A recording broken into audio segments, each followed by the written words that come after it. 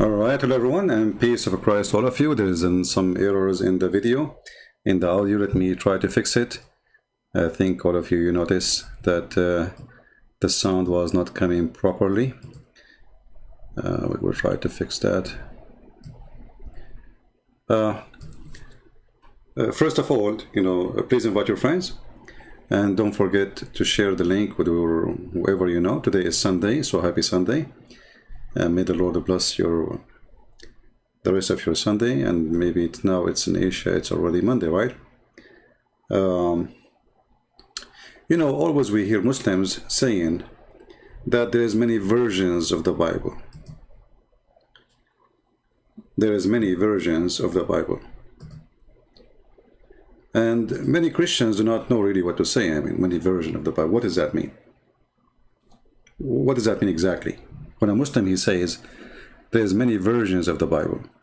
So today we will show you an example of the deception and the lying and dishonesty of those Muslim sheikhs. And we will make a little compare between what they say and what Islam stands for. This is one of the liars we expose always. His name is Mufti Menk. He claimed that he is a sheikh. Let us see what he will say. And by the way, you are seeing advertising in my page, in my channel. I have nothing to do with it. This is YouTube placing advertising over my page. I don't know why. So don't think my channel is not receiving any payment from YouTube. Just to let you know. Because the video before it and the video before it, they are placing ad. Look like when we play somebody's sound, they automatically play advertising over our videos. So this is Mufti Menk. And he is going to tell you something very important. Listen carefully. To understand their scriptures, guess what they did? They translated it and they deleted the original. We Christians, we translated our Bible and we deleted the original.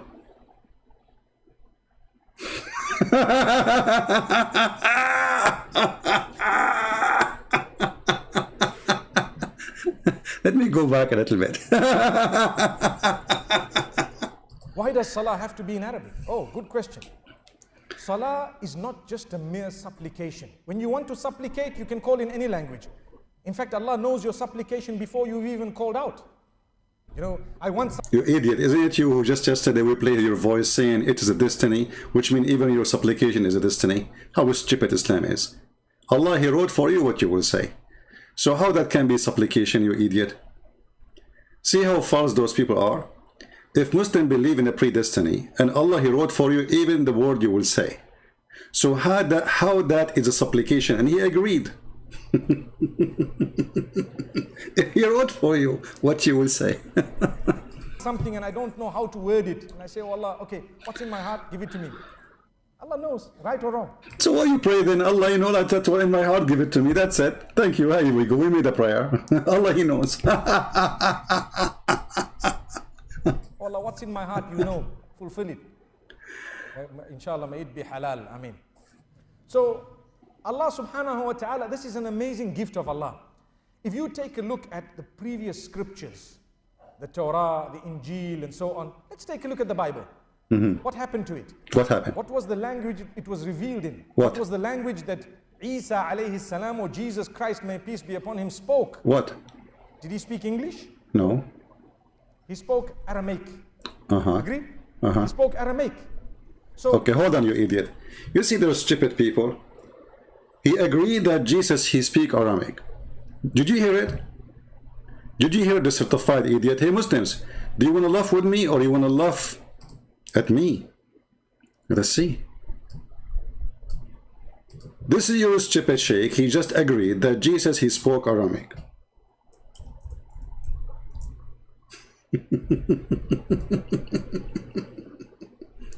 Chapter 14, verse number 4. It says that Allah, He never sent a messenger except to speak in the tongue of His own people. Is that the tongue of the Jews? The Aramaic? Secondly, you idiot, As long Jesus, he spoke Aramaic. So why the name of his book is Injil, which is a Greek word?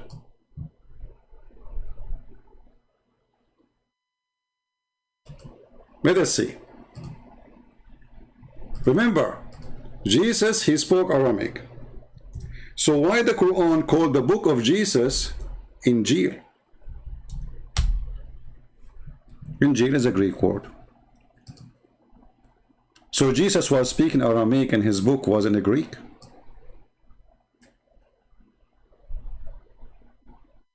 I write a book in Chinese and the title is in German.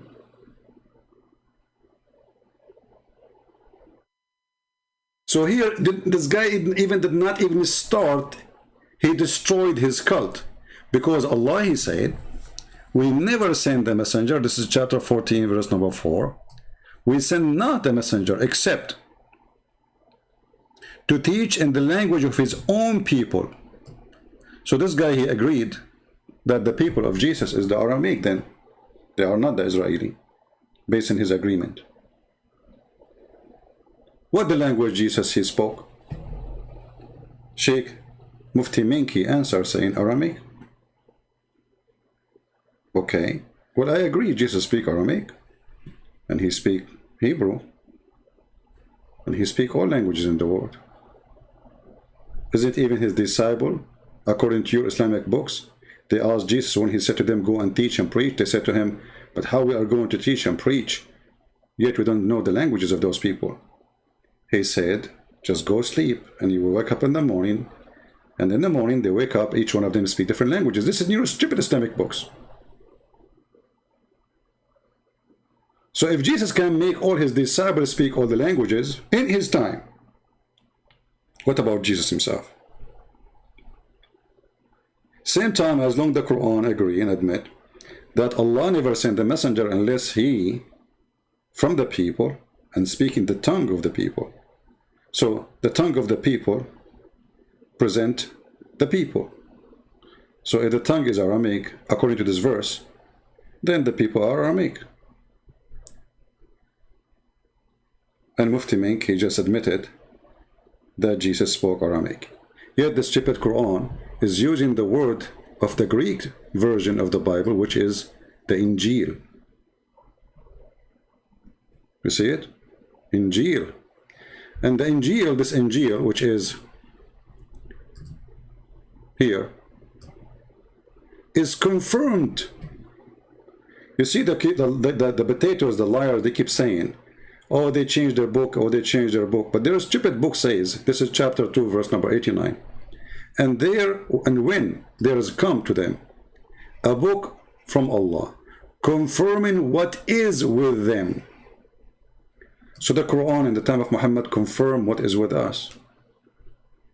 Do you see the stupidity of this idiot?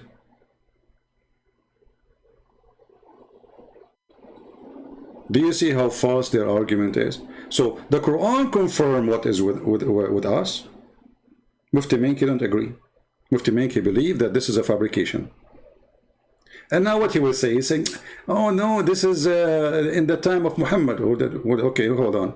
If this is in the time of Muhammad, that means the time of Muhammad book is the one should be approved.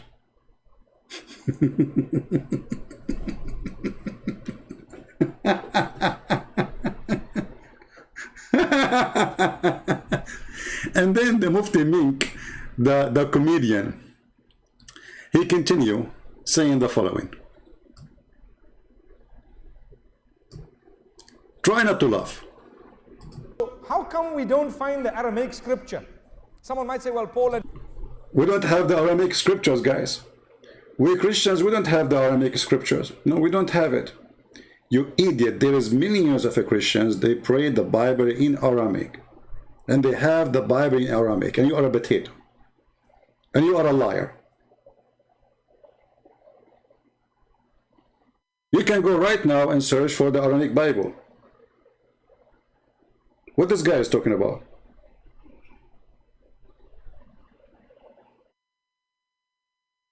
You see how they lie?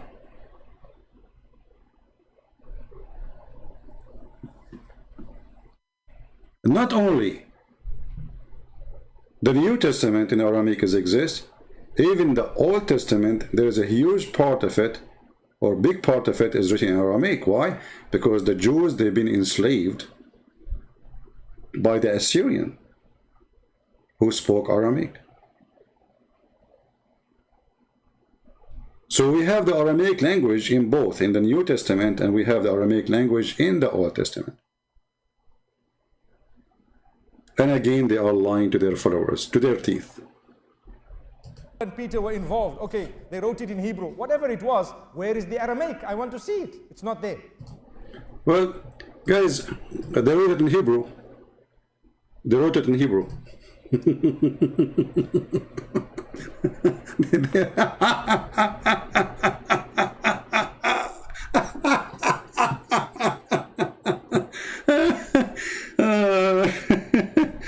Oh boy. Oh boy.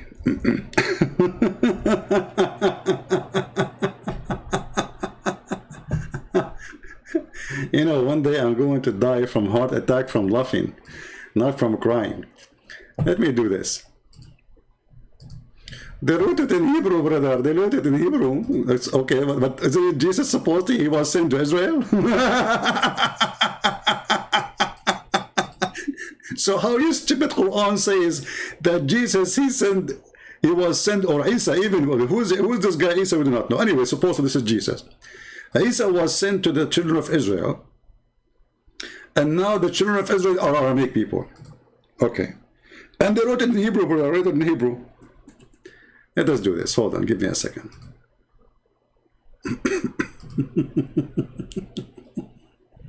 Comedy is good. Comedy is good. Lord have mercy.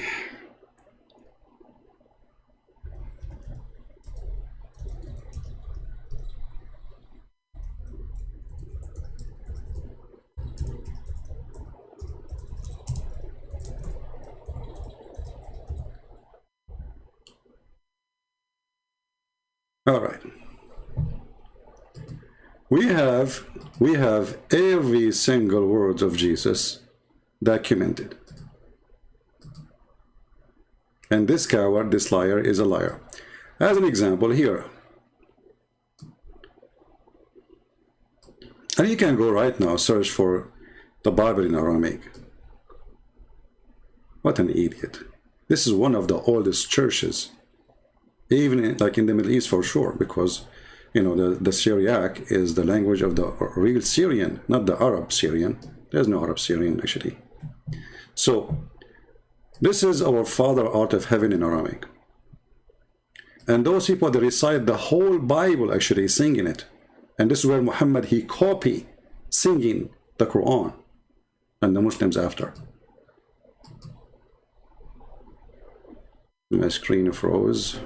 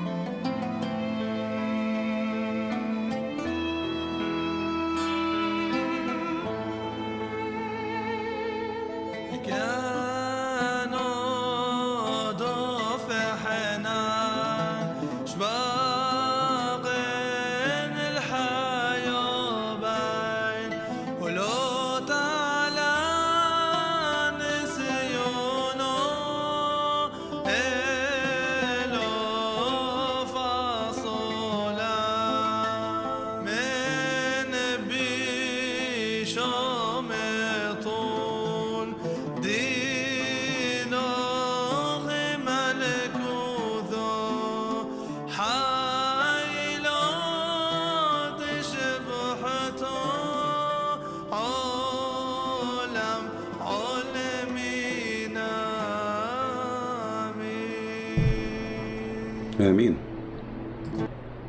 So this is our Lord prayer, our Father out of heaven, in the Aramaic language, which means this is the original prayer. So when this liar, he says, okay, where is the Aramaic?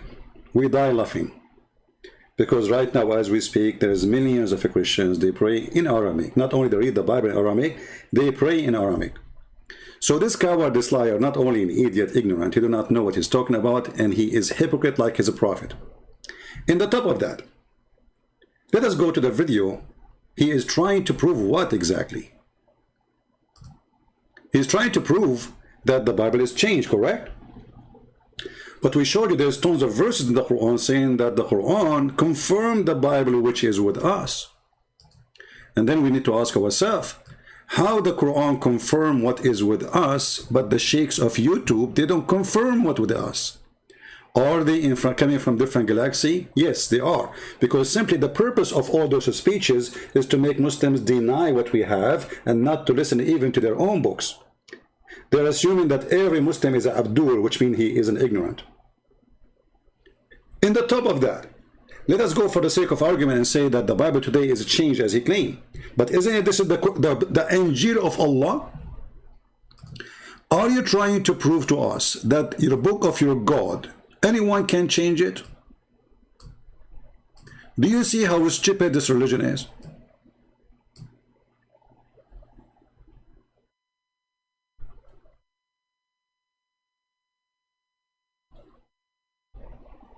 Huh? Do you see how stupid this religion is? Mufti Menk is not attacking your Bible Christians. He's attacking his own God.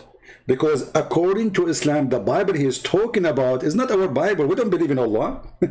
Who is this God, Allah, the black stone kisser? Allah is a pagan God. Somebody might get smarter and says to you, oh, don't you know that the Arabic Christian, they use the word Allah when they translate the Bible? This is true, but this is false translation. They are under the occupation of Taliban for the last 1400 years. Not one day. Look, Taliban, they enter Kabul. In one day, everybody is growing beard now. Women wearing burqa again. In one day, they changed the religion. Yesterday, they have their hair open. The day after, they are wearing burqa. See how easy people change religion? Because terror. So when a terrorist, he tried to prove a point, he always shoot himself in the foot. For if the Quran is saying that the one who sent down the Injil is Allah, and then a Mufti Menk, he come and he says the book of Allah is a change. So what's my problem? Who is going to accept Allah to be God anymore after this? If you are saying to me, the Muslim, the funny by the way, they say that Allah, he sent 124,000 messenger. He sent what? 124,000 messenger. Okay. And each one of them, their books is gone, except one brother. His name is the Prophet Muhammad.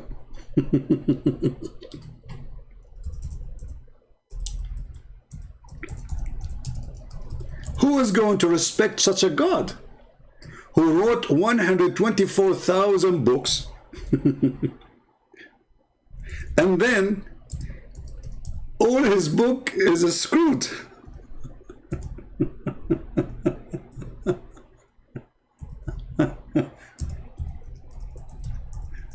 I mean, this is the biggest failure for anyone who claimed to be God.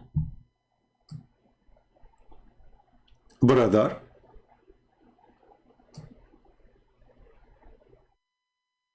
God, this is God who sent 124,000 messengers, brother, and all their book, brother, are gone with the wind, and they are corrupt. But remember, those are the book of Allah. Peace be upon them all. So by name 25 messengers have been mentioned in the Quran. But the Quran also says in Surah Fatir chapter 35 verse 24 that there is not a nation or a tribe whom we have not sent a messenger or a warner. So every nation has been sent of honor. And our beloved Prophet Muhammad, peace be upon him, said there were 124,000 messengers sent on the face of the earth. The Prophet Muhammad, he said 124 messengers, brother. So I'm going to go with you. 124,000 messenger, brother. Next time you're the guy sitting in front of Zakir Naik, don't forget to wear a mask, because he will spit at you as he speaks. Spitting machine. So Allah, he sent 124,000 messenger Sent on the face of the earth. By name, only 25 are mentioned in the Quran, but every nation has been sent a messenger. Messengers, the main role is to get them closer to the commandments of Almighty God. So the common thread is there in the Semitic religions. That's very well explained, yeah. Very Non-Semitic religions also there is, but it's not as clear as that. Here you see the stupidity of this cult. This guy is originally from India, right? So India alone have more than 400 languages. Based on this, there's more than 400 messenger, Muslim messenger at least, sent to India alone. Because he just said, he quoted the Quran, the same verse I was quoting. You see? The same verse I was quoting, that Allah never sent a messenger, not a single nation, Allah did not send them a messenger, and each one of those nations, Allah, he sent them a messenger who speak their tongue. So the common thread is there in the Semitic religions. That's very well explained, yeah. Non-Semitic religion also there is, but it's not as clear as that. There has been a lot of research done as far as Christianity, Judaism, Islam is concerned. As far as comparative religions are concerned, you will find many books on Islam and Christianity, many, hundreds and thousands. You will hardly find any book that does comparison between the Semitic and the Aryan religions. So one of the main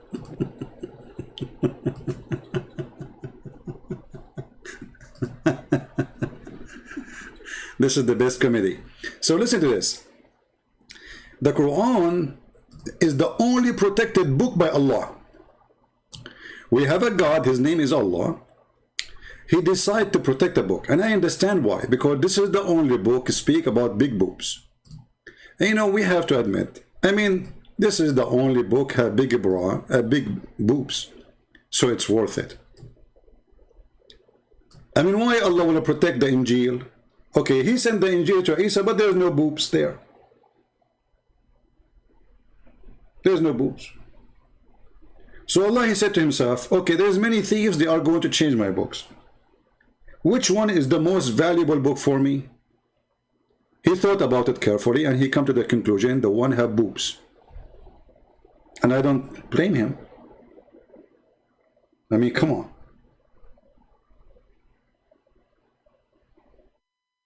Which one is worth more to save and protect? The one have boobs or the one have description for vagina, which is the Quran too. So Allah, brother, he wrote all those books for nothing. What an idiot. And hold on, as long as the Muslim, they believe in destiny. That means it was a destiny for those books to be corrupt. So Allah, he destiny to corrupt his book. Can you believe it?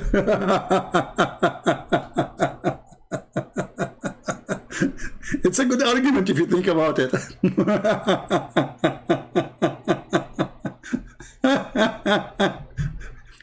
It's what? It's a good argument if you think about it, brother. For sure it's a good argument. Are you kidding me? Yeah, we know that, you know. Good argument.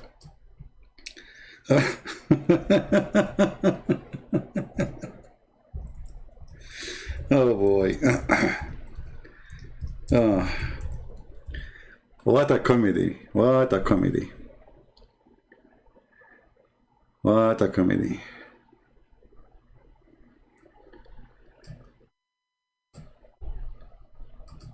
I cannot understand how sometimes stupidity can have a stage, and why always stupidity is giving the stage.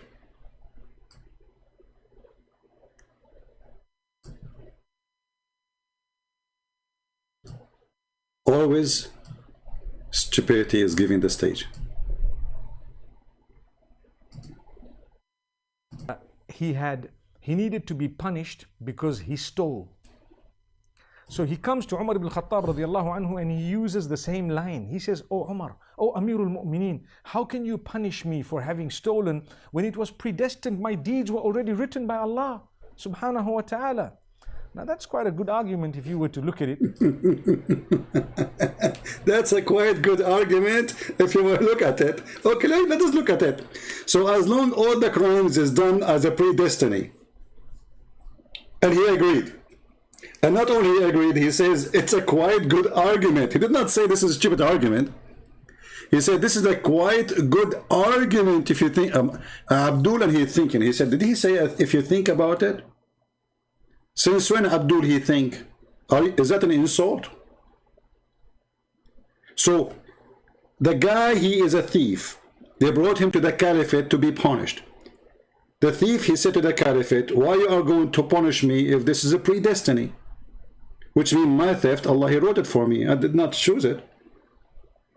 The sheikh, he agreed that this is a pretty good argument if you think about it. Because this is what they believe. They believe everything you do, even when you have sex, or even when you have fornication, even now, right now, me, I open my live broadcast because Allah, he destined for me to go and say what I'm saying. This is Islam. This is how stupid this religion is. So they brought the guy to the caliphate to be punished. Okay, why I will be punished, caliphate? Subhanahu wa ta'ala. Now that's quite a good argument if you were to look at it. Subhanahu wa ta'ala predestined my deed for having stolen when it was predestined my deed. Meaning, how can you punish me for having stolen when it was predestined my deeds were already written by Allah Subhanahu wa ta'ala? Now that's quite a good argument if you were to look at it. Right. Umar ibn Khattab radiallahu anhu was one ahead of this man. He says, well, let's punish this man because it was predestined that we were going to punish him as well.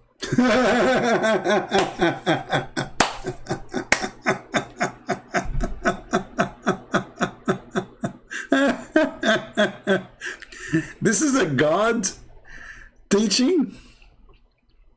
Is that a God teaching? Are those people serious? This is what they claim. This is God teaching. This is logic of God. So everything is a predestiny, and then you will be punishing me for destiny? Saying now we go to the claim of this same person, the same idiot, who claimed that the Bible is corrupted. But based in your religion and your teaching and your agreement, that's mean Allah, he agreed that his book would be corrupt. That's mean Allah is a partner of the corruption. That's mean Allah is the devil.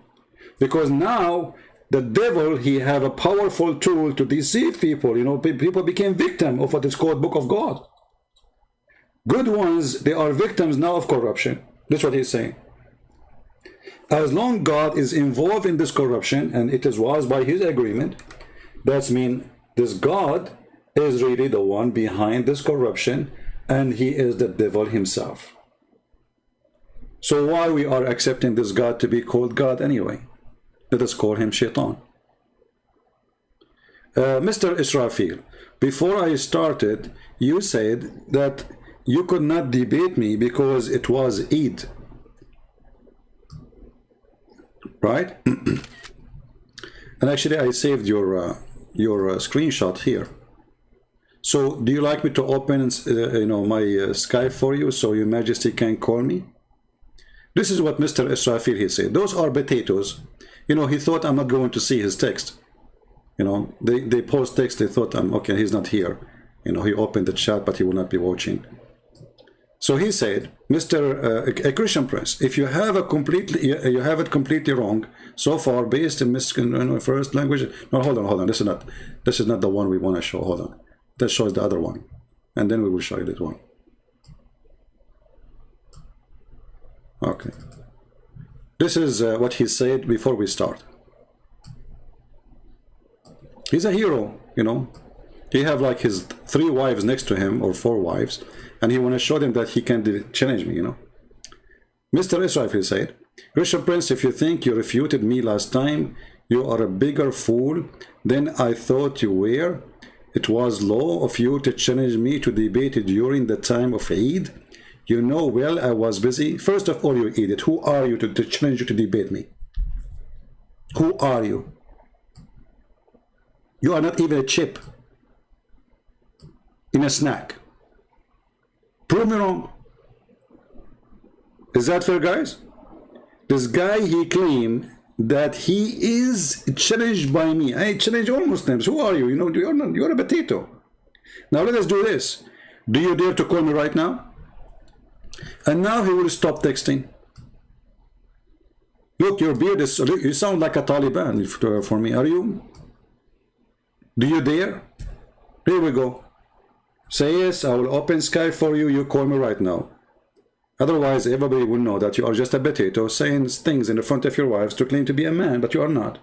You are like your prophet. He imagined himself having sex with his wife. In fact, he did not. He go in the street. He told them, yesterday I was boom, boom, boom, all the wives. They asked the wives, did he do yesterday a lot of boom, boom? They said, he did not even touch us. You are the same. You are a boom, boom in the chat when Christian Prince is not here. Christian Prince, he show up, you put your panty on, and you flee. I don't even see you texting no more. Are you there? It's gone. Bye-bye. Bye-bye. Don't forget to ride Al-Burak. It was a fast speed donkey who go up to the 7th heaven and come back in 8 hours. And the Muslims, they claim that the angels, they go in the speed of light.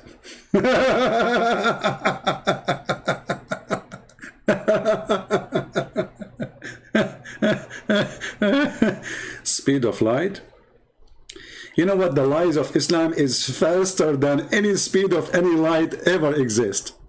Now let us continue. As long as this kid is not even there, like he disappeared. Look at him. He was a hero before we start. Anyway, potato. Do you understand now why I call them potatoes? So this idiot here, he just confirmed that even a crime, when it's done, it is done by destiny. So is corrupting the book of God is a crime? For sure, this is the biggest crime. It's a predestiny too. You see the stupidity? You see how you can refute them?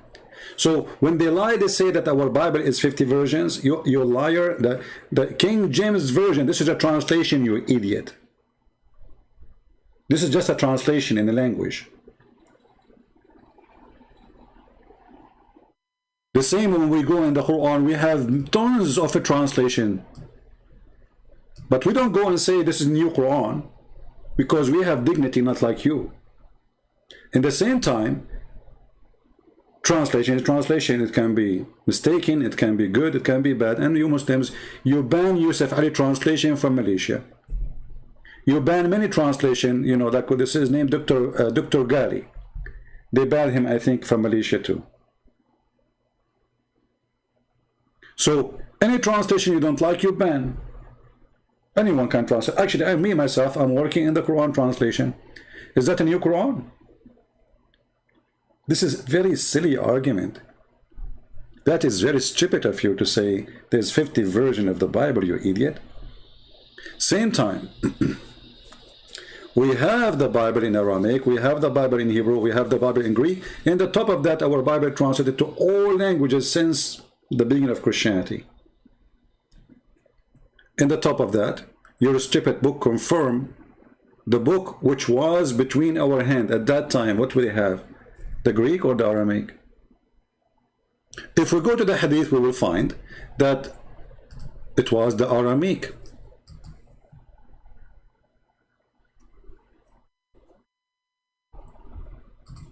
Read carefully. This is the Hadith where Muhammad, he tried to commit suicide many times. The same Hadith. Because the divine inspiration supposedly stopped coming. And it's funny, they call it inspiration when Muhammad received a delivery by the pizza boy, Jibreel. So if you go here, you will see, speaking about a person, his name is Waraqa ibn Nawfal, and I believe, this is my belief, that Waraqa is the real father of Muhammad, who slept with his mother. And this is why we see always Muhammad with Waraqa. Always. When Muhammad got lost, he was a kid, he was with Waraqa. When Muhammad, nobody found him, he was with Waraqa. Waraqa, he sent his sister to sleep with the father of Muhammad, the one they call him Abdullah. She offered him 100 camel. If you have my books, you will see the reference. which means the father of Muhammad, literally, he was a what they call him, a gigolo. You know, he get paid for sex. So she offered him 100 camel, but supposedly, according to the story, he went and he slept with Muhammad mother. And then when he came back to sleep with this woman, she said to him, I have no need for you. So it looked like Waraqa was sending his sister to sleep with Muhammad's father in order to avoid Muhammad going to that woman, because Waraqa already sleeping with her. If you have my book, Sex and Allah, you will see all the reference that Arab women, they used to sleep with multi-husbands, and they choose when they deliver a child who is the father. It's them who decide who is the father, not the father who decide. So she can have up to 10 husbands if you want. And then she sleep with all of them, for sure not in one night.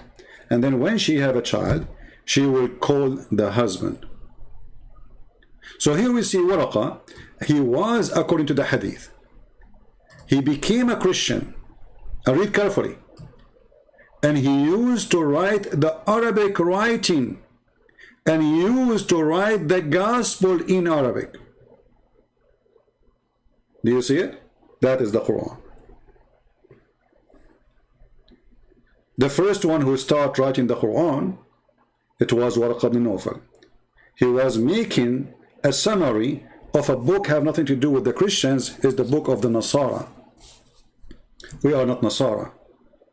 You know, if you ask the Muslim what the word Nasara mean, they will start giving you their own fiction, stupid word. They say Nasara mean the helpers, the one who helped Jesus. So you idiot. If the Nasara is the one who helped Jesus, and you call us Nasara, so how we will go to hell, you idiot? Why you are calling us Nasara then? You see how stupid this religion is? Same when the Muslim, they call us in the Quran the people of the book. You see, we just heard this idiot saying that they deleted the Aramaic, which is a lie. So, okay, let us say all his lies is true. Let us say for the sake of argument. So how your stupid book keeps saying the people of the book? How we deleted our books, and we don't have books, and your stupid Quran keep calling us people of the book. It's like saying Gojak, the guy with the hair, you don't have hair no more.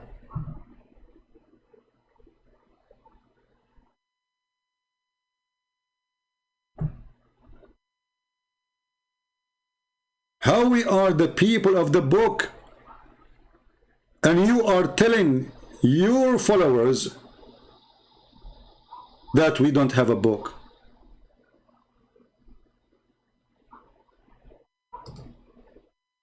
Do you see the stupidity, guys? If we don't have a book, and we deleted the book, and we don't have the book no more, and then your stupid Quran keep calling us the people of the book, that means your God is stupid. When Allah, he sent this verse in the 6th century to Muhammad, and he told him, tell the people of the book, okay, do they have a book at that time or no? If you say no, that means this verse is stupid.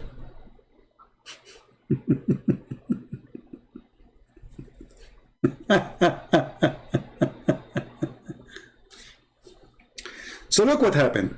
They lie about when they say there is 50 version of the Bible, this is a translation. They lie saying we don't have the scriptures.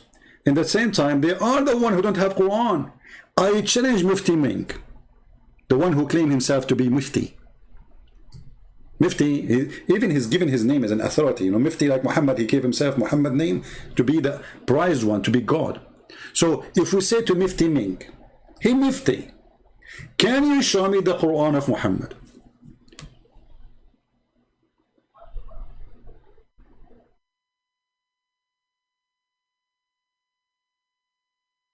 Hey Muslims, can you show me the Quran of Muhammad? Who is a Muslim when I get me busted and show me the Quran of Muhammad? Okay, forget about the Quran of Muhammad. What about the Quran of Uthman?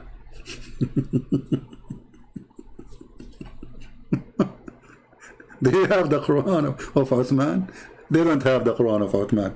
Okay, do you have the Quran of Hafsa?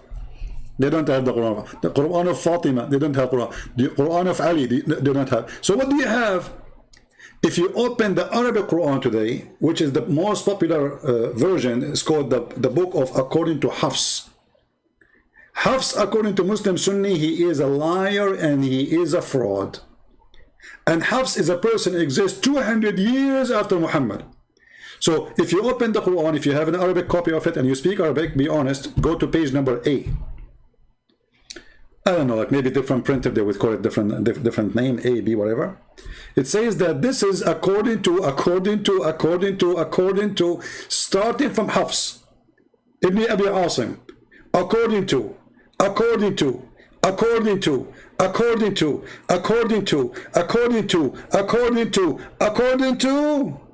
Uthman, according to Muhammad. The religion of according to. We don't have Quran. Not only that, let me get you more busted, you idiot. Is it your prophet himself, he said, that when Allah, he sent him the Quran, your prophet, he kicked his bum and he said to him, it doesn't work this way?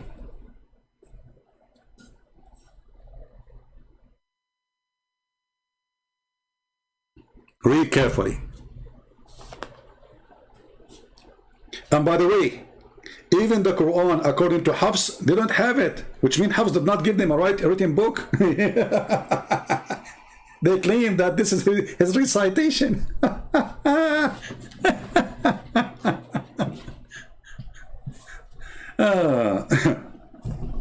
And the funny is that Muslims in their book, they say that this guy Hafs was a thief and he steal book and even claiming in his name, which means like he take my book from me and then he claimed that he is the one who wrote it.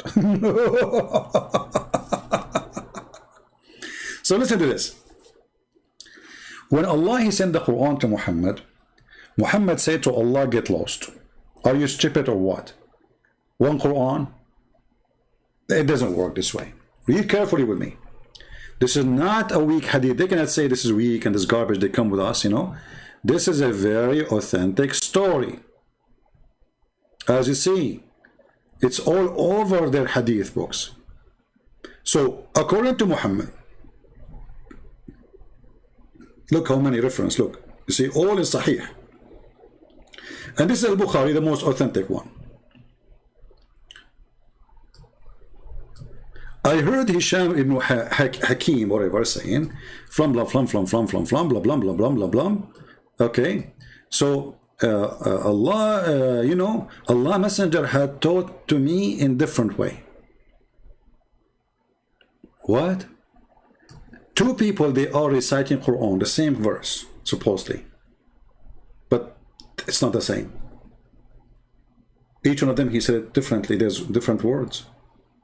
So the guy saying here a story that he heard someone, his name is Hisham, that he was reciting the Quran of Al-Furqan in different way, which means adding different words or different lines, whatever, from that of mine, which the way Allah Messenger taught him. So I was going to fight with him, you know, because during the prayer, because he was saying it wrongly.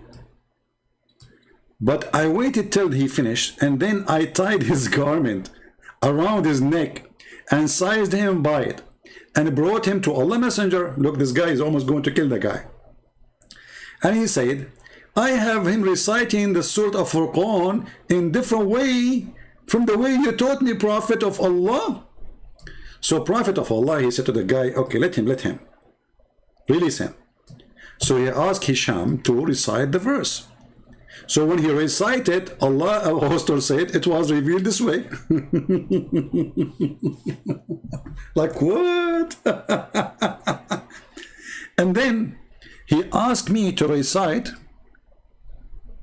and I recited, and he said, it was revealed this way. Hold on. This is the same chapter. Both of them, they have different Quran. Muhammad claimed that the two Quran which is given the same name of Al-Furqan, both of them, they are revealed to him from Allah like that. Different. The Quran has been revealed into me in 7 different ways. So recite the way which is easier for you. And let me tell you what happened. The potato Muhammad, because he's a liar, he could not repeat the verse twice correctly. So he said it first time, and then he made it second time, and then third time, and each time he recited the verse, he added new words. So people start, you know, like figuring out that this is not the same he said yesterday. So Muhammad, he had to come with a solution. He claimed that his God gave him the same verse in 7 ways. Hey Muslims, did Allah give the 10 commandments to Moses in 7 ways? Hey, by the way, the Muslims, they believe that Allah, he wrote the whole Torah for Moses, not the 10 commandments only. Just take a note of that. He wrote it by his hand, the whole Torah. So imagine how many trucks of rocks Moses have to carry. All the Torah. Do you know how big the Torah is? All the Torah is written by the hand of Allah in rocks.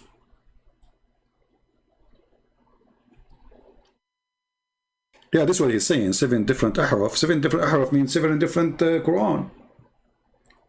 You see, the Muslim, they say to you, it's not really different. No, it's different. Even your prophet says it's different. Otherwise, why he's using the word different? If it's the same. And why they are fighting if it's the same. Right? So, here you will see that Muhammad explained that more. And this is again authentic hadith, supposedly. The Messenger of Allah, he was in a place, etc. And then Jibreel, the guy, pizza guy, came to him. And he said to him, Allah commanded you to teach your nation Quran in 1 recitation. This is the command of Allah. How many times we heard the Muslims saying that the best of us is the one who obeys the command of God? Here we go. Muhammad, he is not obeying. Muhammad, he opposed the command of God, and he is correcting his God. He said to his God, I ask my Lord protection and forgiveness.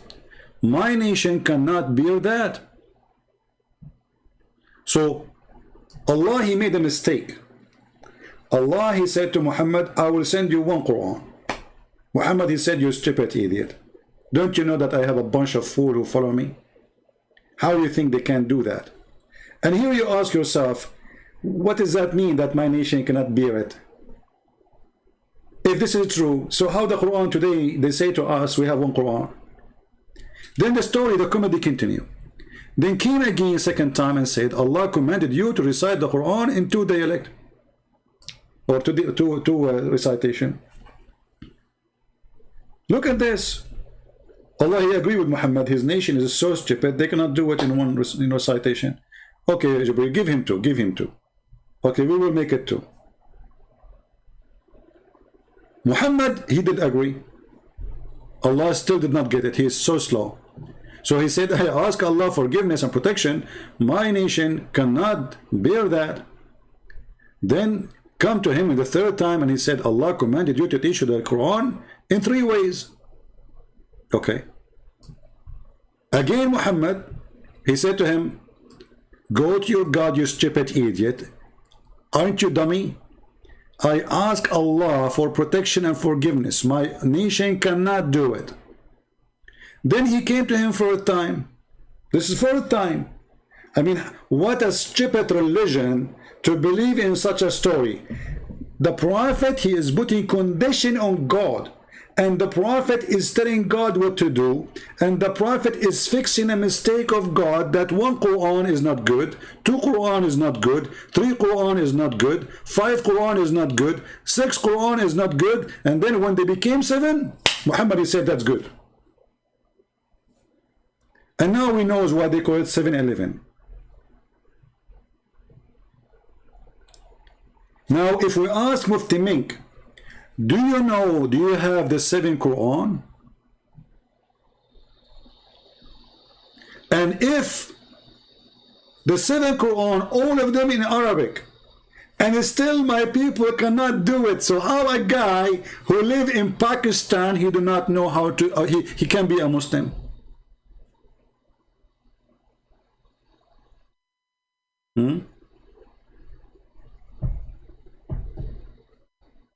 Any Muslim can explain to us? And what kind of a prophet he changed the book of God, saying, I want one more book, because this God is stupid. He did not know what he is saying. This guy, he have no idea. He's sending the book to the Arab, and the Arab are not, we are not smart people, supposedly. This is an insult to the Arab. So how the Quran need to be sent by God himself in 7 languages, all of them they are Arabic. In 7 ways, all of them they are Arabic, in order the Arab to understand. But Allah will not send his book to India, who have 400 languages, to understand the Quran. Do you see the stupidity? Why Allah he made the Quran in Arabic? Any Muslim can tell me?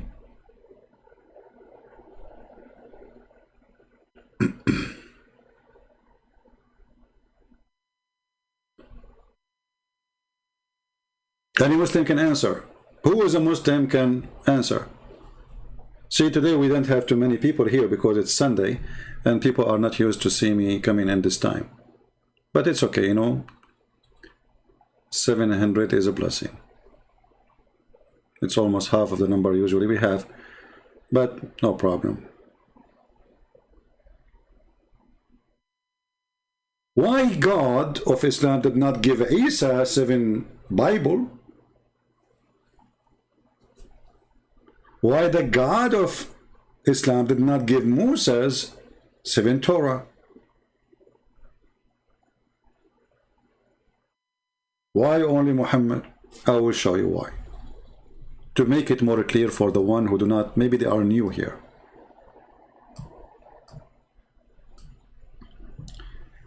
First of all, Allah he said in the Quran that nobody can change the word of Allah, and this is mentioned in the Quran many times. Chapter 6 verse number 34, chapter 6 115, chapter 10 chapter 10 64, chapter 10 27. So nobody can replace the word of Allah. Muslims, is the word of Allah is the Bible? They say yes. So how nobody can change it?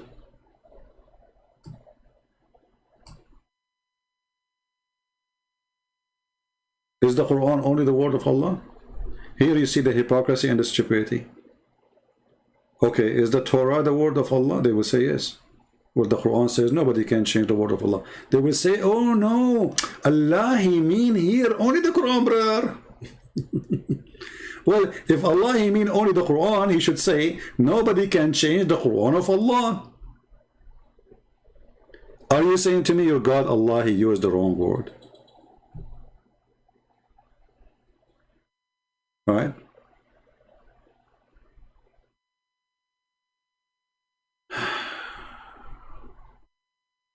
Lamo, I still haven't recovered from the fact that your God, Christian Prince, uses Skype into... Okay, get out of here. We have no time for stupidity.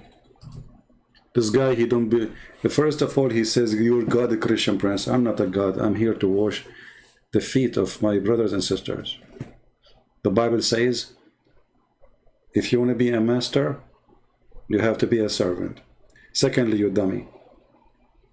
Christian Prince still using Skype in the year 2021. Is that old-fashioned, you donkey? And look at you. All what we are using is made by the kuffar. Any software, you name it, is made by non-Muslims. Either by Hindu, either by Jews, either by Christians, and you are just using it. Potato. Don't forget to use TikTok, because Allah is taking and he have no talk. Who cares? Is that a fashion show? He's still using Skype. You cannot believe it. He's using Skype. He said Skype. Stupid idiot. Your God Allah still using Jibreel. Your God Allah cannot send the WhatsApp to Muhammad. Call Muhammad by Zoom. Zoom in him. Your God Allah, He sent a donkey to His prophet from the 7 galaxy, from behind the 7 seas.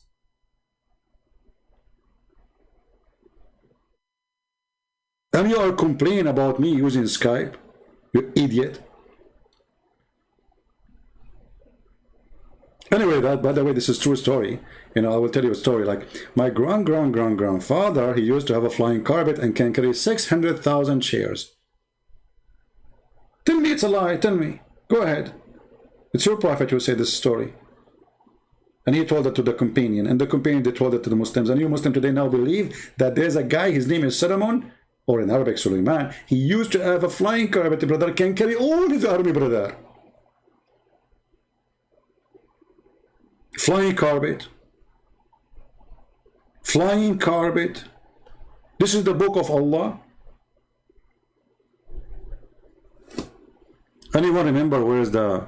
We don't want to change the topic, but I mean, you get it, they cut the point. I mean, this is stupid religion, man.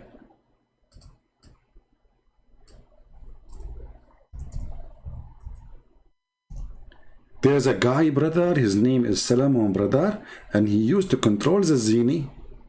And those genie, brother, they are very bad genie.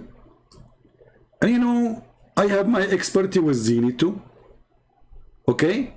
Like I remember once, you know, I was like doing, going, like I used to go, you know, if you, I don't know if you remember me, I was in the Pirate of the Caribbean, you know, like the guy with the long beard, you know, the guy, his beard is moving, yeah, and he's having like a stake in his hand. Anyway, brother, so I landed in a land, there's nothing but bowls. I opened the first bowl, I found a genie. I was thirsty, but there's no water. It was a genie. I opened the second bowl, it was a genie.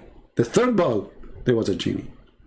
Fifth ball, it was a genie. I keep walking, like, you know, there's ball in my way. Until I arrived to sign, it says, the island of the genie ball. And then underneath it says, the anthem of this island. Genie in the ball. Genie in the ball. This is religion. So here we go. There is a prophet, his name is Solomon.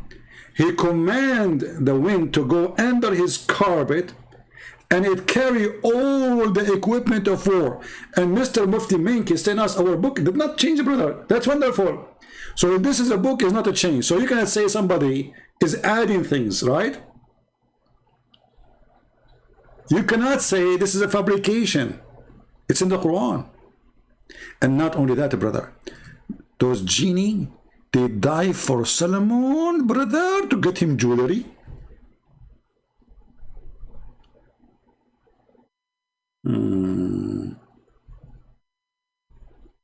Don't use those words, otherwise I will block you. Don't say you are the God of Abdul. Don't say that. You are saying stupid things, my friend. Don't insult God. If you are an atheist, don't be a foolish. If you are a Christian, don't ever say that. Don't say you are the God of somebody.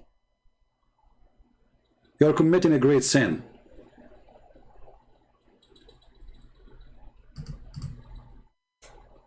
We are not pagan like them who kiss black stones. And we believe in one God. And we believe in one Master. And we believe in one Lord.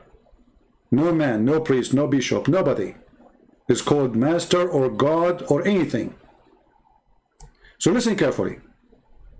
When a Muslim, they come to us and they speak about their book is preserved, the book is etc., we find that this is all is a garbage, because even their books, they claim that there's tons of verses are missing. Actually, even chapters are missing. As an example, Aisha, she said that the chapter of Al-Ahzab used to be equal to the chapter of Al-Baqarah. So there is at least 113 verses missing. Something, you can calculate the numbers.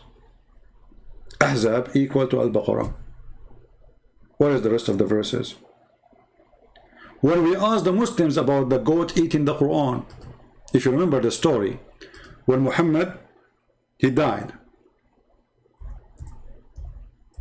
And then there's a bad goat. You know, goats are bad, what you can say. Yeah, sometimes this letter is not working. I hit it, it's not working. Can you believe it?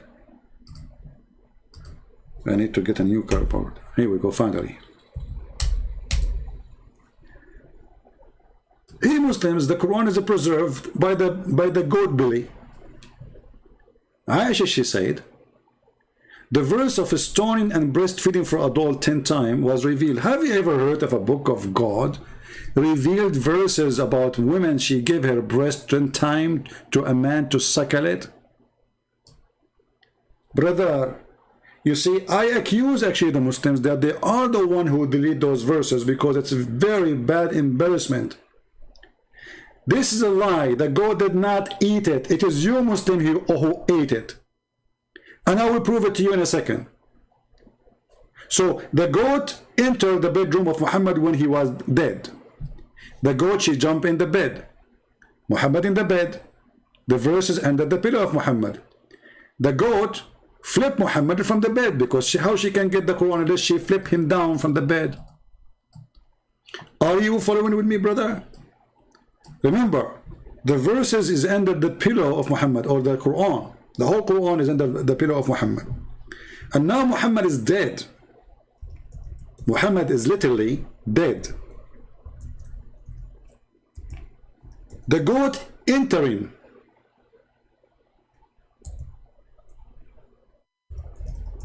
the bedroom of Muhammad, and now she is showing the book. But how she can do that? In order to do such a thing, by the way, if you know this goat, in case you, you met her, I will describe her for you. There's a big reward by Allah and His Messenger. He's dead now, but the Muslim, they will give you money. You know, Taliban will give you money. So if you find the goat who ate the Quran of Allah, this is a very evil goat, by the way. I'm assuming that she was sent by Benjamin Netanyahu, you know, the Prime Minister of Israel. I mean, we have to blame the Jews for it. Come on. I mean, how this goat, she knew that Muhammad now is dead, and how she knew that there's nobody in the room, and how she knew that it is under the pillow. Like, hello?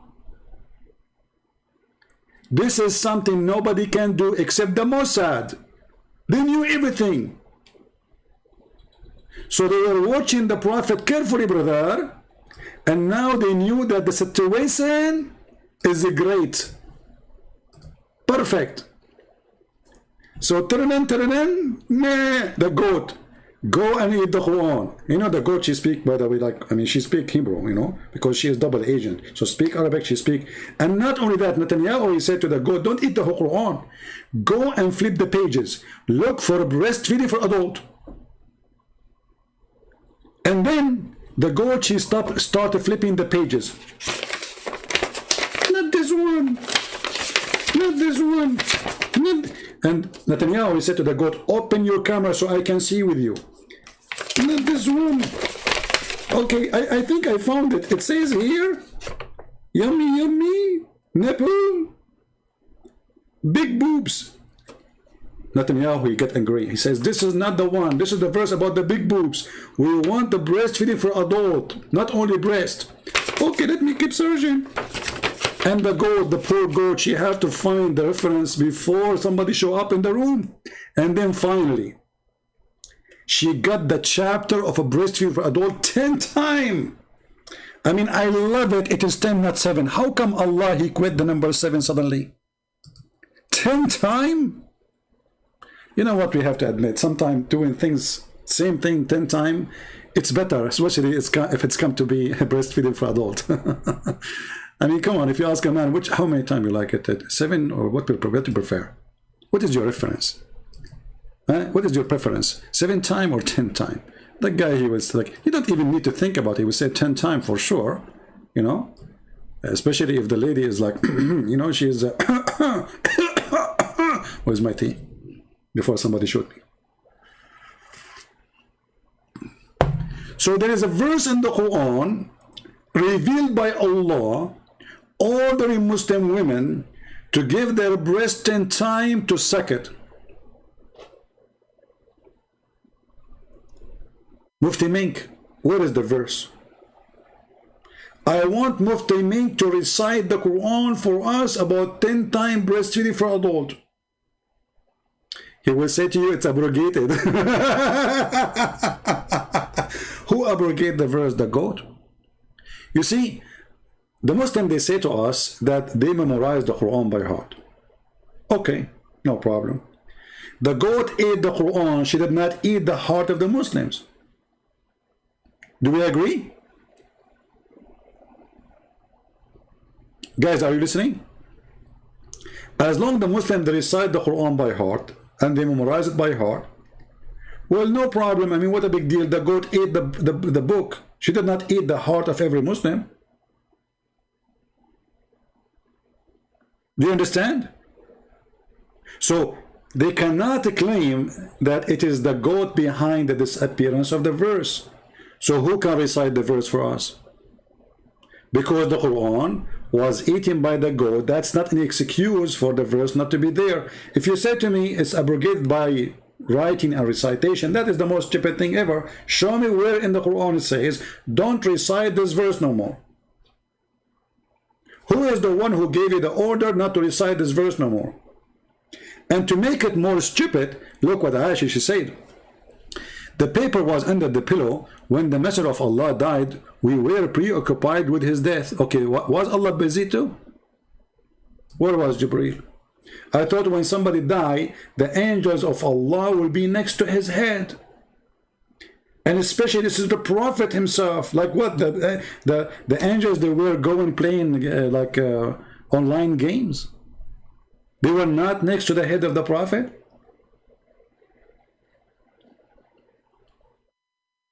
What the top 10 verses in Islam to challenge about it? Anything, all of it is stupid. I do not need 10 verses. The whole Quran is a joke. You are making this is a question very difficult. It's impossible. All of this. Don't you see the stupidity? So, and time sheep came and ate it. And look here, look at this. Look at this, brother. Note, these verses, brother, were abrogated in the recitation.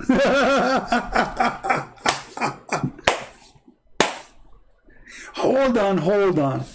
You Muslim believe that there is verses abrogated in recitation? Who gave you that order, brother? Who as a Muslim can show me that your God Allah said to you, don't recite this verse no more? Same time, why this God, he don't want you to recite it no more? Abrogated by recitation, brother. But not by ruling. Like what? Like what? This God, he want to keep the ruling, but he don't want you to recite the verse. Where it says that? And why does God don't want you to recite it? So there's a God, he sang a song, it's called I'm Sexy and You Know It. And then he don't want you to say it. Why? Because it's an embarrassment. He is not sexy. And you know it. Do we have any Abdul? So when they lie, they speak against our Bible, they shoot themselves in the foot. Number one, according to Islam, the Bible is the book of Allah. So when a Muslim speak about the Bible changing, you as a Christian, shut him up right away and say to him, you are saying to me that the book of your God changed. And in a second, you will see the Muslim face change from potato to tomato. Don't start defending, says, no, this not happened. Don't. He's talking about his God, not your book. Remember, there's nothing called my book. This is the book of God, correct? My book is something I wrote. So like now, if you ask me how many books you have, I will say to you this book and this book and this book, and you can find them in Amazon, and we translate it to many languages, blah, blah, blah, blah. Those are my books. But when you speak about supposedly the Quran, it is the book of God, according to Muslims. According to Muslim too, the book of God is the Injil too, which means the Bible, and literally the New Testament. So when a Muslim, he says to you that the Injil is corrupted, he is saying to you that his God book is corrupted. So what's your business? Why you want to defend that? Laugh at him. He says, I agree with you. The book of Allah is screwed. Allah got screwed. Explain to us more. Who is the one who screwed your God Allah? Because, you know, when I change the book of God, his name is Allah, that means the loser is Allah. Who is the one who lost? Allah. Who is the one who his book is changed? Allah. And the Muslim, they are trying, working hard to confirm to us that their God is not trustworthy and he cannot protect his book. In the top of that, in the front of us here, if you see, it says that it's abrogated by 5 number of fosterage. Do you see the stupidity, guys? People, do you see the stupidity? What fosterage? Anyone notice the problem? Who wanna help me here? Let us see who of you is focusing very good. Anyone notice what is the problem with the last line compared to the beginning?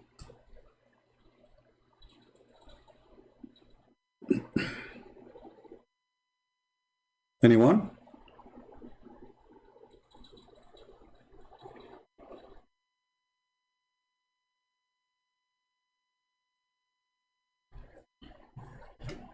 Nobody notice?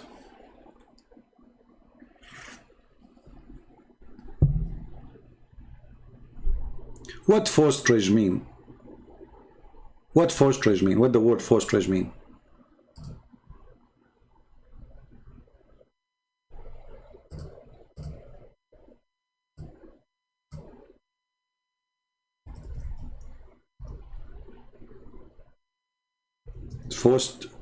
Fosterage. Excuse my English, you know, English not my first language.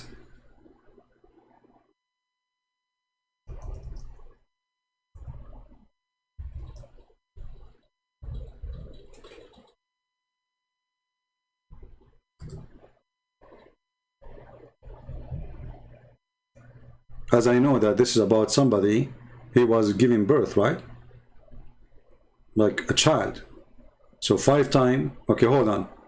But the beginning it says breastfeeding 10 times for adult.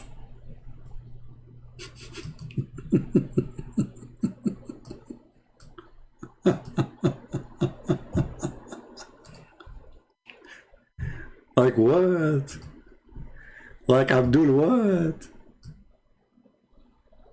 So how you upgrade the 10 time breastfeeding for adult to 5 times for an infant? What is the connection?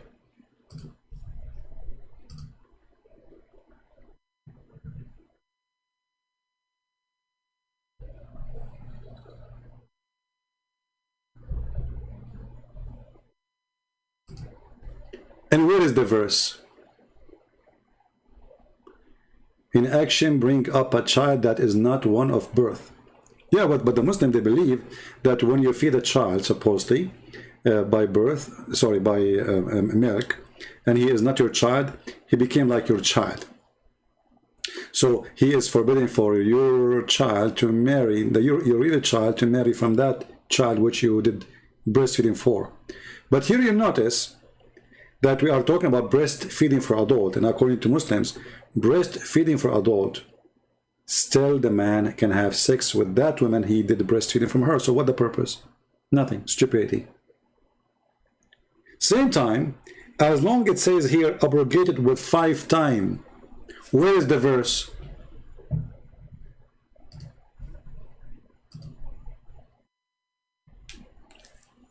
Any Muslim can tell me? Additional to that, did Allah find himself wrong? So he decided that the breastfeeding for adult is not good. I will make it 5 times. 10 times wasn't. Did he find the number wrong? Why Allah downgrade the number from 10 to 5?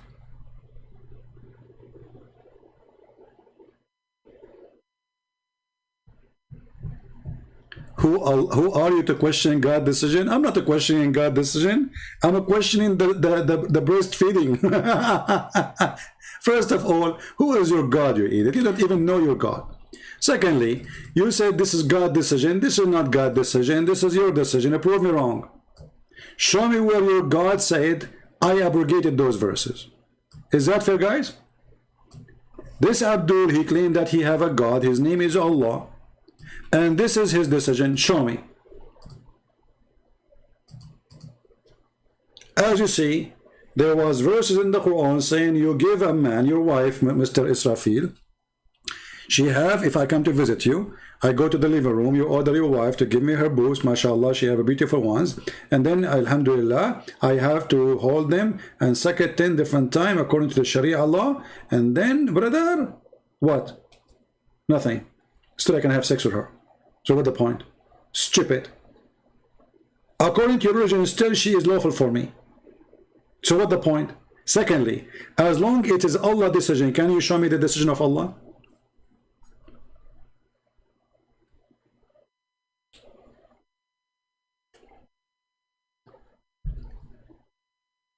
And not to forget to mention, I mean, what kind of religion this religion is?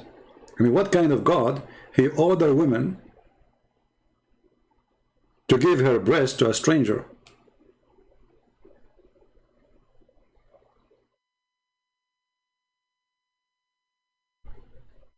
To the point, even Aisha, she used to order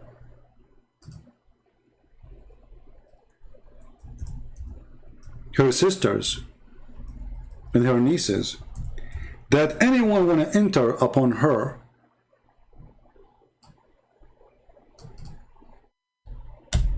he have to go and get nursed by her sisters. Can you believe it?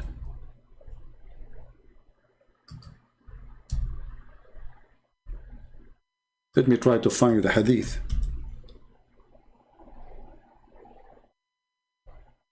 Read carefully.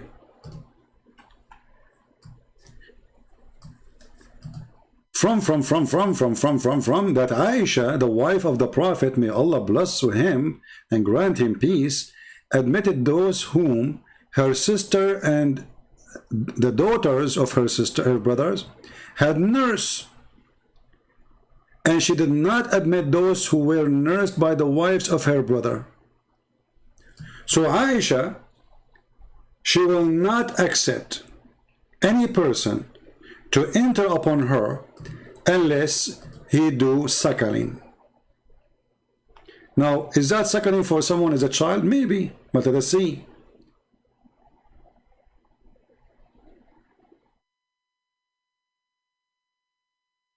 It will show you that this is for adult.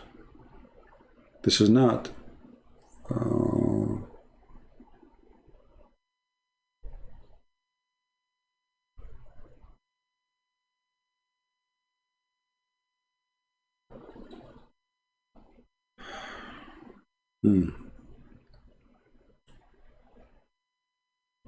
Let's find the hadith because there's English to find it just by searching two words. Hold on.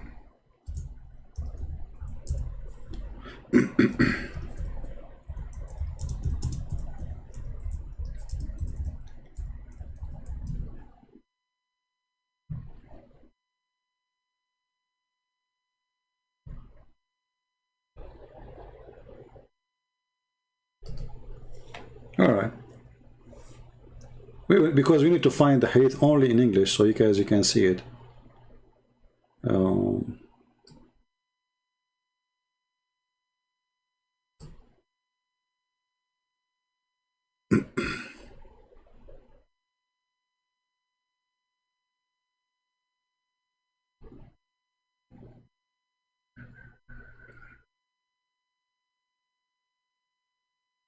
Where is the hadith of Aisha?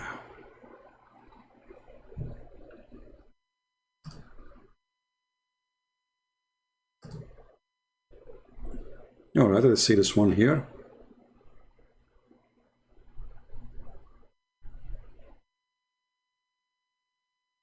Yeah.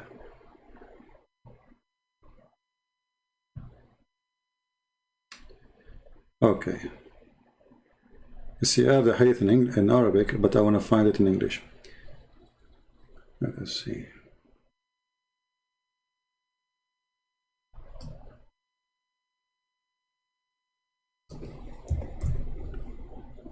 Let's try this one.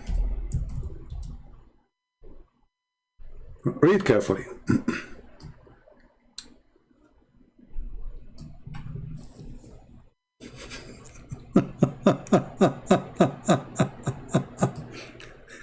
There's a guy, he wanna enter to see Aisha. He's handsome, he's good looking, he's wearing nice jeans, expensive brand. He have necklace in his neck, 5 rings in his hand. He's 19 years old, Aisha, she is 18. And Aisha, she wants him to get into her room. But the believers are watching how she can make it halal.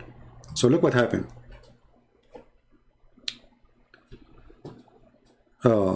Aisha, the mother of the believer, she sent this guy while he was being nursed in her sister Kalthum bint Abu Bakr, and she said, suckle him 10 times so he can come and see me.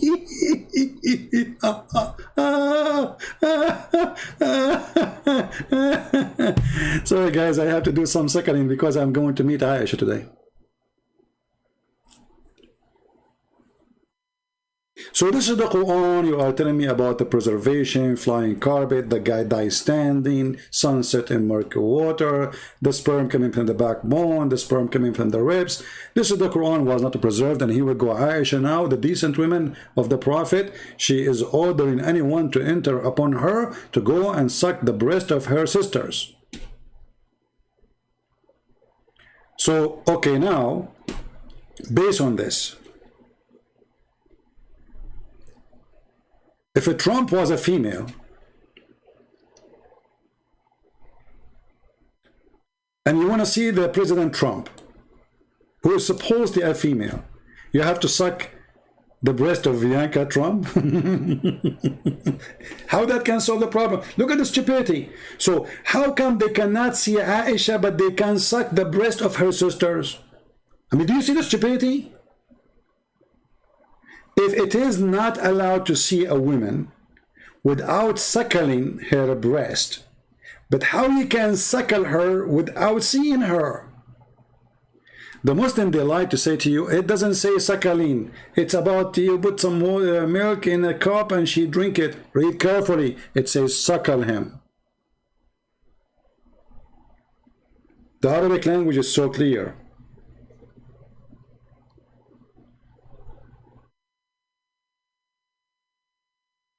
So I cannot see Aisha, but I can see Aisha's sister and suckle her breast. What kind of logic that logic is? What kind of religion this religion is?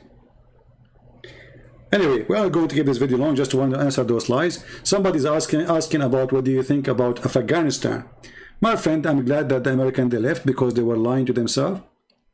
You cannot fix a corrupt nation. This nation is full of corruption. Drug dealers, you know, the president is a drug dealer, the assistants, the prime minister, the ministers, all of them, they are warlord, drug dealers, and USA was using them for the last 20 years. And Taliban is the same. So why we want to spend our money in something we don't care for? And now you see Trump saying to Biden, shame on you. The fact Trump is the one who started this, not Biden.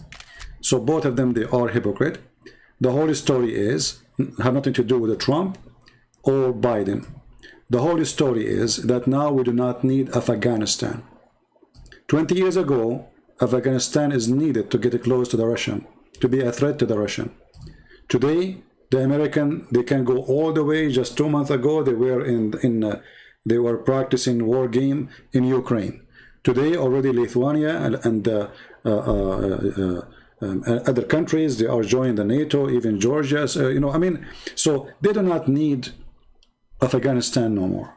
So they want to dump Afghanistan. So simply what the American did, they asked themselves why we are spending all this money in such a corrupt country, corrupt leadership, corrupt education, corrupt university, corrupt schools, corrupt, everything in this country is corrupt. It's just a waste of money. It was a stupid decision for them actually to be there from the beginning, because if you want to go after Osama bin Laden, you do not need to be in the ground.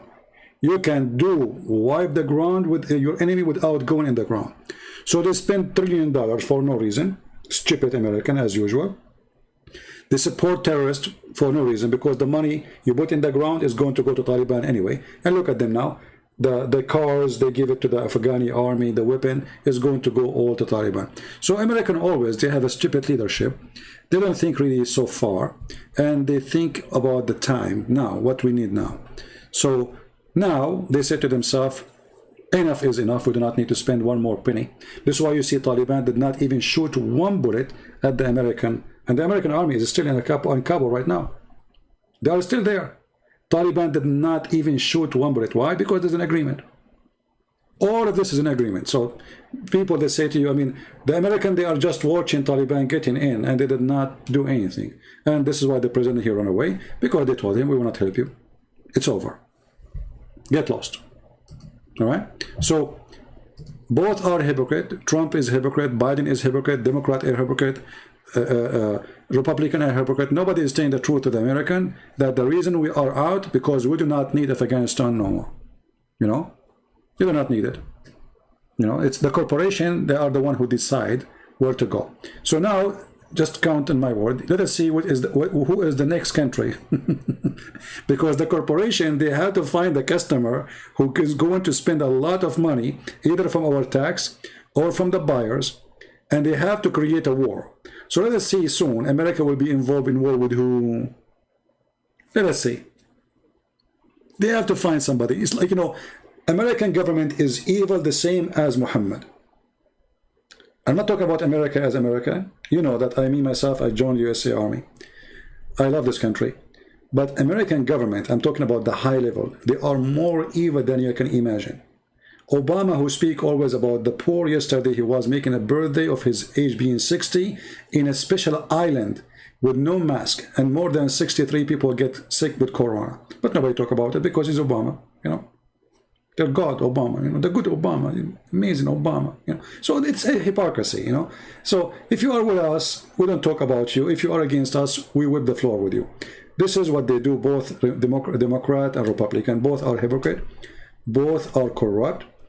And let us say, I agree with the Republican because they lean more into conservative, but they are not, you know. They are not really conservative, but they are more close to us, the conservative. Otherwise, both of them, they are corrupt, and both of them, they are not conservative.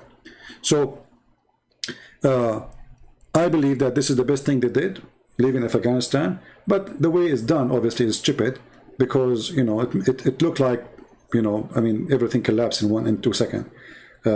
So the leadership is stupid, obviously. And what do you expect? You know the thing. You know the thing. You know, you know the thing.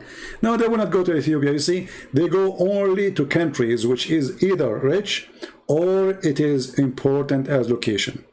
Ethiopia can be important to Israel, not to America. Because if Israel control Ethiopia, they control the Nile River, and then Egypt is mute. That will be a bigger threat to Egypt. So America have no business in Ethiopia, and they will not be involved in Africa unless you discover some uranium in that country, you discover something very unique, you know. So if there is something important, then they will go. If not, they will not. As simple as that.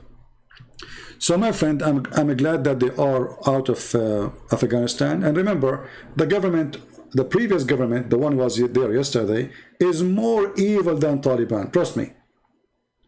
Do you remember the guy who converted to Christianity just 2 or 3 years ago? Karzai, he was a president at that time, and he wanted to execute the person, the Muslim Afghani who became a Christian. Can you believe it? He's a Taliban himself. They are more fanatic than Taliban. And the American, they were watching, they did not even try to save the guy. You see the hypocrisy? They claim they are going to bring a freedom for them, but they don't let a person choose his religion. So everything for sale, my friend. Right now, the good news is Iran will be in war with the Sunni with Shia. See, Iran was supporting Taliban to get rid of the American. You see the story of like bringing the mice to get rid of the elephant? Now it's going to be the opposite. So now America is going to go out, and now Iran will find themselves face to face with Taliban, because Taliban right now, they start taking the flags of the Shia down, stepping on it and pissing on it. And they start arresting Shia women and raping them. Because this is Islam, you know, you can, the enemy, you know, this is a gain of war. So now they are kidnapping many Shia women, and soon you will see start a big war between Shia groups, Sunni groups, tons of groups. Everybody there is a king. So those countries will never have peace. Stupid Americans, they think they can bring democracy to Iraq. That will never happen, for a very simple reason: Islam. Same in Afghanistan, Islam. You cannot fix a country, the religion of it, it's called Islam.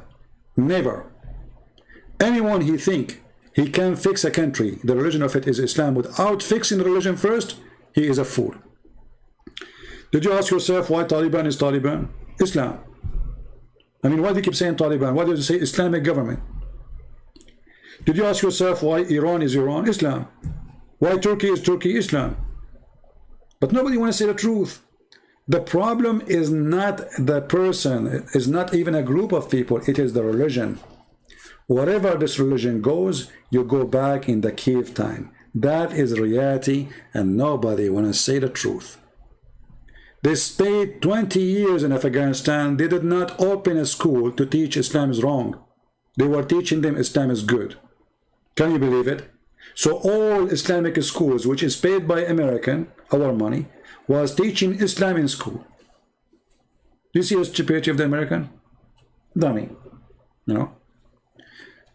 Same mistakes in Iraq, same mistakes in everywhere. I mean, they will not learn. You know, they are dummy. What do you expect? Western leaders are dummy. Literally. This war is not against people. This is against ideology. So you have ideology which is based on nothing except the word of freedom. But this is very flexible word. And very hypocrisy word too. Because it's the freedom.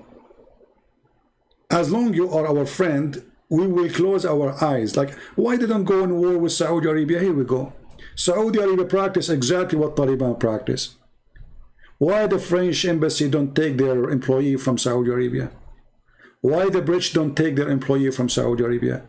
Why they don't do the same to Qatar or Bahrain? Why? Why we even sell them weapon?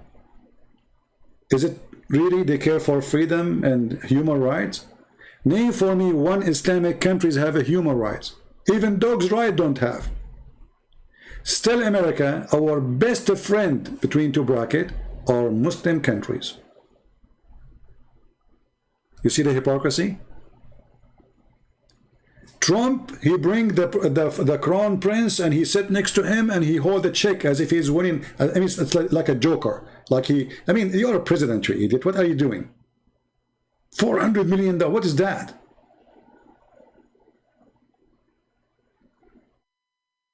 What about you hold a sign? How many people they became shish kebab by this prince?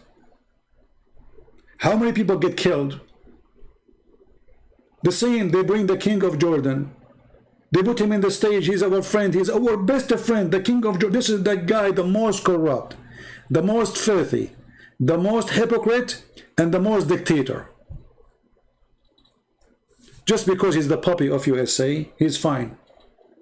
So, American, when they speak about democracy, I'm talking about American government, not American people. They talk about a guy who is their puppy. Taliban is their puppy already. You will see. Already they have an agreement. This is why nobody's shooting at anyone. Nobody is attacking anyone. Taliban right now is in Kabul. They are less than 50 meters from the American Marines. Not even a single bullet at the Marines. Total agreement. It's obvious. Come and take over. So, don't go by this, what you see in the news, like Trump is attacking, attacking Biden, disgrace what he did, and this garbage. I mean, he is the same. Isn't he the same guy, Trump, who he decided to take a USA army and let the Turkish come and kill the Kurdish? Isn't it the same? And then Erdogan, he enters cities and he occupied them, and he killed as many Kurdish as he can. They are, garbage. This is always garbage. So this is what they do. American people, American government, not people, as long you are like a tissue for them. As long they have a need for you to clean their hands with you, they keep you in their hand. When you get dirty, they throw you. As simple as that. Taliban is no better. Taliban, they are now the puppy. They are just changing. They say to themselves, why we are wasting our time spending money in this corrupt regime, which nobody really support. Let us bring Taliban. We make an agreement with them, and they will be our puppy. They will not dare to fight us. They will never dare to attack us. This is the agreement. Yeah. Because if America really they want to fight Al-Qaeda, Al-Qaeda right now is in Syria. Al-Qaeda right now are not in Afghanistan. They are in the north of Syria, protected by Erdogan, protected by USA specifically. So it is a lie that they are fighting Al-Qaeda in Afghanistan. Al-Qaeda is not in Afghanistan no more. But soon they will be all over. I mean, Daesh will be all over. And this is what will make this country collapse again. Taliban will never have control, they will control cities, but they will start killing each other. The garbage, same garbage. Remember one thing, garbage in, garbage out. All right? Trump, he was the best we can ask for. No, Trump, he was the best we have, because they bring us two donkeys, and you have to vote for one of them. So we look, this donkey and that donkey, which one is better? Trump is a better donkey than the other donkey. But both of them, they will hit you. Where was Trump when Erdogan, he attacked Armenia? Where was Trump when Erdogan, he took our holy church in Constantinople? The same day Erdogan, he announced that Hagia Sophia became a mosque, Trump, he was posting a comment in Twitter about a dish he liked. All the president in the world, they spoke about Hagia Sophia except the stupid idiot donkey Trump. That is the truth. Why? Because he is a friend of Erdogan. So don't tell me about Trump that he is better. Actually, Joe Biden, he said this is a shame what Erdogan he did about Hagia Sophia. And Trump, he did not open his mouth. This is the truth, my friend. I don't take a side.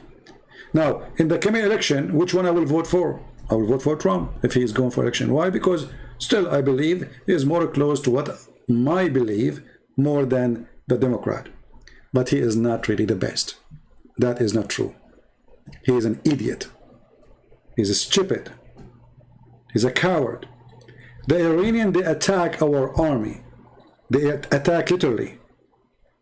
And then he ignored it as nothing happened. Why? Because he don't dare to respond. Why? Because he want to win the election. All what they care for is winning election. Not the poor soldiers, he sent them to the front line and then they die. That is the truth. So, I will vote for Trump for the coming election if he go. But not because he's the best. But because he is the best between the worst. He is the best in the economy, maybe. He is the best in business. He is the best in... Trump, he destroyed ISIS. That's not true. The one who destroyed ISIS, it was Russia. That's a big fat lie, that Trump, he destroyed ISIS. And the one who destroyed ISIS in the ground, you people, you have no idea what's happening. $600 million was donation from USA to ISIS and Al-Qaeda in Syria. Did you ask yourself how ISIS, they have those strong, American tanks? Did you ask yourself? Did you ask yourself who is the one bring them all those nice pickups from Turkey? Turkey, our NATO member. Go and watch the video where the Turkish intelligence, they are guarding a long caravan of weapon and ammunition going to ISIS in north of Syria and to Al-Qaeda. CIA do not know about it. They don't agree about it. Who is going to believe in that? So all of this is a garbage. The real one who was really fighting against ISIS, it was the Russian. Go right now and search Russian helicopter shooting. You will not believe what you will see. You will not find one single videos of, like they will show you from high, Americans supposedly, you know, killing some ISIS. Yeah, they did. This is true. But they attack them only when they get so close to the American base. The real one who was really killing ISIS and Al-Qaeda, it was a Russian. That is the truth. So anyway, I saw in the videos that pickup trucks sold in auctions in Texas 2 weeks after they were in Syria in the hand of ISIS. How? You tell me how. They send them from Texas all the way to Turkey, from Turkey to Syria. There's a video of a guy, he is a plumber. He found his car because it have a logo, you know, he's a plumber, the plumber, the plumbing company from Texas. He saw his car in the video and with ISIS.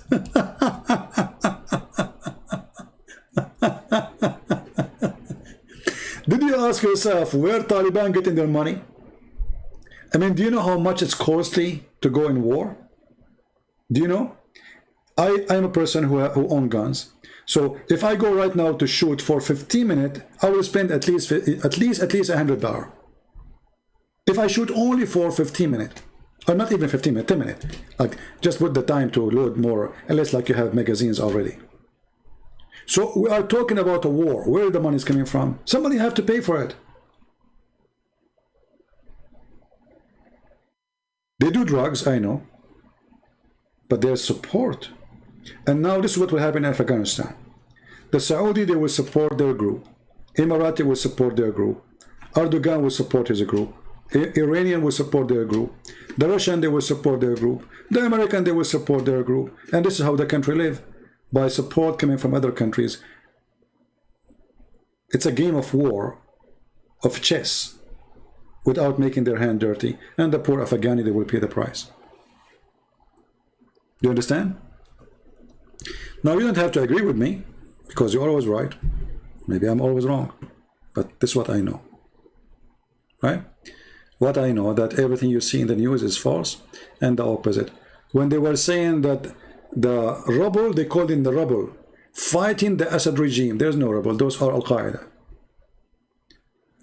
While you're Fox News and CNN praising those fighters, John McCain, he went all the way to Syria to meet the Al-Qaeda leaders, claiming that those are moderate Muslims. But all of us, we knew that's not true. Even Trump, the stupid Trump, he went in the White House and he said, Qatar have to stop supporting terrorism. Do you remember the video? 2 weeks after, he sold them I don't know how many airplanes. 3 weeks after, Qatar, they rented a building from his own son-in-law. And how much the rent? $1 billion. For how long? 99 years. So they say to you that Biden is corrupt and his son is corrupt. Okay, can Trump explain to us why Qatar, from all the buildings in New York, they could not find a building to rent except his son-in-law, who's going bankrupt? How are you listening, my friend? Have you ever heard of somebody renting a building for 99 years? Okay, I want to rent my house. Who want to rent it for 99 years and give me the rent for the coming 99 years? Isn't it obvious that this is a corruption? You know what I'm saying? 99 years. I never heard of somebody paying in advance for 99 years for a rent. So my friend, don't fool yourself.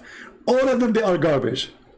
All those they call, I mean, there's maybe some of them, they are poor people, they are known to be poor, and they are in the Senate. I respect them, you know, they are decent people. There is. But the majority, the president, the gang around him, Obama. Look at Obama. Did you see the party of Obama? The tissues for the dinner are covered by gold. Can you believe it? Obama. Where is the money coming from? The tissues, they will wipe their ass with it, is covered by gold. Private island for birthday. Where is this luxury coming from? This is the guy they claim that he is not like others. All of them, they are the same, my friend. When they are up, and look, they claim that there are people who care for black people, but Obama never live in area have black people. He live only between very, very rich white people. The same all as those leaders who they are in the Congress, etc. They claim about Black Lives Matter, etc. But they don't live between the black. They live between the white, the rich white only. They buy a villa in area only white people there. They are hypocrite, my friend. They don't support the black people. They don't care for the poor one. And they are not for people of color as they claim. All is a hypocrisy and garbage. So for me, I don't cry for Afghanistan because I believe that this is a good thing to happen. Should have happened a long time ago. This country have no future. Islamic countries will never have peace. There's not a single country, it's called Islamic, have peace. Except if America force it. And if you don't believe me, ask the America right now to leave Saudi Arabia alone, Emirates alone, Qatar alone, Bahrain alone, Syria alone, and war will erupt like crazy. The only one stopping those Muslims from killing each other is America. This is the truth. Those countries, they cannot have peace. Islam cannot go for peace. They are always, they do like a conspiracy against each other. They betray each other. Islamic countries are countries of betrayal. There's no friends. There's no enemy.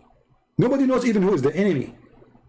It's just a business. They worship one God. His name is dollar.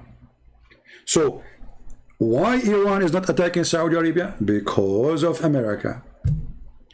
Why Saudi Arabia did not attack Qatar just a few months ago? Because of America. Why Egypt did not attack Ethiopia? Because of America. Because of America. All is because of America. And why Turkey is invading Syria? Because of America. America allowed it. If Trump, he said to Erdogan, don't go there, otherwise I will beat the hell of you, Erdogan, the puppy, will never dare. So green light from America, war would go. Red line from America, the war will stop. This is the reality. America is controlling their puppies.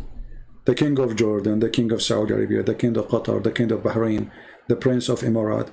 Those are the American puppies. Erdogan is one their puppy too, because the whole economy of Turkey can collapse in 2 seconds if America said, poof. Remember, Trump, he posted a post in Twitter, the currency of Turkey lose 20%. Just a post in Twitter. Did not even do anything. 20% for a post in Twitter. This country is collapsing so fast because they have nothing base. So America is the one playing the game, and now America have more things to worry about from Afghanistan.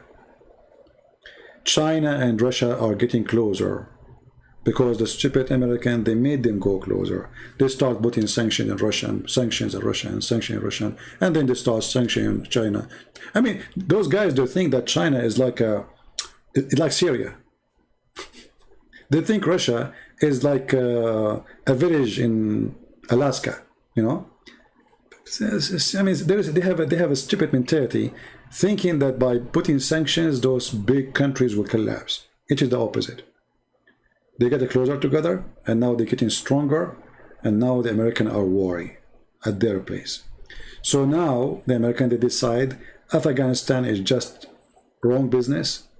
We have no business with it. Taliban, they are our friends. They will never shoot a bullet at us, and this is what happened right now. There's more than 5,000 Marines in Afghanistan right now as we speak. Not even a single bullet Taliban shoot at them. Total peace agreement. They are friends, as you say.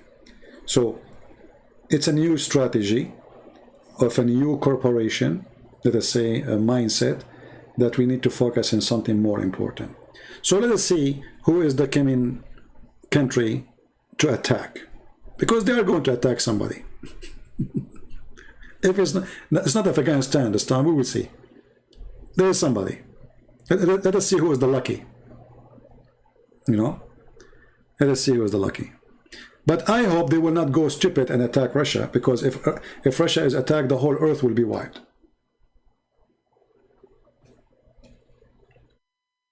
That will be the most stupid decision ever. The Russians, they are not only capable of destroying America, they can destroy the whole earth. And actually they will do. You see, many maybe Muslims, they say, oh, I hope America and Russia, they will fight. But if a fight like this happen, all the world, all the earth will collapse.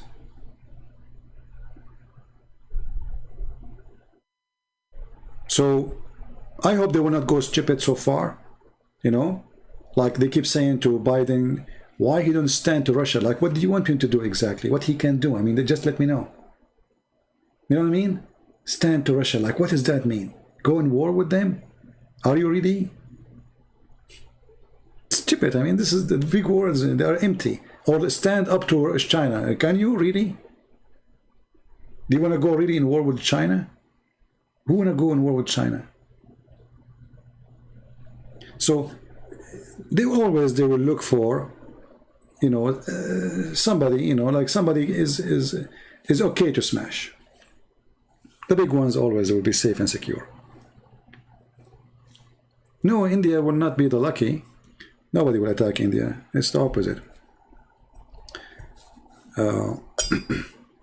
Yeah, anyway, you know, politics is dirty and ugly. For me, I feel disgusted when I see the news, because everybody is lying to everybody. And the truth is, nobody cares for you. Nobody cares for justice. Nobody cares for the poor. You know, they are willing to spend trillions of dollars for war weapon, but people cannot even afford to have vaccine. Bill Gates, he make lecturers. They put him in a stage because he donated $8 million. Can you believe this perverted idiot, filthy coward? 8 million? This is his income before he finished his coffee. $8 million. They take him from stage to stage, interview to interview, because he donated $8 million, not $800 million. $8 million. All of them, they are filthy. All of them. And the poor people always pay the price. So for me, I pray for peace in this earth, but I say to you the harsh truth, that peace will never be in countries ruled by Islam. Never. Do they have peace in Afghanistan? No. Do they have a peace in Pakistan? No. Go and see Pakistan. Pakistan, there's an areas, army cannot even go there.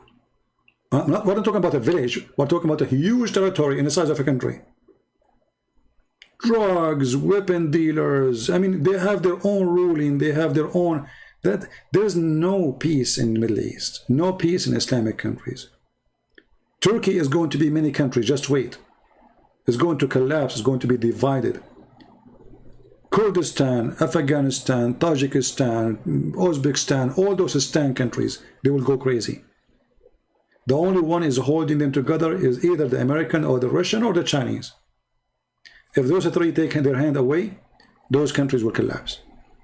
As simple as that. But in the same time, I am very sure that a huge war is going to erupt in the Middle East and in the territory of Lebanon and Syria soon. And I will tell you why we change our topic now, which is not really what I wanted to do. But I will tell you why. See, those nations, war for them is a necessity. It's like a bread and breakfast. All the regime in those countries, like as an example, the King of Jordan.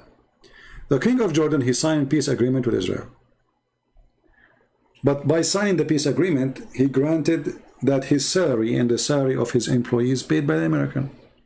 Again, the stupid American, they pay for peace. I mean, what's our business? If you don't like to sign peace, don't let him sign peace. Can he go in war? No, he cannot. So they buy him, they buy the whole country. His army, his police is paid by USA. And then this guy, he claimed that he's a king. But all of us, we know that he's a puppy. Okay. Jordan king is placed there by American to control this area to keep the borders of Israel secure. Wonderful.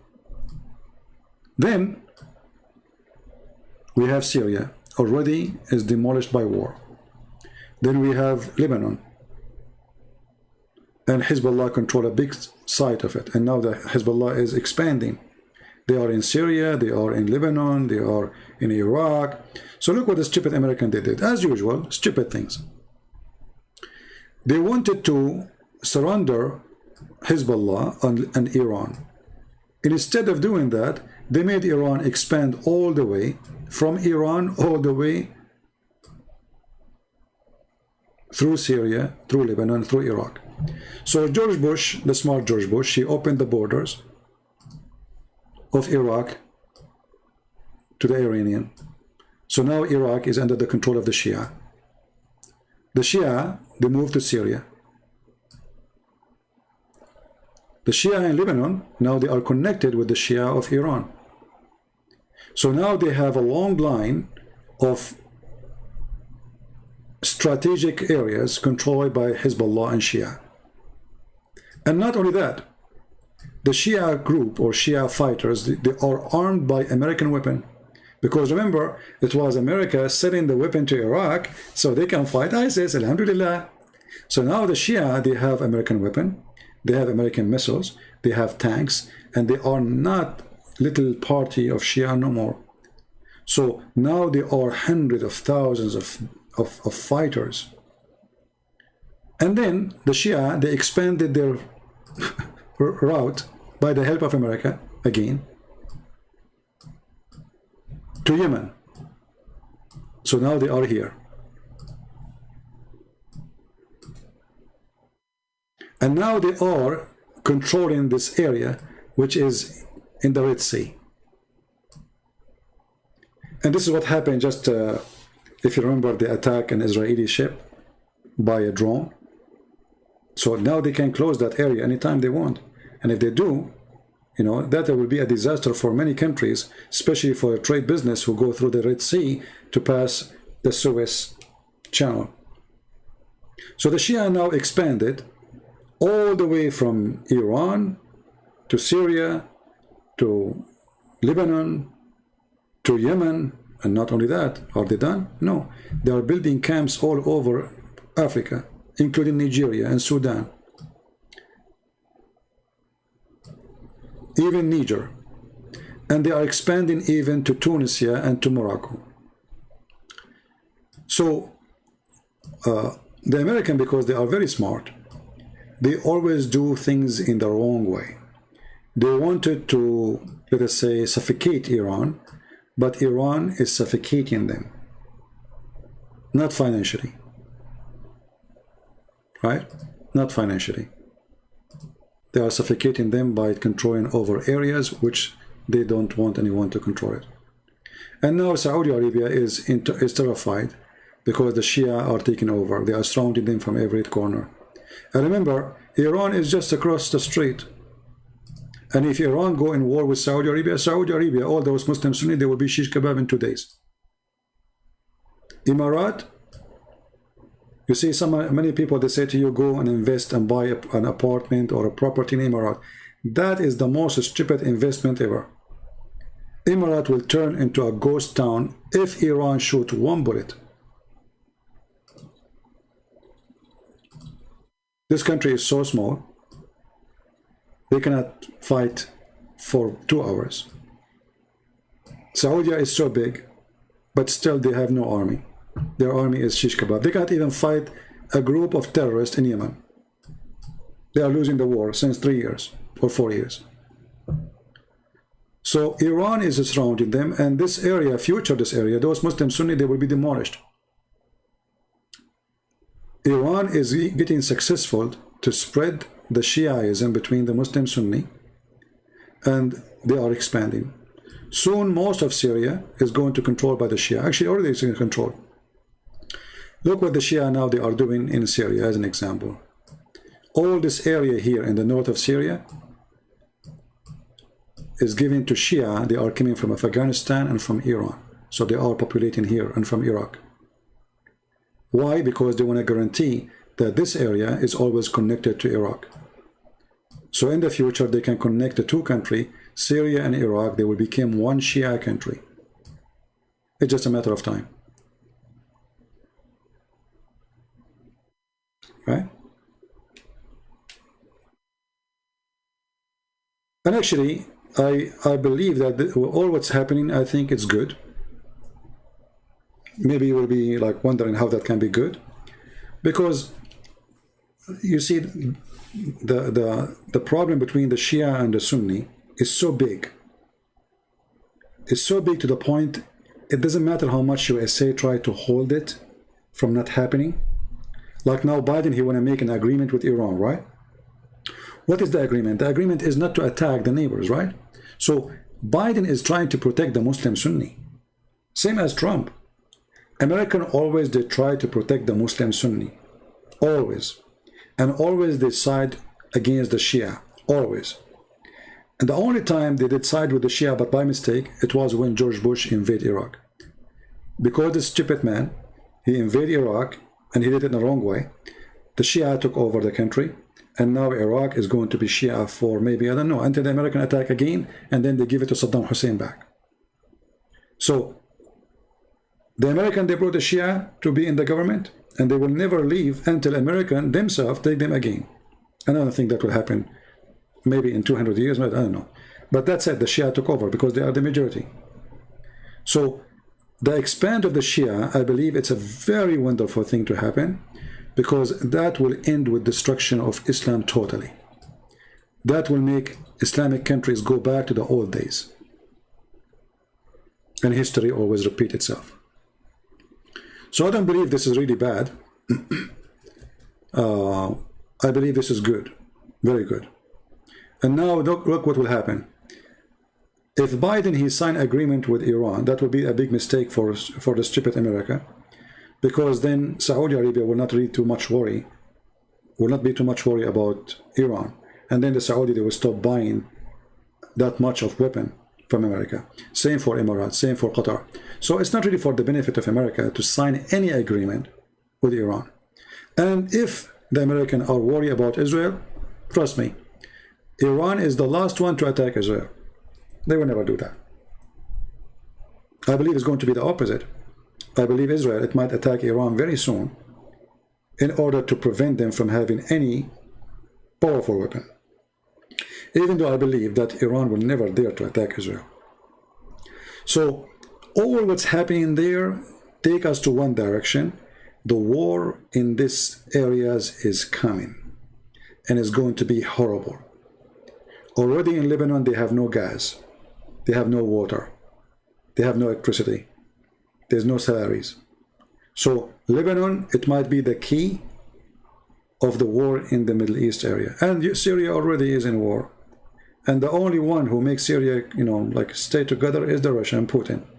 If not Putin, Al-Qaeda will be controlling over Syria from a long time ago. So American, they never do something successful. They always screw it up. American government, they present for me Muhammad. You know? Muhammad, when he says stupid things to fix stupid thing he said before. So American government always, they do something stupid to fix something stupid they did before. So all their history is trying to fix something stupid we did before. But what they do tomorrow to fix what happened yesterday is more stupid than what happened yesterday. You know what I mean? Most of the Christians in Iraq, they are gone. You know, most of them, they run away. Yeah. You see, the American, they gave Iraq to the Shia. That's what the American did, you know. They gave Iraq to the Shia. The same now, they give Afghanistan to Taliban. See, there's no war. Taliban, they entered Kabul. American army, the Marines, did not even shoot one bullet because obviously there's an agreement under the bushes. All this time, Taliban taking city after city, not a single USA American jet fighter bombed them because there's an agreement.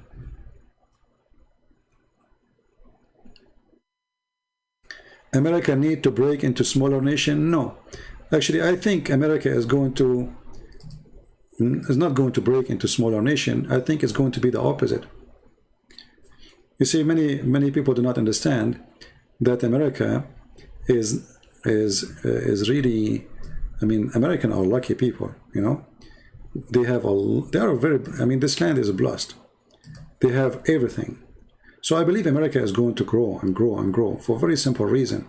They have a lot of resource and they control a lot of important things in this earth. Same time, nobody can really go in war with them and can win. But they are not the single power anymore. You know, there is other powers like China and Russia. However, America will never be weak. It doesn't matter how many stupid Biden we have, still America will be strong. Why? Because they are so advanced in technology and they are holding a lot of resource. As an example, America is one of the few countries in the world. They can close their borders. They will not need anybody. Food, gas, oil, anything. They have everything. They have the desert. They have the snow. They have the water. They have the rivers. They have things nobody have. Nobody have. Maybe the only one can be competing with them is the Russian. But most of Russia is a desert of ice. So the Russian, they have a lot of resource, but they are not, let us say, lucky as much as the American. Same time, the American, they have lands everywhere. I mean, we have borders with Russia. We have borders 50 meters away from Russia. We have borders close to Japan. We have borders close to China. We have borders close to everybody. So, American, they have many reasons to be powerful. And I believe, actually, in the future, even Canada is going to join union with the American. You see, many of you do not know that most of the immigrant Canadian, they go to Canada, they stay there for 3, 4, 5 years, and then they immigrate to USA. Even though Canada is a great country, I mean, as a resource, it have a small population, but America is way more beautiful. Let us say more, they're lucky. They have everything. They have a tropical weather, they have islands, they have, you know, Canada is just an ice country. So they have a lot of, let us say, power to play with. And this is what makes them unique. And on top of that, they are holding a lot of technology, which nobody really have. Nobody have. So I believe America is going to be a great nation as long there is people that believe in God and they worship the true God. And if you go to the churches in America on Sunday, you will not even find one space to park your car. And maybe some of you cannot believe it. Go check it out. In Sunday, you cannot find a place to park your car in any church in USA. So, country like this, the majority of it is believers. The majority of the USA Army are Christians. I can say more than 90, maybe 97% are Christians, believers. Because the atheists, they always teach their children that army is bad, etc., you know. So it's natural that only the believers, they go and join the army because they believe in their country and they believe in God. So this country will keep holding itself as long as there's believers. The day we don't have believers in this country, then this country will be destroyed. Same as Sodom and Gomorrah. When he said to God, what if there is 10 believers or 50 believers? Are you going to destroy it? He said no. So this country still is blessed with a lot of believers. And as long as we are blessed with the believers, not only the resource, this country will stay. If we depend only on resource, this country will be demolished, the same as happened to Soviet Union. Soviet Union was the biggest, actually Russia until now is the biggest country on earth. Imagine, after the Soviet Union collapsed, still Russia right now is the biggest country literally on this earth. But Soviet Union, which contained a lot of territories and land, maybe half of this earth, yet collapsed because they were fighting God, not because they are out of resource. It was a big failure. When you go against God, you lose. Doesn't matter how strong you are. Doesn't matter how big your army. Army does not bring victory if this army have no legitimacy.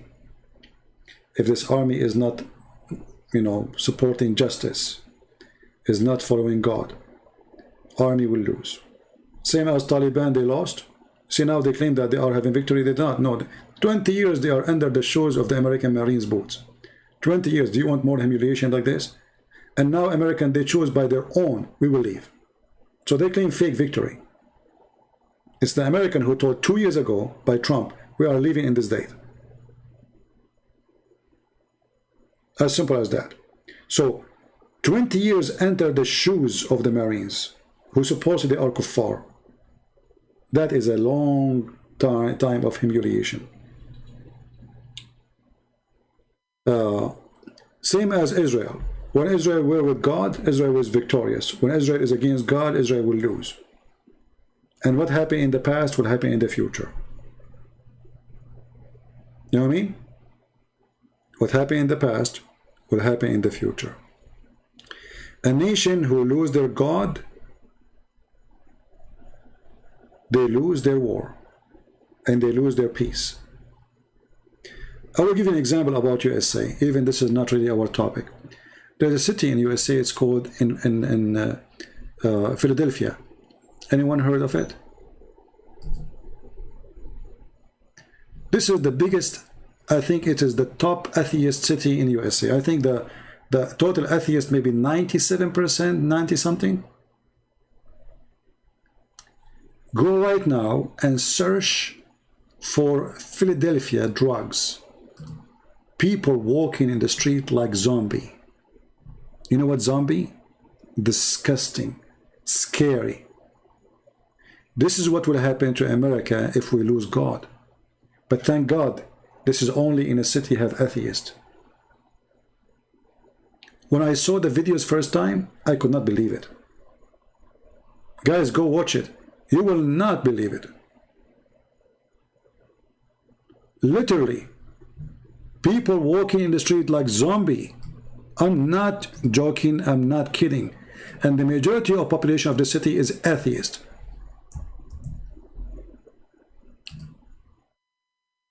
If I know that YouTube will not, take the video down, I will play for you some of those videos. You will not believe it. It's really scary. Scary and sad.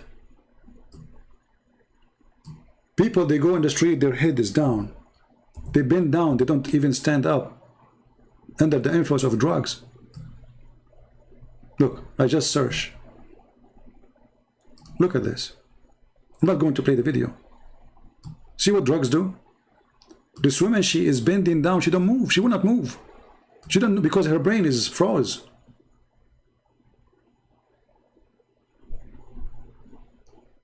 Thousands of young men and women under the influence of drugs. The whole city is drugs. And then they say to you that Biden is going to help the poor, and Biden and Obama will fix it too. Obama, he is 8 years there, and this is the end. Trump, he came after, but they vote against Trump. How he can help them? They hate him. If you play those videos, you will cry. This is what happened when cities, they go against God.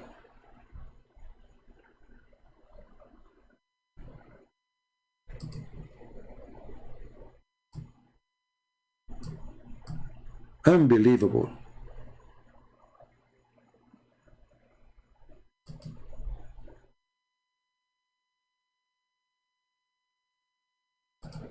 This is why I say, if you are a young person or old, never ever take drugs. Don't be a stupid fool. Do you see how they bend over? Because they freeze, they don't know, their brain doesn't function.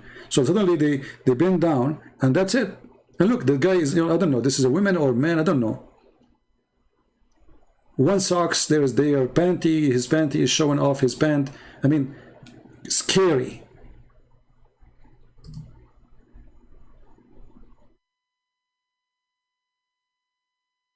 Look at this.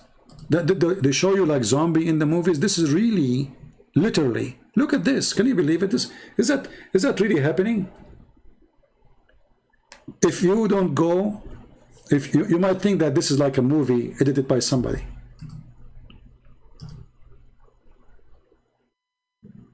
And by the way, Afghanistan is #1 country producer, maybe they are #1 or #2 after Colombia of drugs.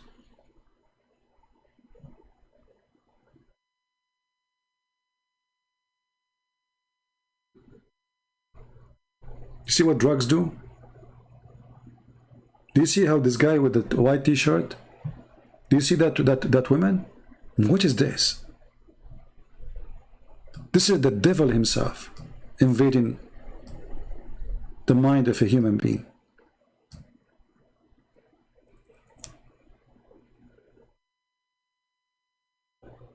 Look at this. Look. This is America. Can you believe it?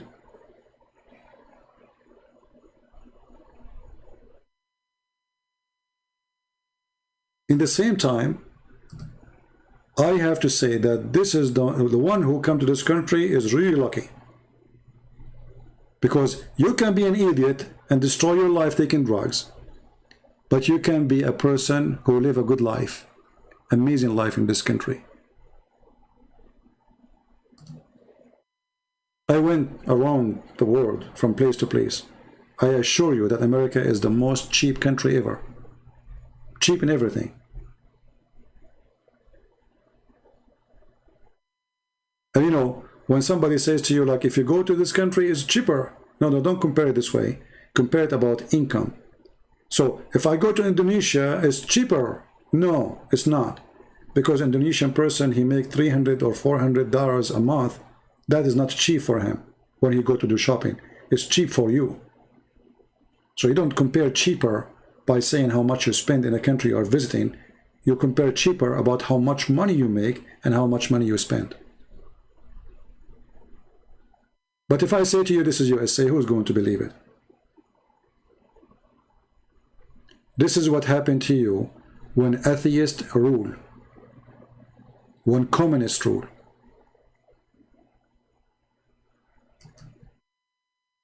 And not only that, they are legalizing drugs. It's not enough what they have, they legalize it, you know, they make it legal. And there's one unique about this drugs. You see, people, they go down. Do you see how they bend over?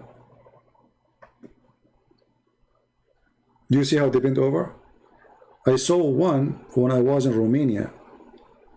The guy, he was walking and then he bent in the front of me. And then I thought maybe he need help or something, you know.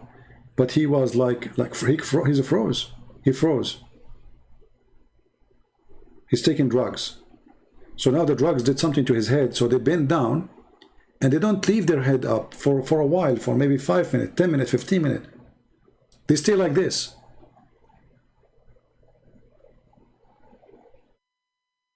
So we are fighting against drugs, and Islam is one kind of a drugs. But this is not the only drugs. Look at this. What is that?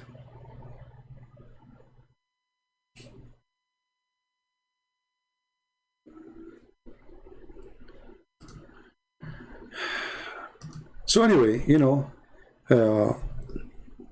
instead of going and spending money in Afghanistan to fight ghost, you know, okay, come here and help those people who are on drugs, find them jobs, take them to correction school, the hospitals, find somebody to care for them and to fix their mind, to help them to understand that this is wrong. And instead of spending our money for wars have nothing to do with us. Osama bin Laden, we killed him long time ago and we fed him to the sardine. Long time ago. There's no need for us to be in Afghanistan. And if terrorists, they will attack us, we can wipe the ground with them without even sending one soldier. We have the most advanced technology in the world. We do not need even soldiers. Soon you will see that America replacing the Marines with machines. Even soldiers will not be needed no more. This is the coming war. The coming war is not going to be soldiers no more. And the American and the Russian, they will be the first to establish an army of machines. So things is going beyond your imagination. And war is going to be different. But we cannot ignore the war against drugs, because this is international war for everybody. Look at this. Do you see this guy? He's not falling apart now. You know, he's down. He do not know why. He go down, and his brain, he stopped. That's it. He stopped there. I don't know what this drug he does to them, but that's it. He lose cautious, you know, cautious of anything, and he's down. What I think about coronavirus, my friend, as you see, we have a million of viruses, and they are more scary than corona. You know, don't you see? There's death in every corner. There's death in the highway. There's death in disease. There's death in, you know, I mean, there's death. Be with God, and then you fear nothing. Look at this. Look at this. Do you notice what I'm talking about? Do you see how their head is down? Look at this.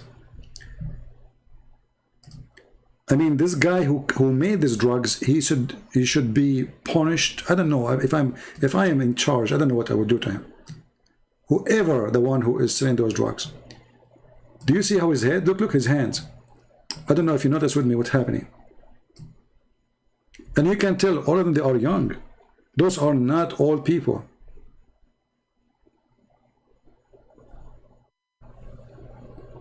Very disgusting.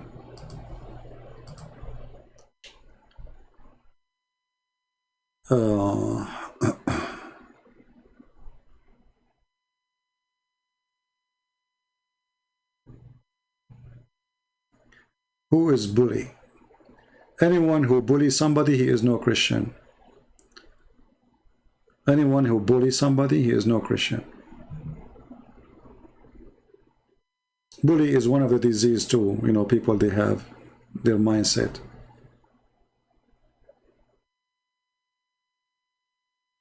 And you know, and by the way, there's people, they copy my videos and they download them and they use my name in their channel. I am not responsible for those videos and what people they do there. They might post stupid videos, have nothing to do with me.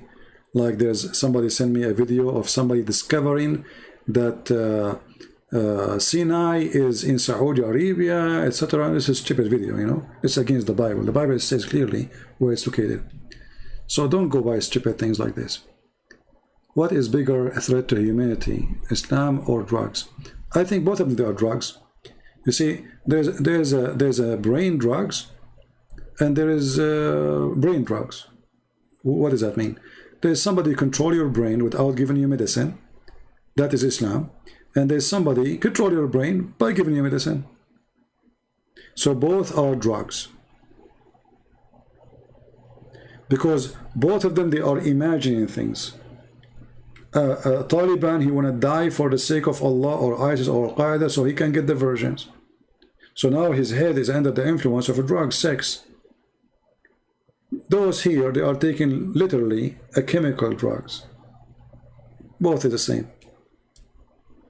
Both is drugs. When a human being, he kill a human being and he dance for killing a human being. What you call that? Worse than drugs. When a human being hatred, you know, become in that level that I dance for the death of somebody or shout praising God for the death of somebody. How far is my drugs went? No.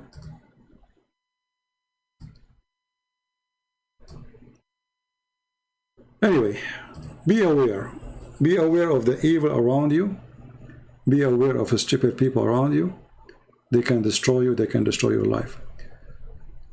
Where are the anti-Taliban Afghanistan mere fighting? No, they all exist there. But you say when fear come, they run, and then they will, and then later, those who, the same as Taliban first time, they conquer and they took over, but still there's a group fighting them. They will, you know, now they will relax. 20 years of luxury, getting paid by the American. Now they will find themselves alone, they will gather themselves again, and they will start fighting. Just wait. my friend, those countries cannot live in peace. They cannot. And the war there will never stop. The American, they took over in Iraq. They replaced Saddam Hussein. They told them we will do election. They did election. Okay, now in Iraq there's election. Do you see any peace in Iraq anytime soon? No.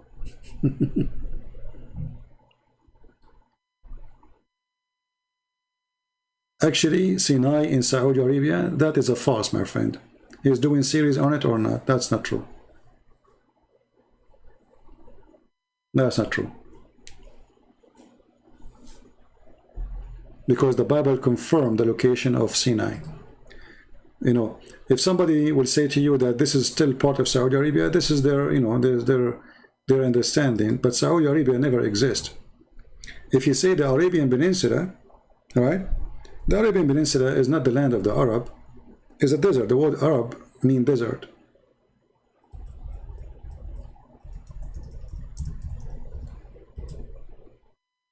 Let us go to the map again. Maybe we can make a video just about it. Actually, I did many times before. So, if we go...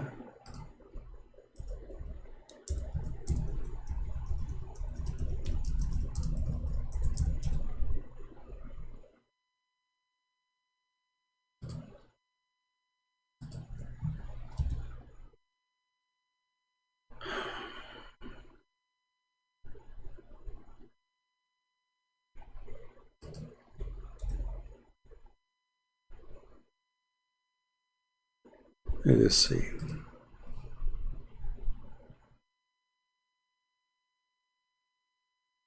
Don't support a person because he is an ex-Muslim or because he's a Christian, because he's a good person. If he says something wrong, it is wrong. No matter who said it. How many times of you, all of you, you heard the priest saying that Muhammad is from Ishmael? That's against the Bible teaching. That's even against Islam teaching.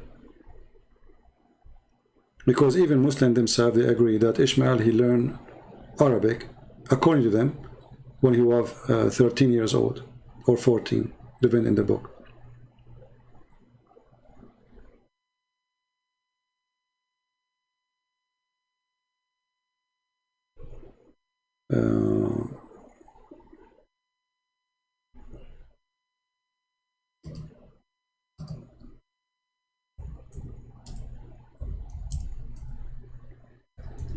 Maybe I should make a video about it, so I can show you that this is really false.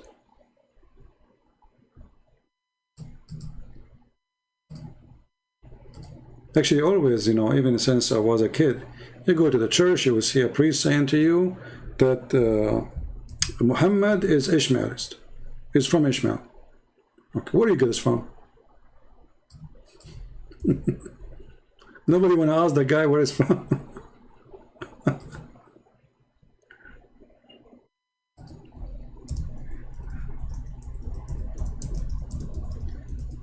If we go right now, just to show you.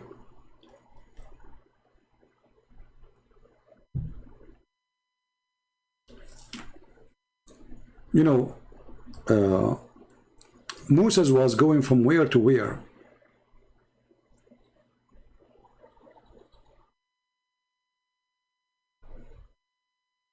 Anyone can tell me?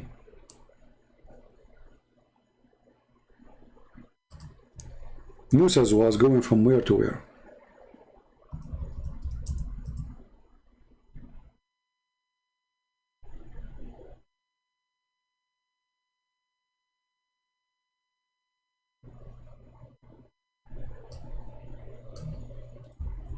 From Egypt to Israel, right?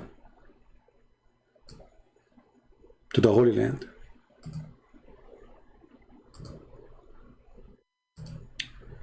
Just to show you how silly sometimes a human being can be. Okay, so this is Egypt.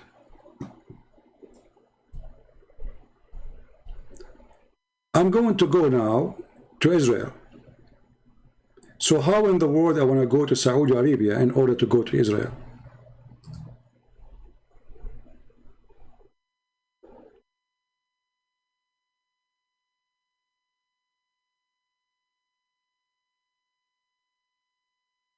He was in Egypt, right? He's not going to Egypt. He was in Egypt. He is leaving Egypt. All right. So where Musa is going to? The way to go to Israel. Okay. So according to the smart ones, Moses, in order to go to Israel, he decided to take a bus from here. Let's make it. He decided to take a bus, and then he go from here, and then he go to Saudi Arabia, and then he go back to Israel. That's a good one. That's a good one. That is hilarious. Just use your common sense, even if you are illiterate in the Bible. And at the same time, we have many verses in the Bible describe for us the location. You see,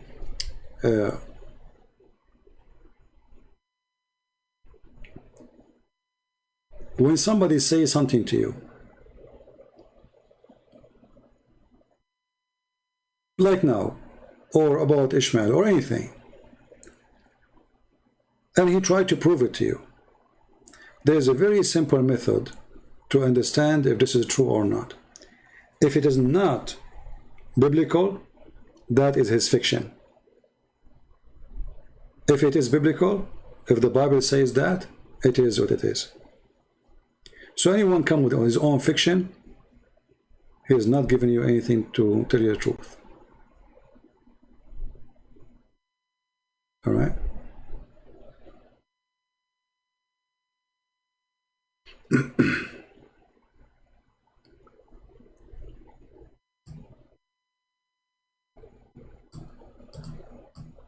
It is, I mean, there's tons of verses in the Bible talking about those issues. But let us see.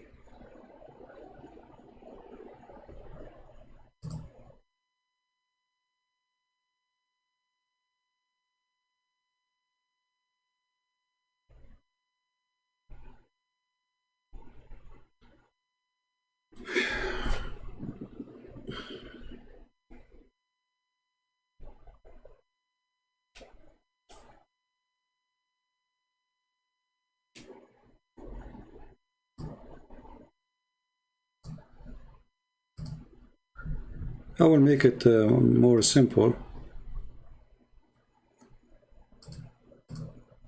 Let us see here.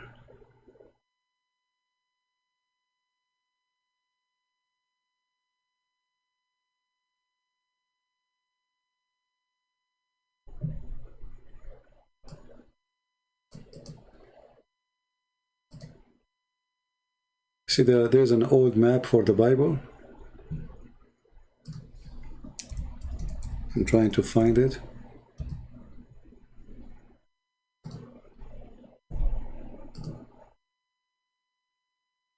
All right.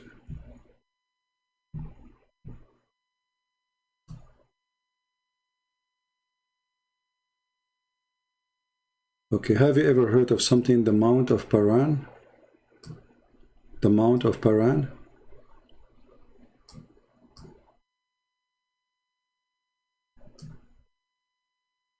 Anyone heard of it? So based on the map, you know, this Paran area here, let us go up here, is in this area in the map here. Let us zoom more.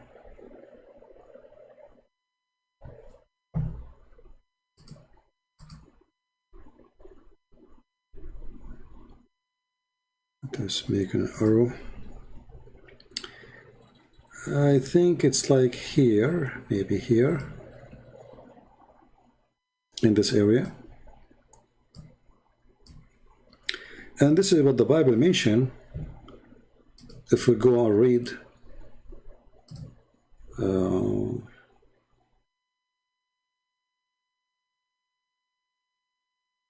let us see the book of Deuteronomy.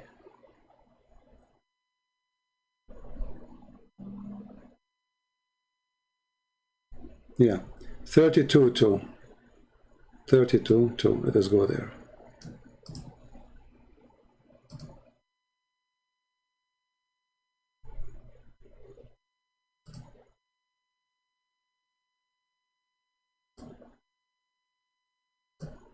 All right. Now, International Version translation, I don't accept it. This is very bad translation. You know, you can choose another translation. What doesn't matter really, as long as they are not unknown. And he said, the Lord come from Sinai and rose up from Sinai, and into them he shined forth from the Mount of Paran. And this is the Mount of Paran. Right? Very easy, very simple. There is no need to discover it and find it and look for it. And anyone he says something else, he's making things up. Correct?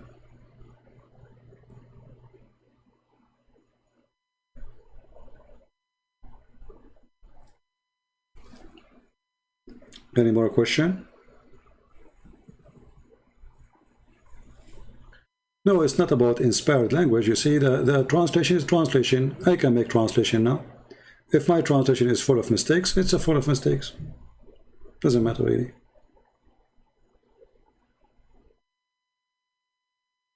Right?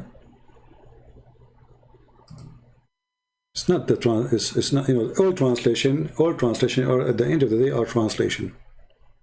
There can be some wrong in them, grammar mistakes maybe, even sometime it's a translation. You know, when I publish my book, people they say to me in the page etc. you got the number wrong. I fix it. Error always is possible, right? And, you know, always I ask myself, those who come with behind the theory. What is behind the theory? You know what I mean? I mean, what's the point? Let us say, for the sake of argument, Moses, he went to Afghanistan. And, you know what I mean? Sometimes I ask myself, why people, they make too much noise about something is not really important? Do you understand what I'm saying? Is it important where it is, or it's important that what happened?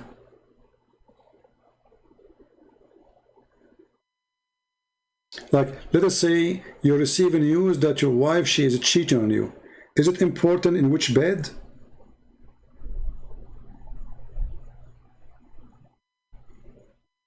Or with who?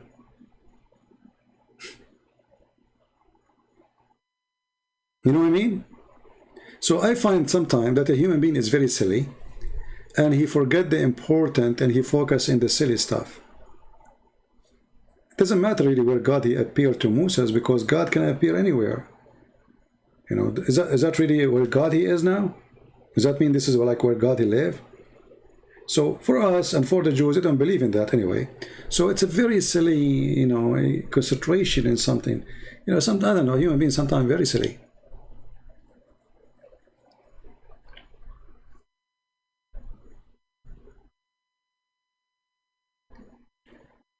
Moses and Israeli walk around for 40 years. It doesn't matter. The verse is so clear about the Lord. And the Lord came from Sinai and rose up from Seir into them. He shined forth from the Mount of Paran. So obviously it's there. That's it. Same time, even if, let us say, Sinai was here, let us say it was here. This is not Saudi Arabia. if you mean today it's Saudi Arabia, this is not really true. This is how the British, they decide, you know, the corporations, the French and the British and the one who won the war, they decide to make a country. It's called Saudi Arabia. Arabia is not a name of a country. Arabia is a word meaning desert. This is Arabia too. Arizona is Arabia. Las Vegas is Arabia. And the naives don't want to learn. Arab is not a name of ethnic. Arab is anyone who live in the desert. They call him Arab.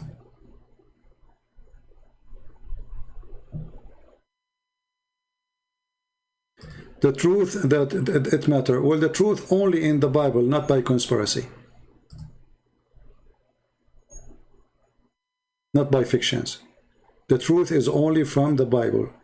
And all of us, we knew for centuries and thousands of years that this is Sinai. Sinai is here. This is why it's called Tur. Tur is not an Arabic word.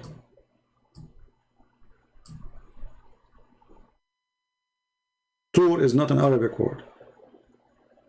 It's like now you say the delta, you know, like a certain shape. A place is isolated. Even the name itself is, you know, is clear. And this is the name is used now. I mean, okay, why the one who, okay, let us say Sinai used to be in Iraq. Why they change it and put it here now? Why the name is here? What happened? Who moved the name? Somebody moved the sign?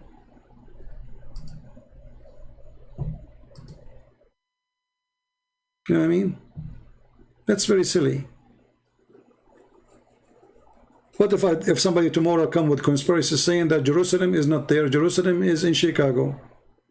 Trust me, somebody will come with it, like the Hebrew Israelist. According to the Hebrew Israelist, Jesus is an African, and he was a black man. Have fun. You know, anyone can come with any stuff.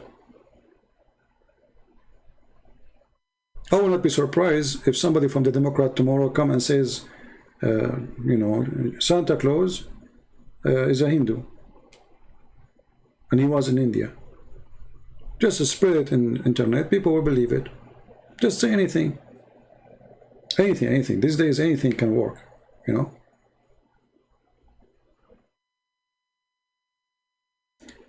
And actually I know this, that the most successful videos of a view is those who come with conspiracy. You know what I mean? Just come with conspiracy, like, and they put Photoshop and the, you know, amazing breaking news, like breaking. There is a guy, he's a Christian guy. He always make a video saying prophecy, and then like 10,000 are watching right away. Prophecy, that's it, prophecy. I mean, what prophecy? End of time. Okay, what happened? There's an earthquake in Haiti. Like, what happened? Come on, earthquake happened in Haiti always. So there's an art of driving the crowd, and if the crowd are a bunch of goats, what you can do about it? So I'm asking the one who come with this stuff, what is the point of all? Let us say Sinai was in Damascus, but it doesn't say that in the Bible.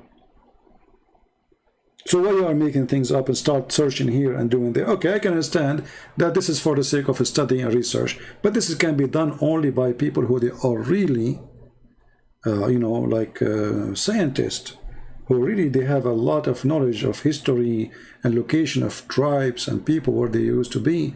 But for us as a believer, it doesn't matter really where. What matter is that God come to Moses. You know what I mean?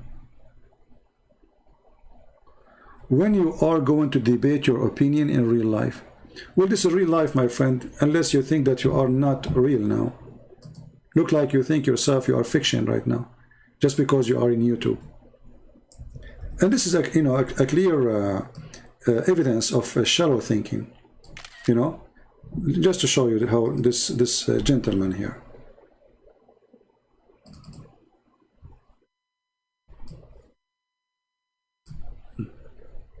Just to show you when somebody decide to be professional idiot. CP or Christian Prince, when you are going to debate your opinion in real life, well, this is a fake life. I take phone calls, I receive, I debate, talk to you. So what real life mean? Do I need to go and sit in your lab to be real life? Very silly people. And as long as this is not real life for you, my friend, while you are here, let me send you to real life. I put you in hide. Because now I don't want you to be in the fake life. Stupid people. They cannot answer you, they cannot refute you. And this is a comment, real life. And who said to you, I don't debate in real life? What does that mean? I mean, I don't debate in public. I don't go, I don't share what I do really.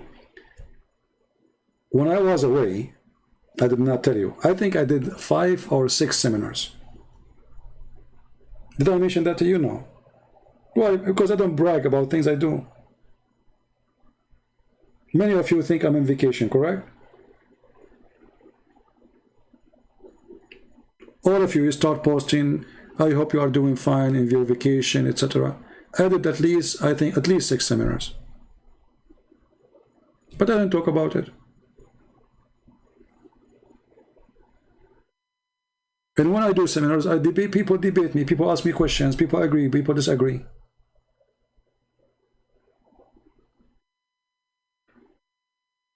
Same time, I am here in the internet. I can get 800, 700, 1,000, 2,000 people in short time. If I want to do a seminar or go in a place, it takes them forever, and I have to spend money to fly, to go, to come, etc. And all of this maybe to meet, I don't know, maybe 5, maybe 500, maybe 10 people. Yeah, here we go. I'm sitting wearing my short. I have my tea in front of me, became cold. I'm laughing at your comment.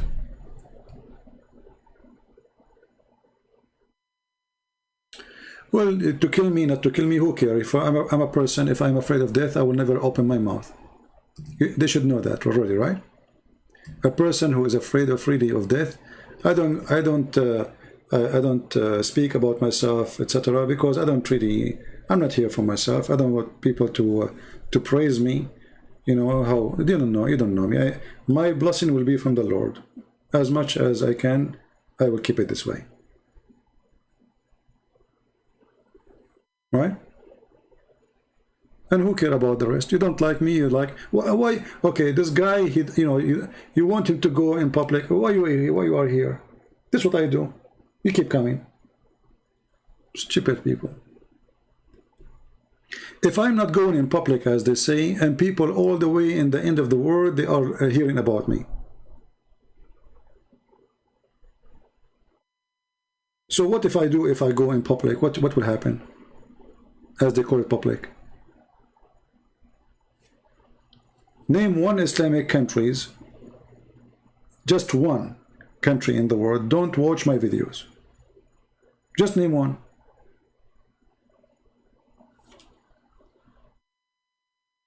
So who care about those things? But people are silly. It's like, like a person who don't like what you do, doesn't matter what you do. So you build a palace. And the palace have nice windows, nice doors, nice marble, nice chandelier, nice furniture. And then this silly person, he says to you, oh, look, there's a mosquito in the wall. So all the palace, he did not notice how wonderful this palace, but he noticed there's a mosquito. So that the palace now is screwed. That's it. Your work is gone in vain. Who cares? People, they come and they listen to me from Somalia, from and if you know how many people they keep asking me to do interview with me, and I refuse.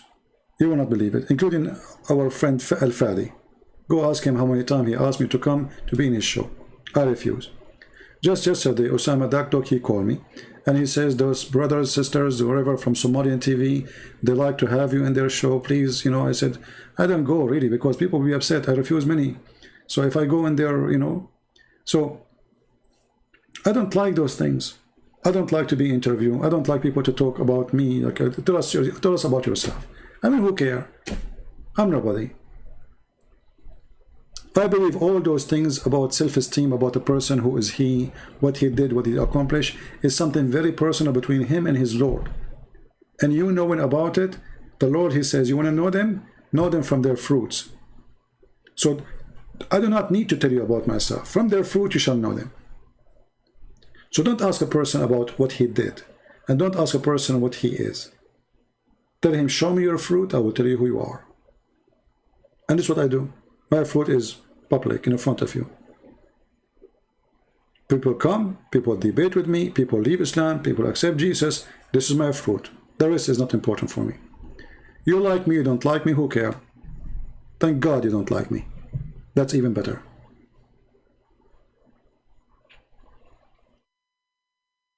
Right?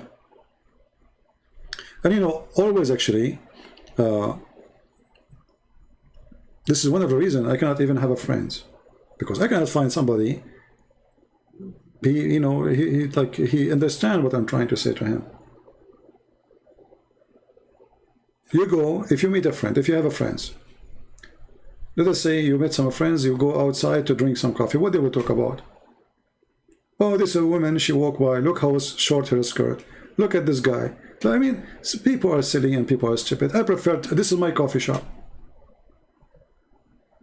where I spend my time in a very valuable thing according to what I believe. So if you don't like my coffee shop, my friend, don't come here. You see, this is my channel. If you don't like what I do, why you are coming to complain? That's mean you are a fool. Go watch cartoon. You know?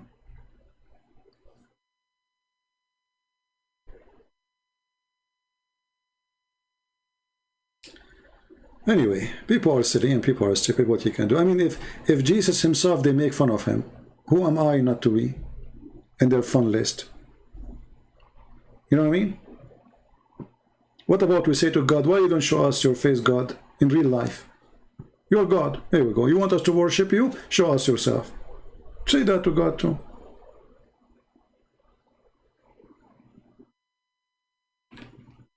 Maybe the president who is in the White House and is not a president, maybe he is not real, because I don't see him. I never met one. I never met Trump. I never met any of them. They must be false.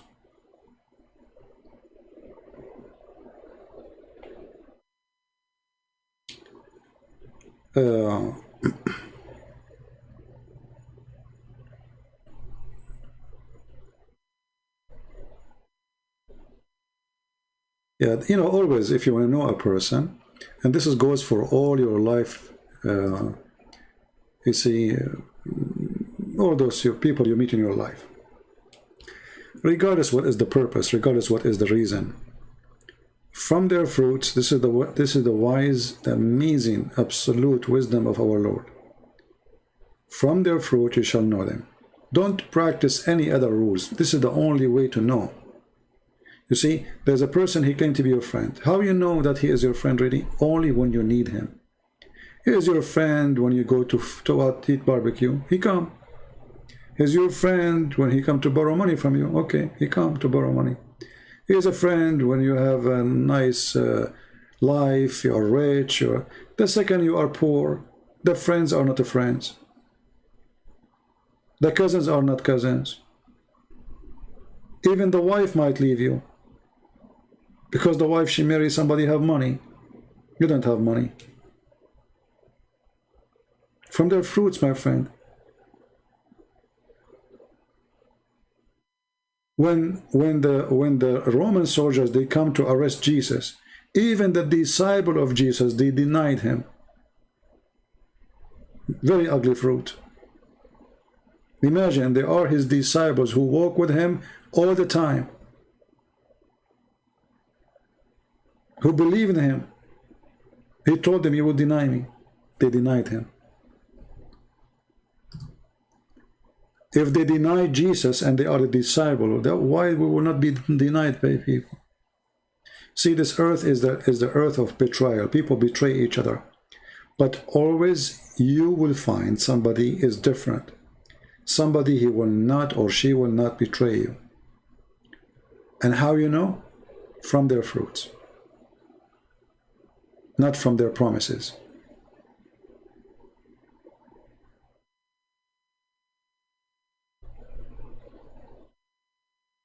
I want to ask for something very important. Tell us about shaitan roots. See, the word shaitan, it's a language word. So if we are talking about a person, it's different from the word, the name. Let me explain to you. When we say in English the word sin, what do we mean by sin? What English mean by sin? When we say sin, can you tell me, Mr. Baba, what the word sin mean? Is it wrong? Is it a word mean bad? What the word sin mean?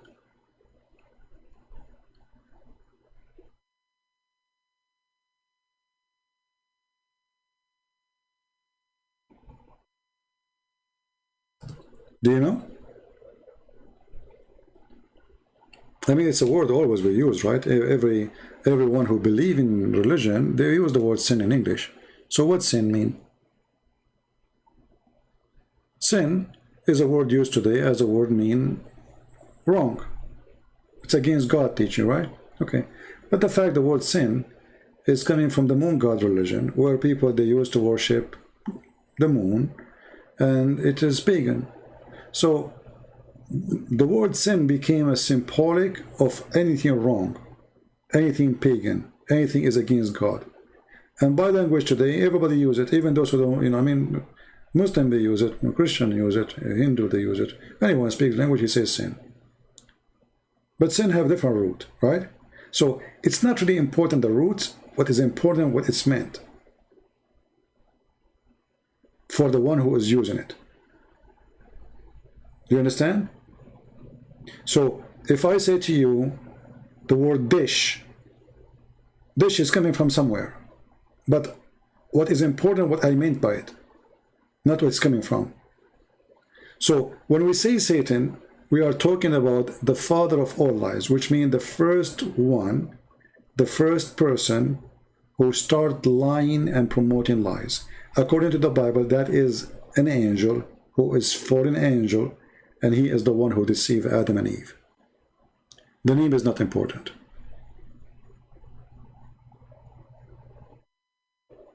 You know what I mean? Did I answer your question?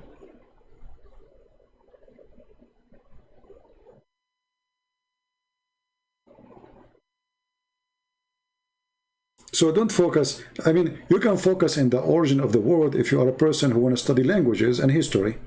You can. But that does not really affect us, because the word Satan is dependent on the time and who use it and why they use it. So if I exist in the time of Jesus, and this is the word is used to describe such a person, I will use it. Because at the end of the day, I have to use a word which people understood and they use. You know what I mean? Not long time ago, the word gay mean happy.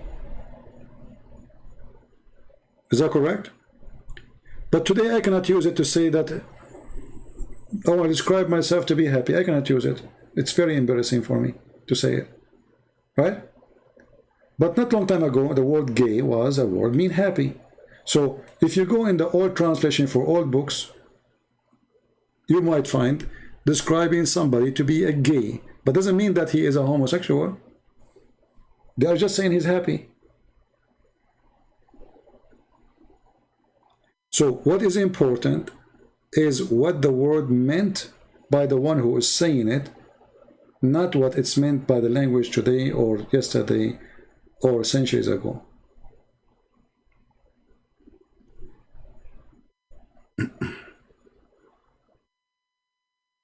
Yeah, actually, it's still, yeah, the word gay mean happy, but it's used for now to describe, you know, a certain group of people.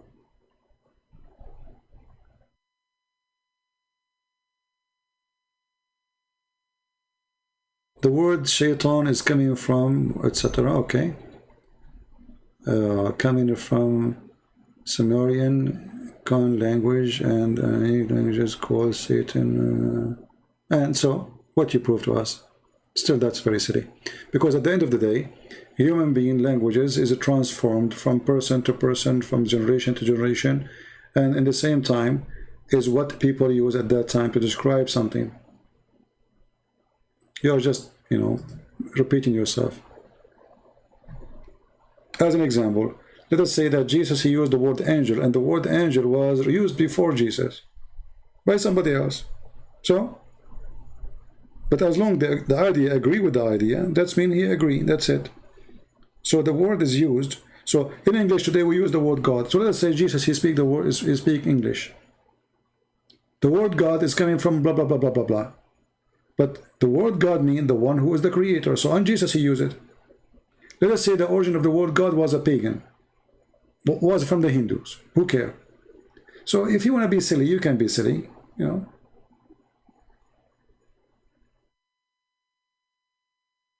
Sometimes I find that a human being is trying to be silly. Supposedly he is being smart. But the fact he's being silly. Because all languages is coming from somebody else. As an example, we say the word Amin, but the word Amin is Aramaic. And the Aramaic they used to be pagan. So when the pagan Aramaic, they say Amin, does that mean we cannot use it now? Very silly.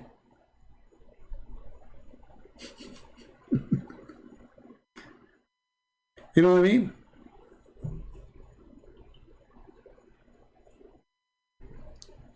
Should we use it or we cannot use it?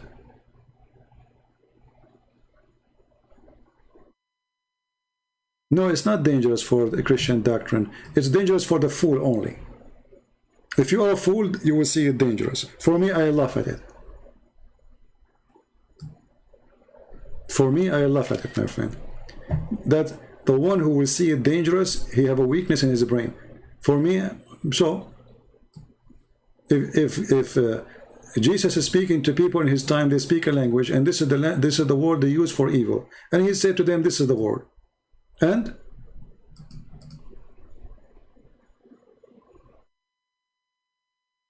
how Satan look like? Look in the mirror.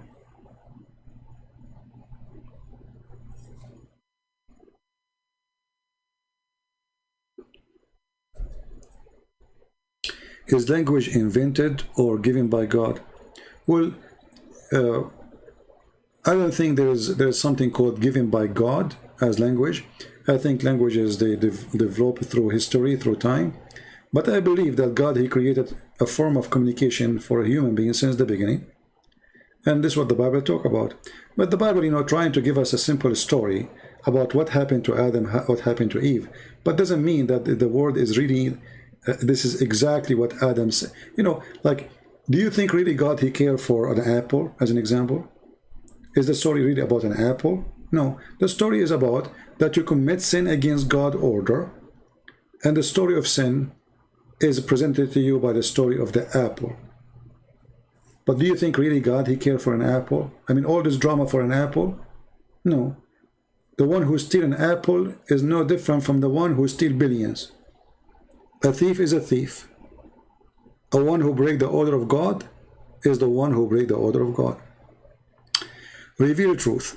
Okay, Mr. Christian Prince, how about using the word Allah for Christian? This is false, because we have to go by the words written in the Bible. And Allah, as long as it's confirmed that Allah is a pagan God, then why you want to use it? You see, if Allah is a word mean God, and then I use it, then I will say there's no problem. Because it's just a word in the language. The same as in English, we say God. But in the Aramaic, in the Hebrew, in the Greek, there's nowhere the word God in English appear, right? But still we use it because it's meant what we agree upon. But if the word Allah is a word mean God only, then there's no problem for us to use it. But if Allah is a name of a fake God, false God, and then we use it, that's mean now we are committing sin. Do you understand me?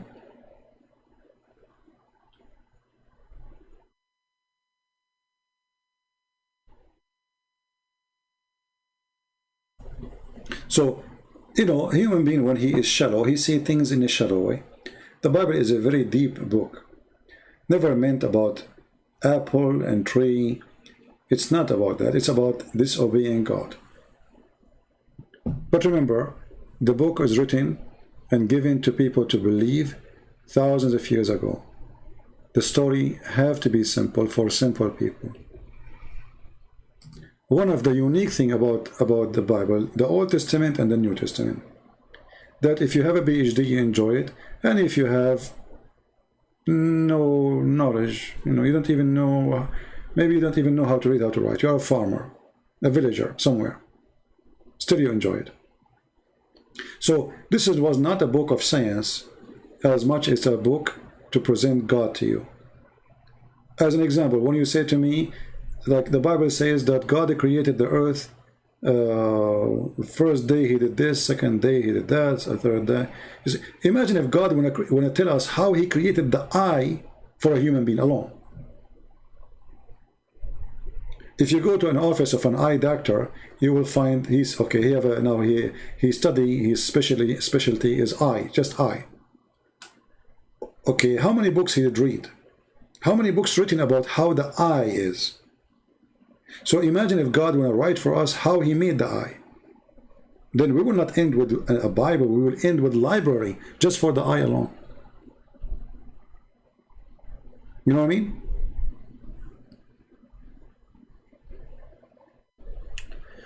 Do you reject the interpretation of the fall of mankind? No, I'm not rejecting. I'm just telling you that the Bible is more deep than just a tree and an apple. So regardless if the story is literally about an apple and a tree or not, the story is not about the apple or the tree. The story is about disobeying God. It is about a tree and an apple for the shallow one only. It is about disobeying God for the one who want to think deep.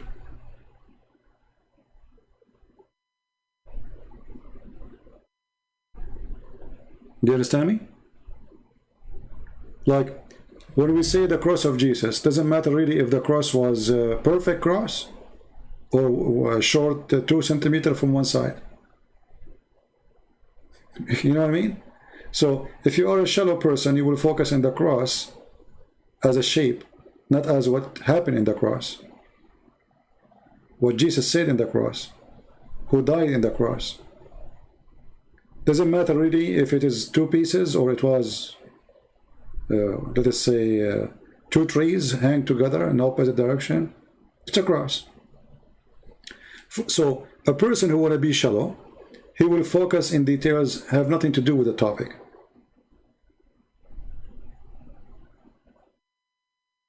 A person who want to go deep, he will go behind the cross as a shape. The cross is not the shape. The cross is what happened in the cross and who was there and why he is there.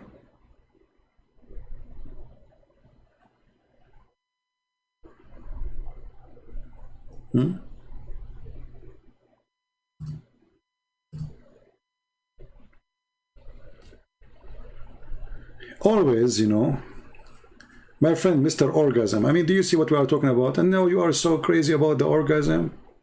Is that the time?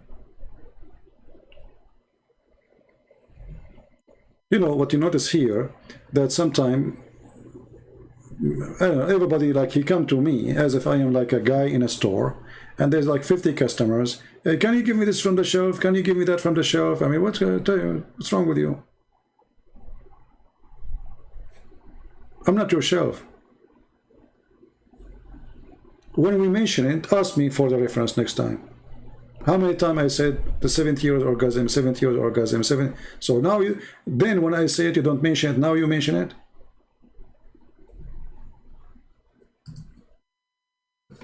You want to talk about the cross? We talk about orgasm.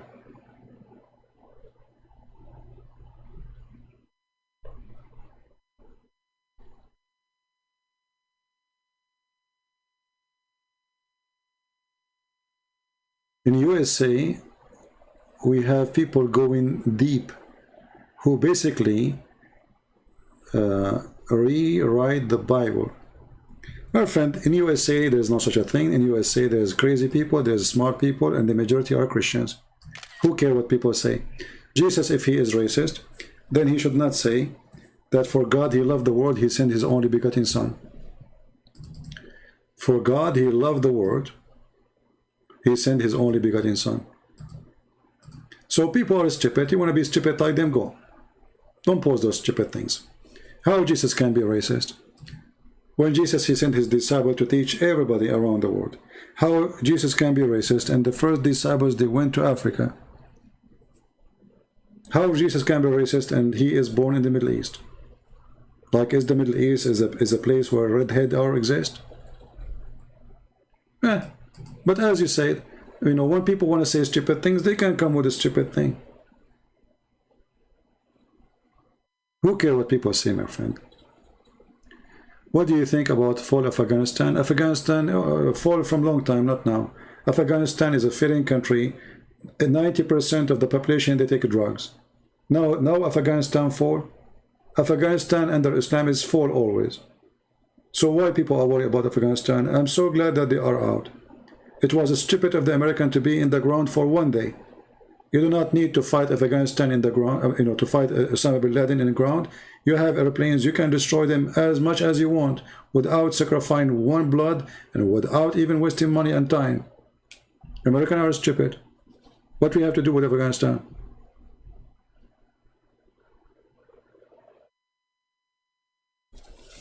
We go back to speak about Jesus being racist. You know, you see, Jesus is so racist to the point I'm an Arab, I believe in him. And Jesus is so racist to the point African, they believe in him.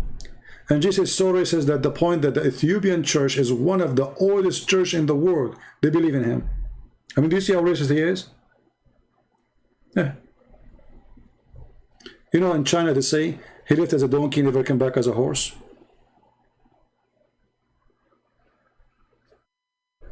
And they are right. If you are a donkey, I cannot make you a horse. And this is what happened in Afghanistan. You know, the Americans, they went there, they got a bunch of donkeys, they made them leaders, and they trained them for 20 years to be horses, but they are donkeys. You cannot train them. Train them for what? They run, because they are just getting wages, they are employees. Even the people did not defend themselves. I mean, okay, the government, they don't want to defend. What about the people? Everybody have guns there. Nobody care. The stupid Americans, they are just wasting their money. If there is any Quranic teaching about exorcism, as from my, okay, no, my friend, the Quran speak about something very stupid. So if you want to fight, let us say, magic. The Quran teach that there is people who blow in the knot.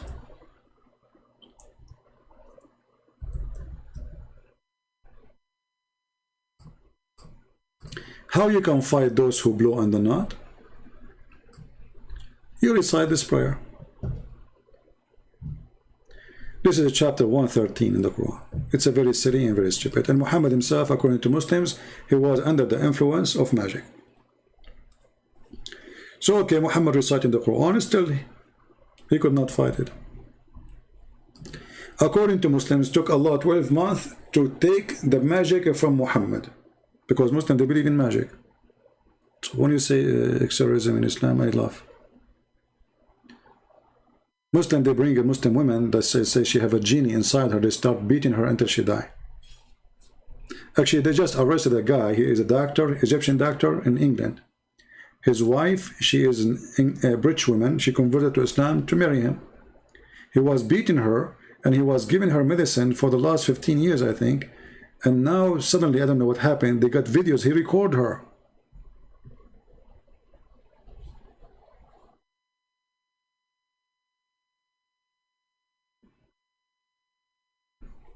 And how Muslim they can fight what they call magic if Muhammad himself, he was under the influence of magic, and then Allah, he sent 2 angels to fight it.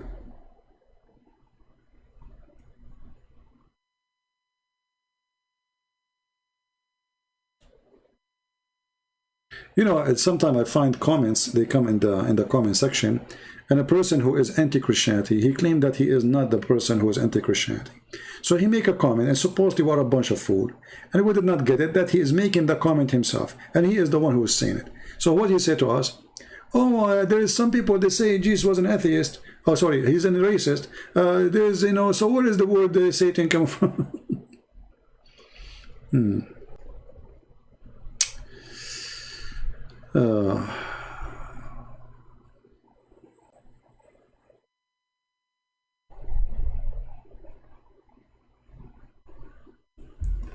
know, don't make my topic is about Afghanistan. I don't care for this country. This country is doomed by Islam since long time ago, and nothing will change.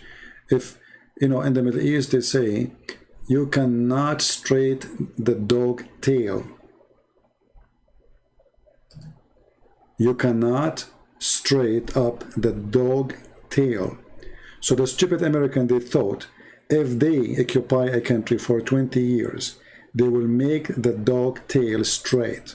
It doesn't work this way. The second you take the frame off, the dog bend again. So Americans are a bunch of idiots. They don't know. They are there just for Russia. The whole point is how we can be in the border of Russia. But this was 20 years ago. Now they do not need that. Now they have Lithuania. Now they have Ukraine. Now they have Georgia. Now they are almost in Russia. So they do not need it. That's the whole game, my friend. And the naive, they think it's about Afghanistan. There's not, that's it. They don't want Afghanistan no more. Did you notice that Taliban did not even shoot one bullet at the American? Until now. They are in Kabul, and the American is still in Kabul. There's more than 6,000 Marines in Kabul. 5,000, and just today they sent 1,000 more. So the American, they are sending more Marines to Kabul. Okay, why Taliban don't shoot at them? They don't. They are friends. There's an agreement. And now the Democrat and the Republican, they start playing the game, like I blame you, you blame me, etc. But we know the game. The game is they have an agreement already with Taliban. America have no more business there. That's it. That's why they told the president, you are in your own. They told the Afghani government, that's it. We cannot spend our money on you. It's about money. Allah is my God. Okay, you know, Allah is my God. As we know, you can say whatever you want, but I laugh at him. So how he is my God and I laugh at him? Allah is my God, huh?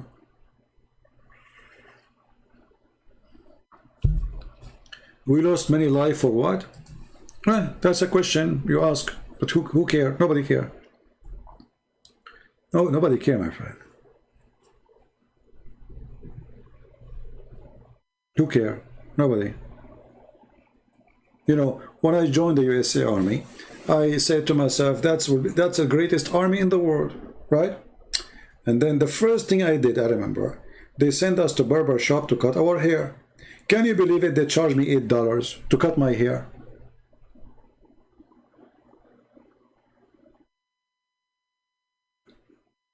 I am an American soldier now.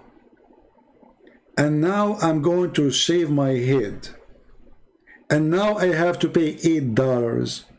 So my friend, American soldiers are poor people. They are used and abused. They send them to war they should not go to. And when they die, nobody remember them. And then at the end of the day, they say to you, thank you for your service. That's it. But why he went to war, you do not know. So don't remind me.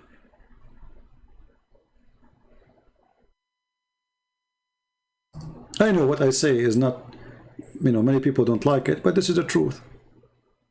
At the end of the month, I get like the salary, you know, they give you a salary, and now it says $10 for socks. I pay for socks. I mean, this is the American army. Those who serve in Baghdad, they don't pay for their socks. In Saddam Hussein army, nobody pay for anything when you are in the army. I mean, this is the clothes of the army. Why I want to pay for socks? You believe it or not, the jacket they give you, you pay for it. The pant they give you, they pay for it. The breakfast you eat, you pay for it from your salary. If you don't believe me, ask any soldier. So people, they think that when you join your USA Army, this is the greatest army in the world, and those soldiers are spoiled. They use them, they abuse them, they give them bad salaries, and then they send them to death, and then when they die, nobody remember them. Or they put a flower in your grave.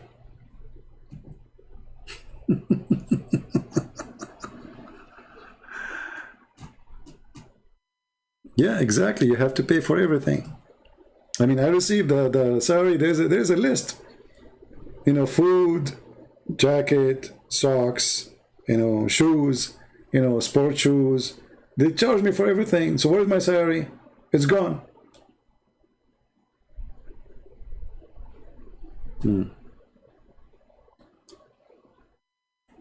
Anyway, you know, in Afghanistan soon, you know, now the Taliban, they will be busy fighting each other, because now they will fight over the sheep, and then they will fight with the Shia, and then they will fight with other Muslim Sunni group, and then they will fight with ISIS, and then they will fight with Al-Qaeda, because now they have many leaders and the disagreement. So they knew the game. So Afghanistan is going to be one country? No, it's going to be many countries of a drug lord yard. Okay. Called BAS, clothing allowance. Yeah, whatever they call it. Anyway, I mean, it's a joke. Isn't it a shame that you are a person going to serve your country and then you pay for your haircut? I never heard of such a stupid thing. Even Somalian army didn't do that to their soldiers. Anyway. Taliban, they say jihad will expand to the west. They can say whatever they want, but you know, why they don't expand it? They are there for 20 years. I find all those guys, it's a joke. And don't blame Biden for this. Trump is the one who decided to take the troops out. He decided to take it out from Syria. He decided to take it out from Afghanistan. I mean, garbage in, garbage out. Anyway. What do you think about women being raped and forced? And what's our business? Are we going to be the police of Afghanistan forever? Do you know how much money we spend? $trillions of dollars, I think 1 trillion already. What does that mean? Stupid. Okay, are you going to invade all Muslim countries? Because everywhere the women are raped. What does that mean? Is that the job of the American? Is that what America exists for? If a woman gets raped by Taliban, where is her family to defend her? Why people don't fight Taliban? How come Taliban, they enter the cities and people did not resist? Yeah, then they deserve it. If you don't resist evil, and evil come to you, good luck. If somebody come to my house and he want to rape my wife, and then I sit watching, can I complain? Real men, real people, they fight, they die before the enemy take over their land. They don't care.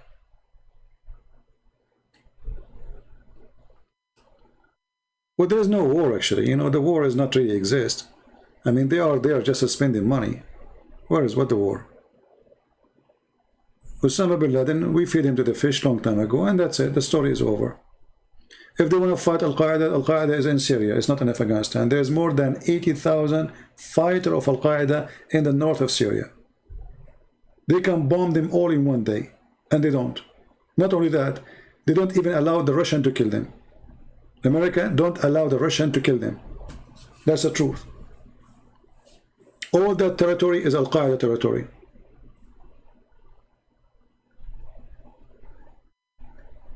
No, actually he did the right thing to withdraw from Afghanistan, because we are wasting our money for no reason. Okay, for how long he will stay there? Well, how long? Another 20 years? 50 years? He will leave. At the end of the day, he will leave. And then Taliban will take over. So, and it's not Biden who came out of Afghanistan, it was Trump. Go and see the speech of Trump when he was a president. He was the one negotiating with the terrorists. Imagine. Trump himself, just today actually, he said, I spoke to their leaders. So today, because we are against Biden, we say Biden is the stupid. No, Trump is the one who made the decision before Biden. Anyway, for me, I believe both of them are stupid. And I feel sorry for Taliban right now, because now they are in government and everything will happen is going to be responsibility, right? So Taliban, they can praise Allah and saying we can help you better, but when they are in the government and then the people, they go crazy, you will see what will happen. Just wait. War will erupt crazy there again, because people, they will see Taliban are just another scam.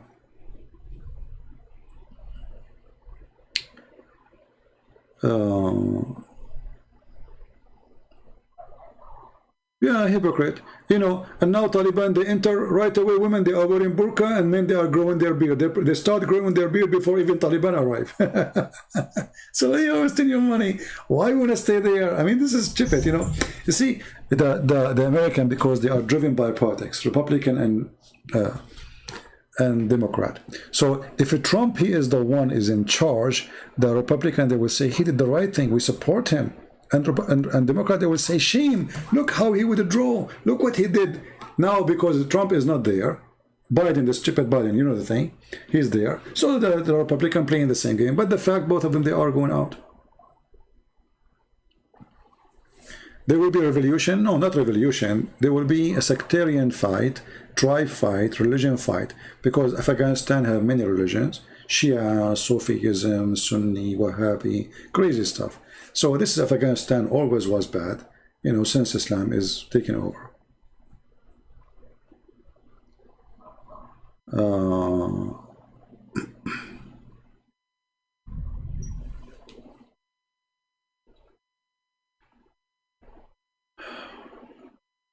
Bro, I am linked with serious historian, as we discovered basically Yathrib, Medina, Quran talks in the north of Iraq, not in Saudi Arabia. Okay.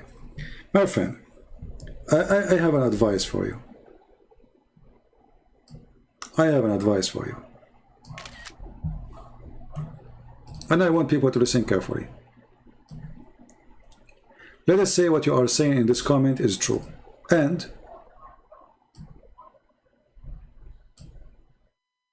let us say that Yathrib and Mecca, it's in Tokyo.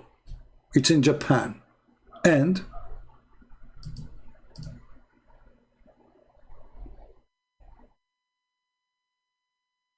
are you listening? What does that mean?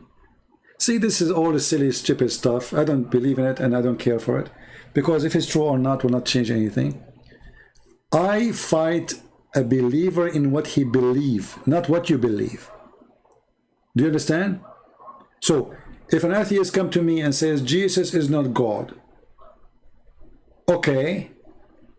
But I believe he is God. So, in order to fight my belief, he have to have something against my belief, what I believe. Somebody says to me, Jesus doesn't exist. I will laugh. Historian says there's no Jesus. I will laugh. So, if you have a serious stuff, you know, try to focus in the belief itself, not your fiction. Because this is all is fiction. Historian. I mean, the second you say historian, I laugh, really. Because historians, they discover things and then they change the discovery. They went in the time. And who's sponsoring their mission? So, if a Trump now, he hire a historian, he will find in history that Joe Biden's son was a scam. But if the historians are hired by Biden, they will find that the son-in-law of Trump is a scam. So historians, they always have agenda. If the historian is a Christian, he will say something. If the historian is an atheist, he will say something else. If the historian is a Muslim, he will come with different agenda. So in order to get to talk about history, you have to find somebody is not holding agenda. And that is impossible. Do you understand me? Like now, when we talk about history, if I'm writing a book of history about what happened today in Afghanistan, if I'm supporting Trump, I will say the history different. Trump, he was right, blah, blah, blah, blah, but I'm a historian. So always people, they call it history, is based on the writer and the author, not on the truth. Because you cannot find a person who is really a historian without agenda.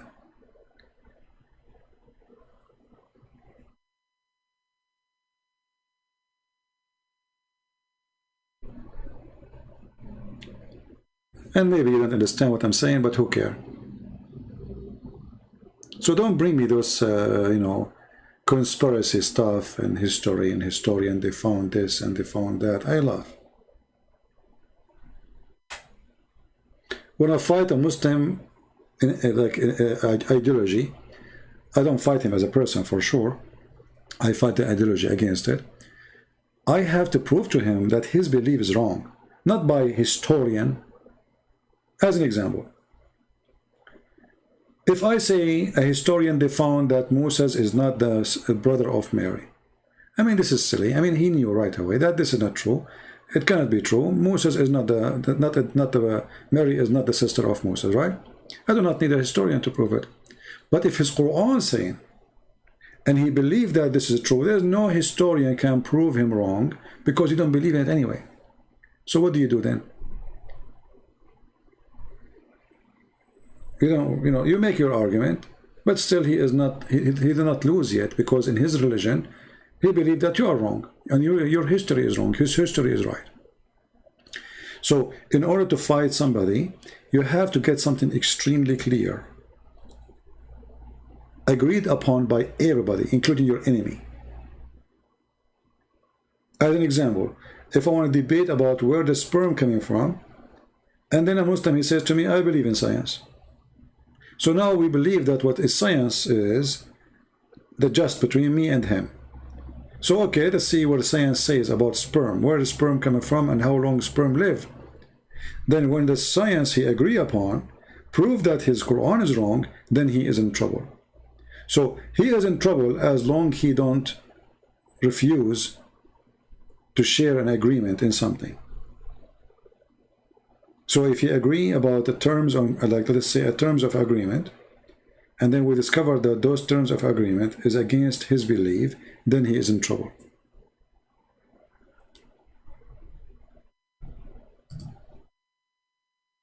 My friend, I don't care about Turkey and where the flood happened. This is really not why I want to worry about those things. I don't know. For me, I don't really.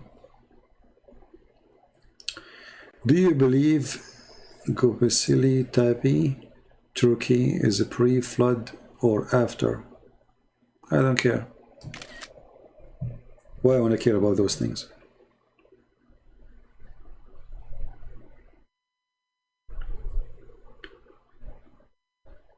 You know, if you are a person who is going to believe in something because, let us say, scientific discovery, as an example, the Bible says that Jesus is born without a father. I'm talking about a human father, right? But is that scientific? No. So why you are going after discovery and science and historian? So either you believe in history and you believe in science and you believe in doctors, or you believe that God is above all their power and their history can be wrong. So you should not be hypocrite, double standard. Either you are a science person or you don't care what science says and you care for what God says. Do the science we talk about agree with the story in the book of Genesis? No. Sure not. Right?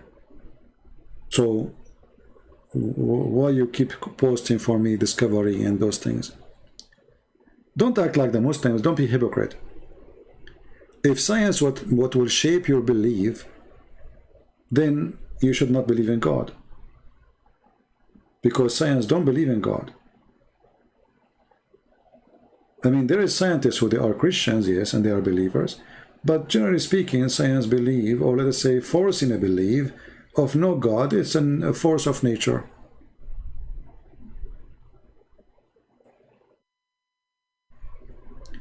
Well, my friend, because science cannot explain miracles. This is why we use the word miracle. So when you say why the Bible cannot be the book of miracles and book of science at the same time, that is impossible. And the explanation is anything science cannot explain is a miracle. So if I go by science, that means I go by rules. And the rules is a man sleep with the women, regardless if it's his wife or not. They might have a child. That is a pure science. But you say to me that there's a person he is born of a woman, and this woman, she never met a man. That is not science. So either you believe in the miracle, which is no science can explain, and it's not scientific, or you believe in science. And you know, for me, my experience with the word science, that the word science is very flexible. As an example, the scientist is the one who said the earth is flat, and then they changed their mind to something else. So the first scientists, the Greek scientists, in the beginning, they start saying the earth is flat. And they are the scientists at that time. And then they draw pictures of images of planets, and they have the center, and they have the Titan, whatever, blah, blah, blah, blah, and philosophy and mythology. And those are scientists, by the way. At their time, they are the highest of science. So science is very flexible thing.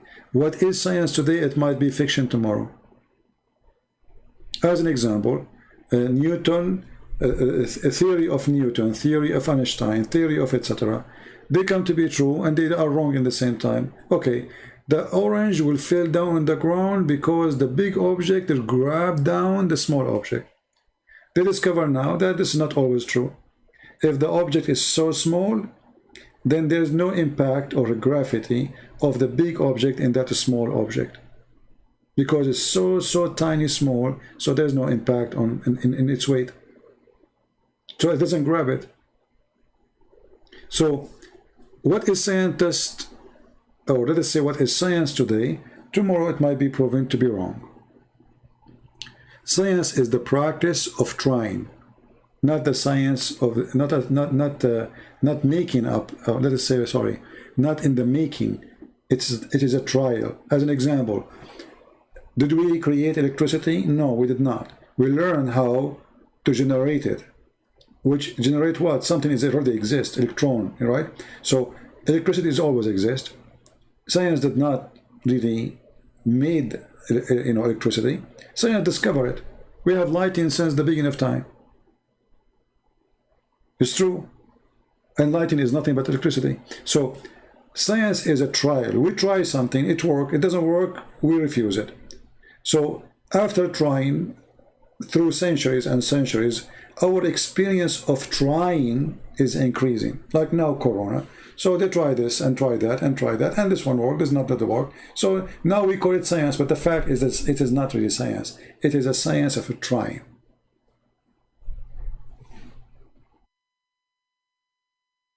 You don't have to agree with me, by the way, but this is what I believe.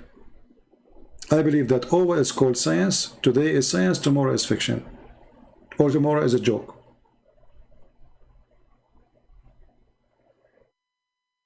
Like now, every school in the world, they teach the Big Bang Theory. It's a theory. So why they teach it? Stupid, it's stupidity. It's a theory. If there's a proof, if there's anyone can prove it to us. No. It's a theory. And suddenly the theory became science.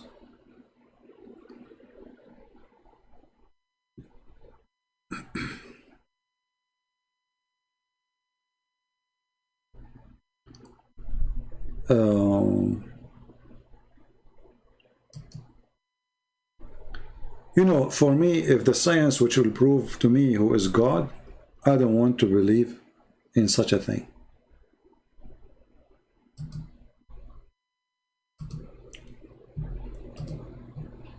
I'm not following science. I don't want to worship science. I believe in God, and God is above science. God, when he said be light, light was. There's no science can explain that. But God can, for he's the Almighty. So if you are a person who worships science, then stay away from belief. And by the way, when you believe in science, you are a believer, but in different thing, something called science.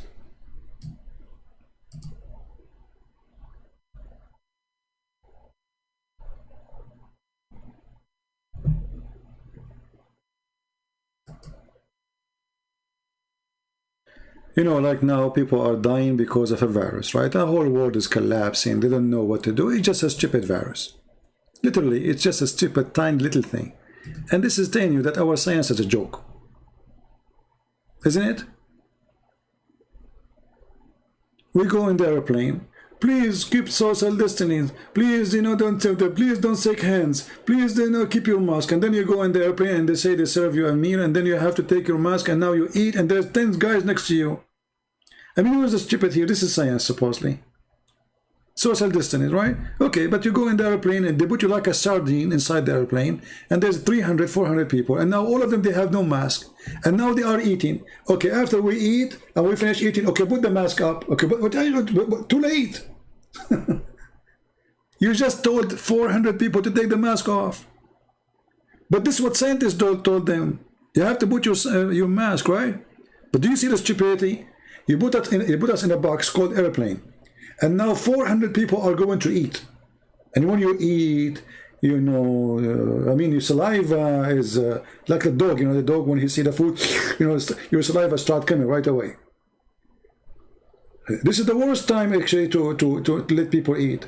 So either we have to keep the mask all the time, or don't tell us to take it for 15 minutes until we finish eating. It's too late. Like what? In those 15 minutes when we are eating, the virus will not come out. Stupid. So hypocrisy, stupidity, and then they call it science, and they put rules, and then the guy in the airplane, they come to you, sir, please put the mask, because this is regulation. If you don't agree with us, we will report you to the authority as if you're committed. So okay, suddenly you became a criminal. But a second ago I have the mask off. It's amazing. And then we go to the bathroom. All of us, we share one bathroom, and the bathroom is in the size of a matchbox. And people there, not only they breathe, they fart. It's just stupidity. And supposedly they will fight, they will fight. I mean, it's a madness, The whole world is human being is the most silly, stupid creature ever. I never saw. You see, dogs, they do what dogs do. Dogs, they do what dogs do. All dogs, they do the same. You take him out, straight away he start pissing around. He mark his territory. He sniff the ass of the other dog. Human being, he do piss all over the place. And he don't even know why. He piss from his brain. He piss from his nose. He piss from his words. He piss from his ideas. I mean, a human being is a pissing machine. In the same time, he is the most genius. He can solve all the problem.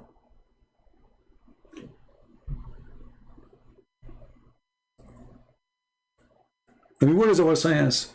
Where is the scientist? Here we go, help us. Here we go. You did poop on your pants because of Corona. Countries are shut down. The whole countries are shut down because of a stupid virus. Where is your science? And even after the vaccine, where's your science? You didn't have science.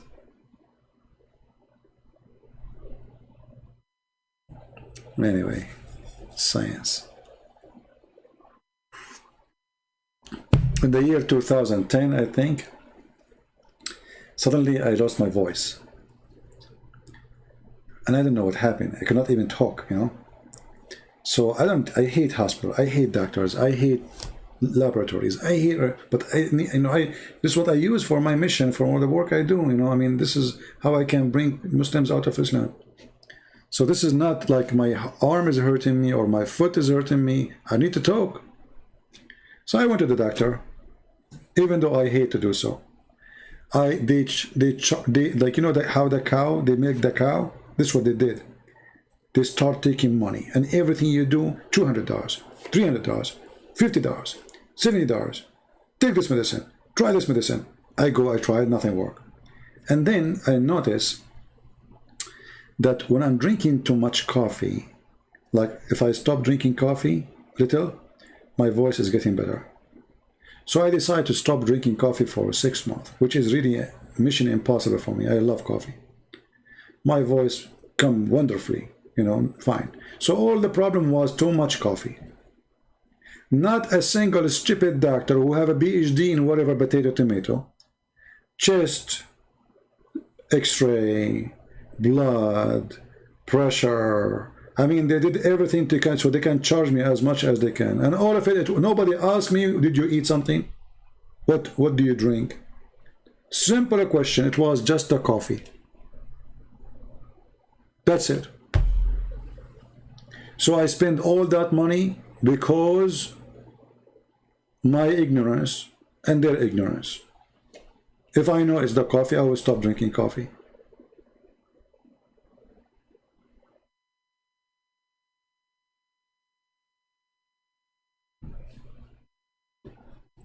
And then I will start saying to myself, who in the world don't believe in those donkeys anymore?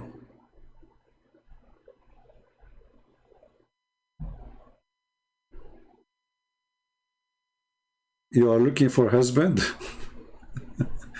Okay, go to supermarket, you will find somebody. He's doing shopping there.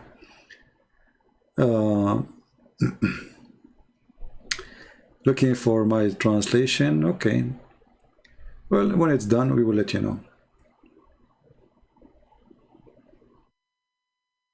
I'm not saying that doctors cannot help you. I'm not saying that. I'm saying they try things on you. You see, it's all science of experience of trying. Not, they are not really scientists. And people are not listening. As an example, antibiotic, it was discovered by mistake. It worked. They give it to everybody. That's it. But doctors are not really, I mean, today the real doctor is the machine, the one who do blood test, the computer who do DNA. It's not the doctor. The machine can give you the true result, not the doctor really. Doctor is just learn how to read it.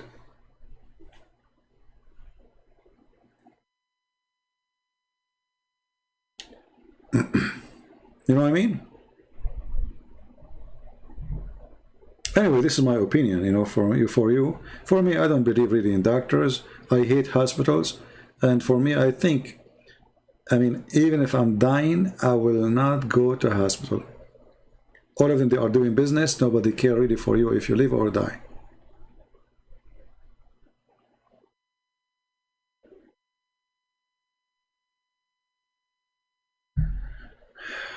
Brother, what? DC scene, you claim they are professional. My friend, I told you I don't care for those things, and you're repeating yourself. Don't force me to block you. Here, remember something. Here I debate Muslims about what they believe. Don't bring me garbage of conspiracy. I don't want to hear it. I don't want to see it. None of my business. Don't bring me historian and those things. I don't care. I debate Muslim in what he believes. I don't waste my time.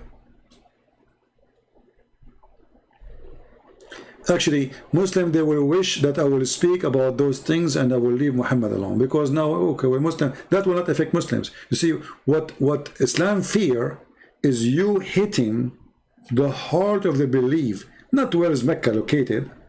And you say, who cares? They will laugh at you. It hurts if you prove to them that Quran is wrong. If Muhammad is a liar, it hurt to show them the contradiction. But what is the location of this person or this city? Who cares?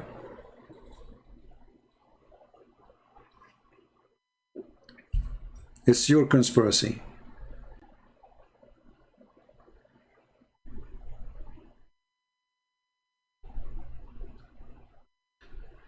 David, why you want to teach your daughter and your, about Islam, my friend? First, when in such an age, you don't teach them about Islam, you teach them about Christ. Have them strong in faith, and then when they are strong in faith and strong in knowledge in the Bible, then you present to them other cults and you warn them about it. But you can, in the beginning, just present some things about Islam, like Muhammad was an evil man. He target children because they are children. I tell them about child molestation, to be worried about the predator because they can be a target too, right? So you have to speak to a child based on his age, not based on the religion itself. His age will decide where you go. But the first thing, if I have a child, I will teach him the Bible. I will teach him who is Jesus. I will teach him why we believe in him. And I will make him think with me and give me ideas what you think about Jesus. So if you want to teach somebody the Bible, don't teach them like adult. Let them read a page in the Bible and tell them, what do you think about it? What do you see? What do you understand here? So try to have a conversation with a child and let him use his brain. And for sure, every child is different. Some they are very smart, some they are so-so, some they are slow. However, all of them, they are blessed and blessing for us. The smart, the genius, and the one who is slow. And based in what your child is, then you go with him, how fast you go or how slow you go in the teaching. Every person is different. Remember that. Every person is different. Don't go to a school classroom. A smart teacher is not a teacher who teach a class to 30 kids. A person who can teach his class to each one of them. That is a smart teacher, which means a teacher is a smart teacher when he can understand and analyze which student can get it fast and which student he need more explanation. And based on that, he go and give more time to the one who need more time. A bad teacher is the one who act as if all the classroom is one level, which is impossible. This is why you see 2-3 people understood the math teacher and the rest did not, because the teacher is a donkey.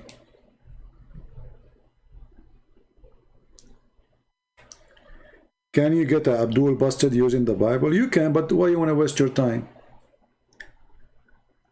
Because he don't agree with the Bible. So usually, if you want to do get Abdul busted by using the Bible, if he used the Bible, you know what I mean? So if he say, I agree with this verse, as an example, they say that Isaiah speak about Muhammad. You say, okay, do you agree with it? He say yes. Then you get him busted by showing him what this verse saying, but not before that.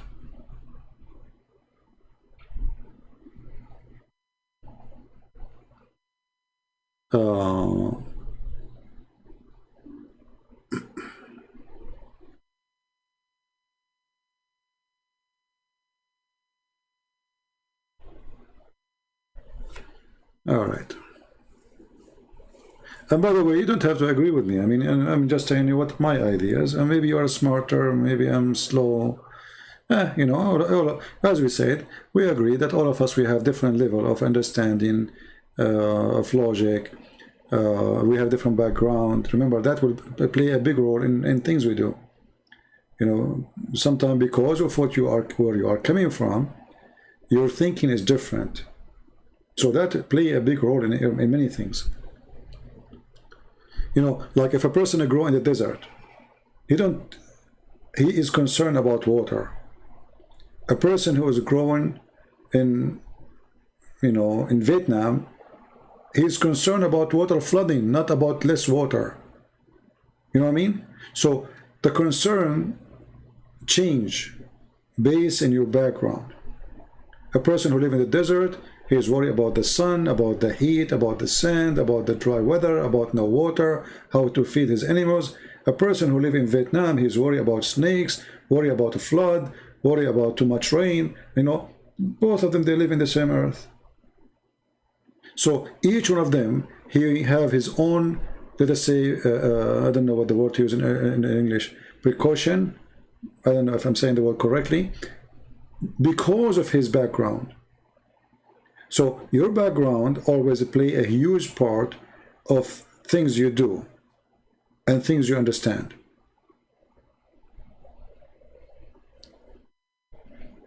I'm not sure if you, sometimes, you know, I find myself very short in English to explain myself, but I hope I'm able to give you the idea. Like a person who comes from a stable family, the husband, the father and the mother, they are in love together.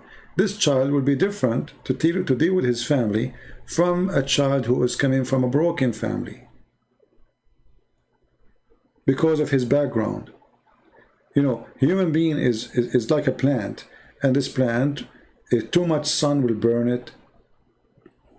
Depend on the plant itself. There's a plant they love sun. There's a plant they can burn in the sun. There's a plant they need too much water. There's a plant do not need much water. So that change because of the background of that plant. But all the plants are plants. And a human being is the same. There's a human being who needs too much attention. Otherwise, he will feel lonely, or he will feel ignored. He will feel sad. He will feel depressed. There's a human being, he feels better if people leave him alone. Depend on his background.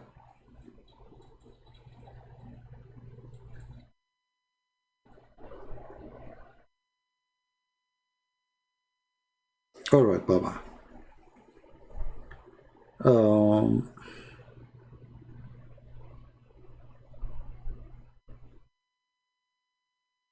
Yeah, but you know, the Abdul, they recite Quran very young, but doesn't make them people, you know, who have religion, because they are just reciting. They don't know really what they are talking about. That can even make it easier for you to destroy Islam. We don't want our children to recite the Bible. We want our children to understand the Bible. Who care about reciting? Child, he can recite a commercial for the coming 20 years. Play a commercial of a chocolate in the front of a child for 3-4 times. He will remember it after 20 years. But it's a commercial of chocolate.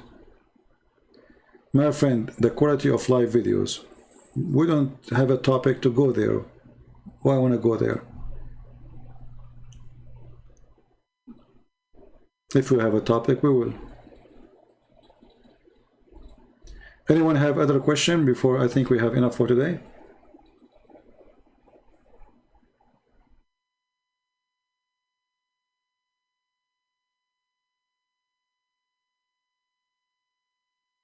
And you know, sometimes if you come from a broken family, that can make you even better to your family, not necessarily the opposite. Because you are coming from a broken family, so now you have pain in your heart. You don't want that to happen to your family. So you need to learn, or maybe you learned already, that because of that causes pain to children. So now because you learn that a broken family is not something healthy and good for children, then you should avoid yourself to get into the same situation with your children.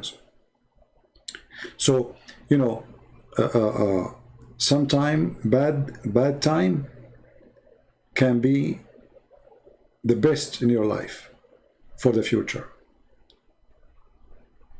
because it makes you a person with experience, even if this experience it can be sad.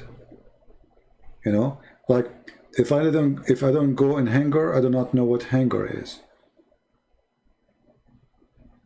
If I never suffer from cold, I don't know what cold is.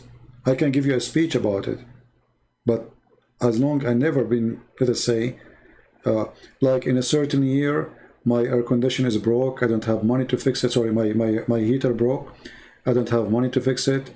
It needs thousands of dollars to fix, and I don't have money. I spent the whole winter without any heat. And it reached, I mean, if you go in the centigrade, it reached -26, imagine. I remember I'm going live on air, and I cannot feel my fingers. And people, they say to me, your voice is like cutting. They think it's the internet. It's like I have difficulty even to talk. But if I don't go through that time, I will not know really what it means to be a person who don't have money to get a warm house. So you learn from the bad days. The bad days not necessarily are bad. It can be you know, it can be for good. It can make you a better person. It can make you a strong person.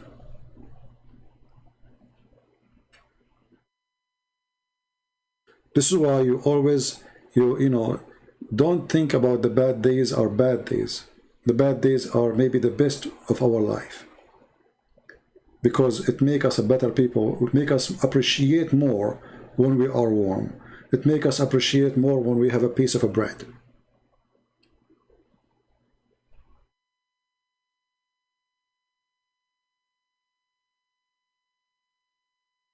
No, I don't get COVID, and thank God I don't get sick. You know, I don't know. I mean, if I get sick, maybe once every 2 or 3 years, something like that.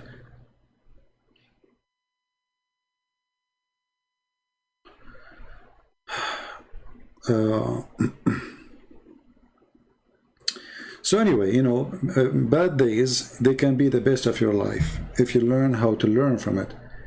If those bad days turn you to a stronger person, not to a person who is greedy and filthy, and then you start worshiping money because now bad days made you believe that the problem was money. So you start following money and worshiping money.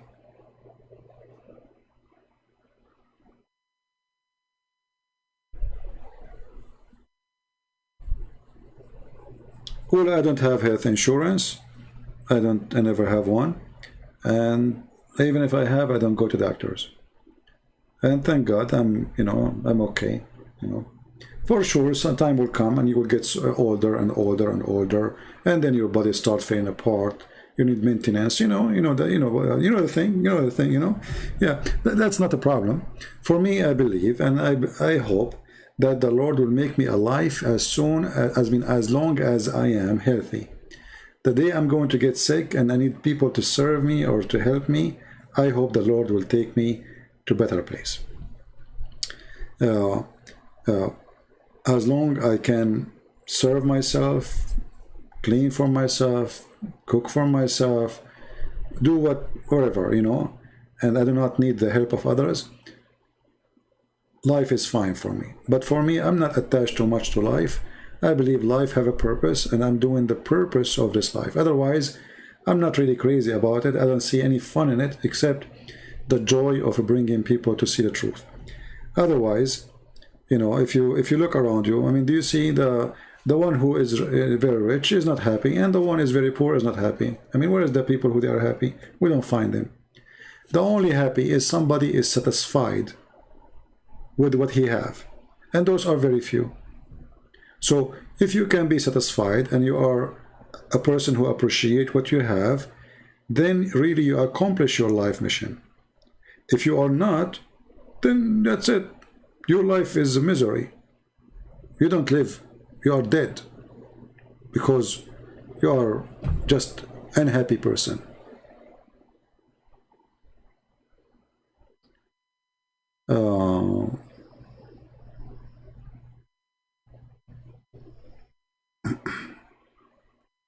Well, in order to get the benefit of army retired, you have to serve for certain years, right? Yeah, I don't have any pension, I don't have any retirement, I don't have anything. So even now, like, you know, if I don't, like now, you know, I give my books for free, and few of you really support us in Patreon.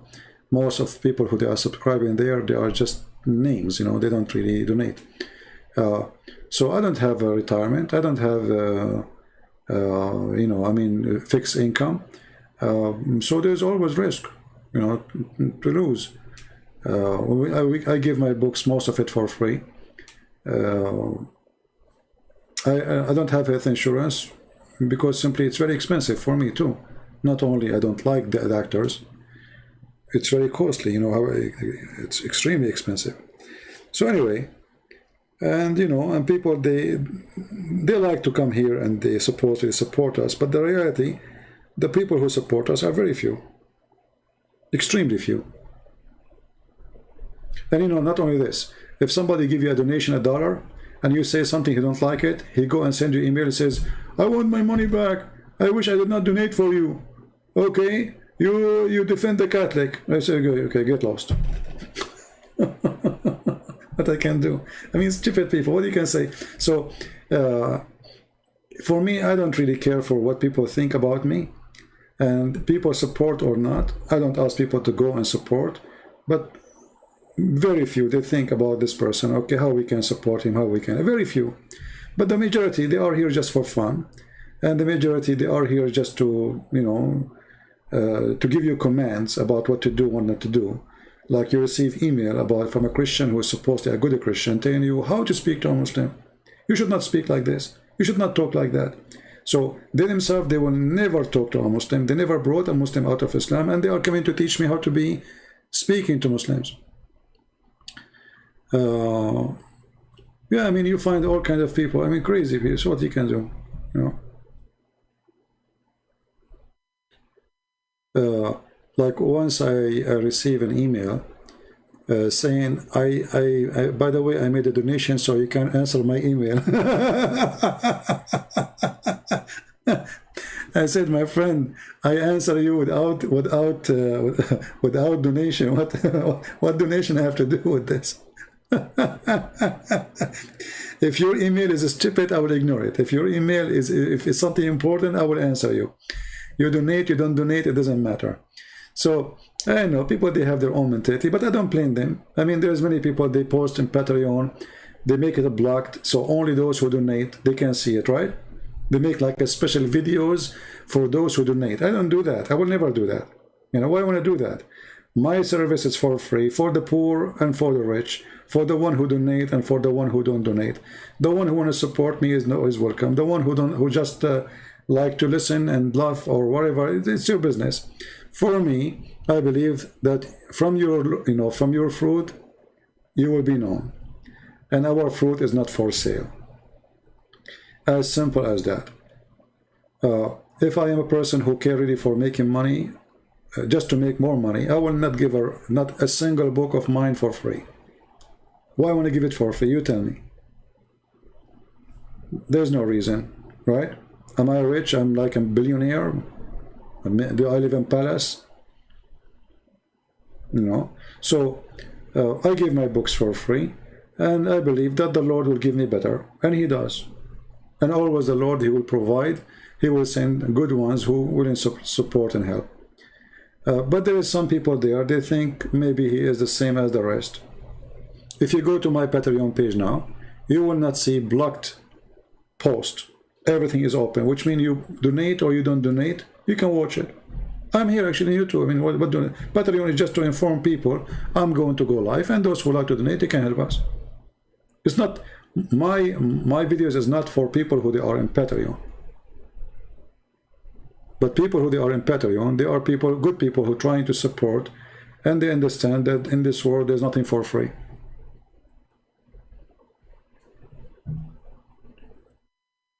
Right?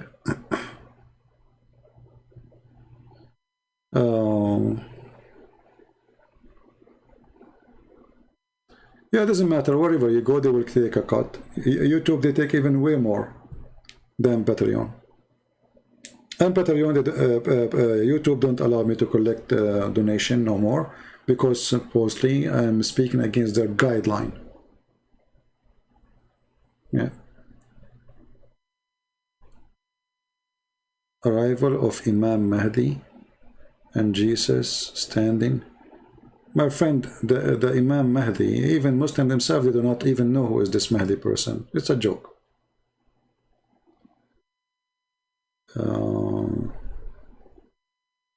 I expose your God. He says go and kill children, babies. Okay. Well, as long as you expose my God, He ordered to kill children, babies. Do you like to call me right now and tell me about it? What do you think, guys? This Abdul here, he said he exposed my God. He ordered, my God, he ordered to kill children, babies. Do you like to call me and tell me about it? Or you are a coward?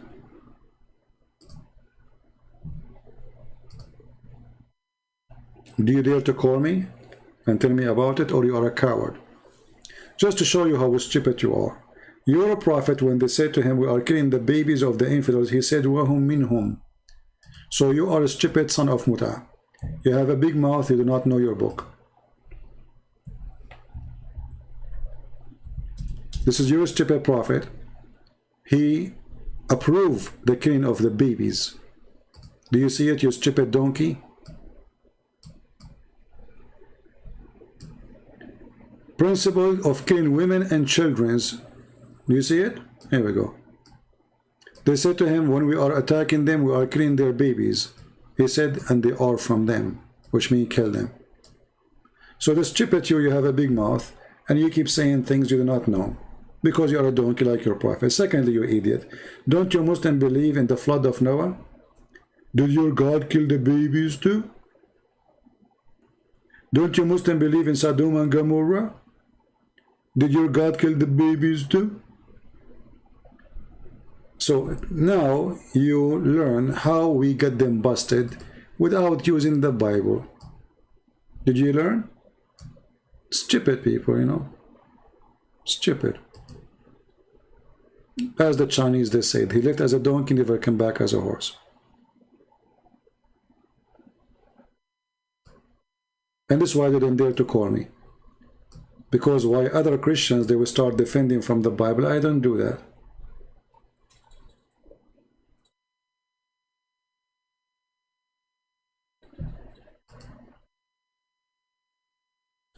No, there is nothing about King Herod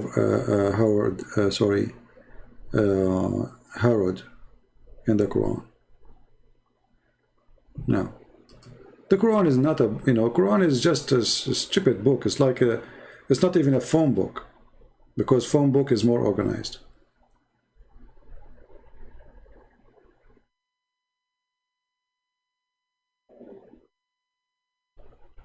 You see, if a Muslim want to debate me, and he have, let us say, a little knowledge, I can debate him even without, I can debate him when I'm taking a shower, when I'm doing my laundry. Actually, there's a debate with two Muslim sheikh, if you remember it, Dr. Imam Nabil Baikli and Imam Malik Sar. I was washing my dishes while I was debating them.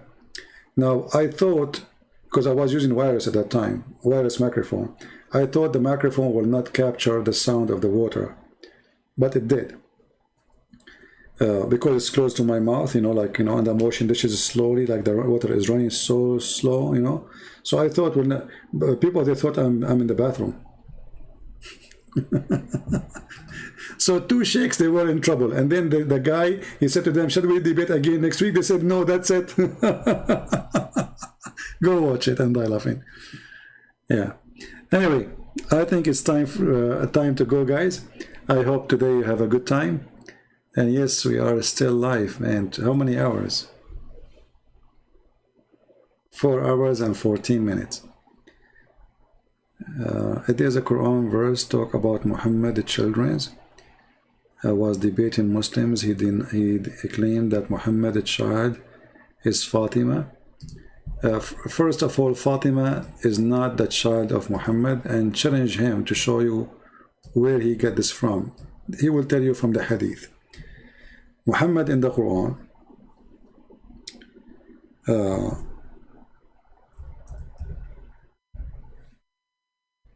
there's a chapter 108, verse number 3, or the whole chapter. It's very, the whole chapter is 3 verses. It's about a person who was making fun of Muhammad because he cannot have children.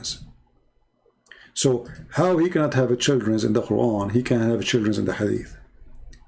So they were making fun of him because he cannot have a children.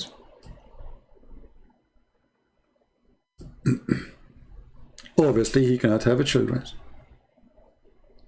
And obviously, Muhammad, he had sex with many women, and he had many wives.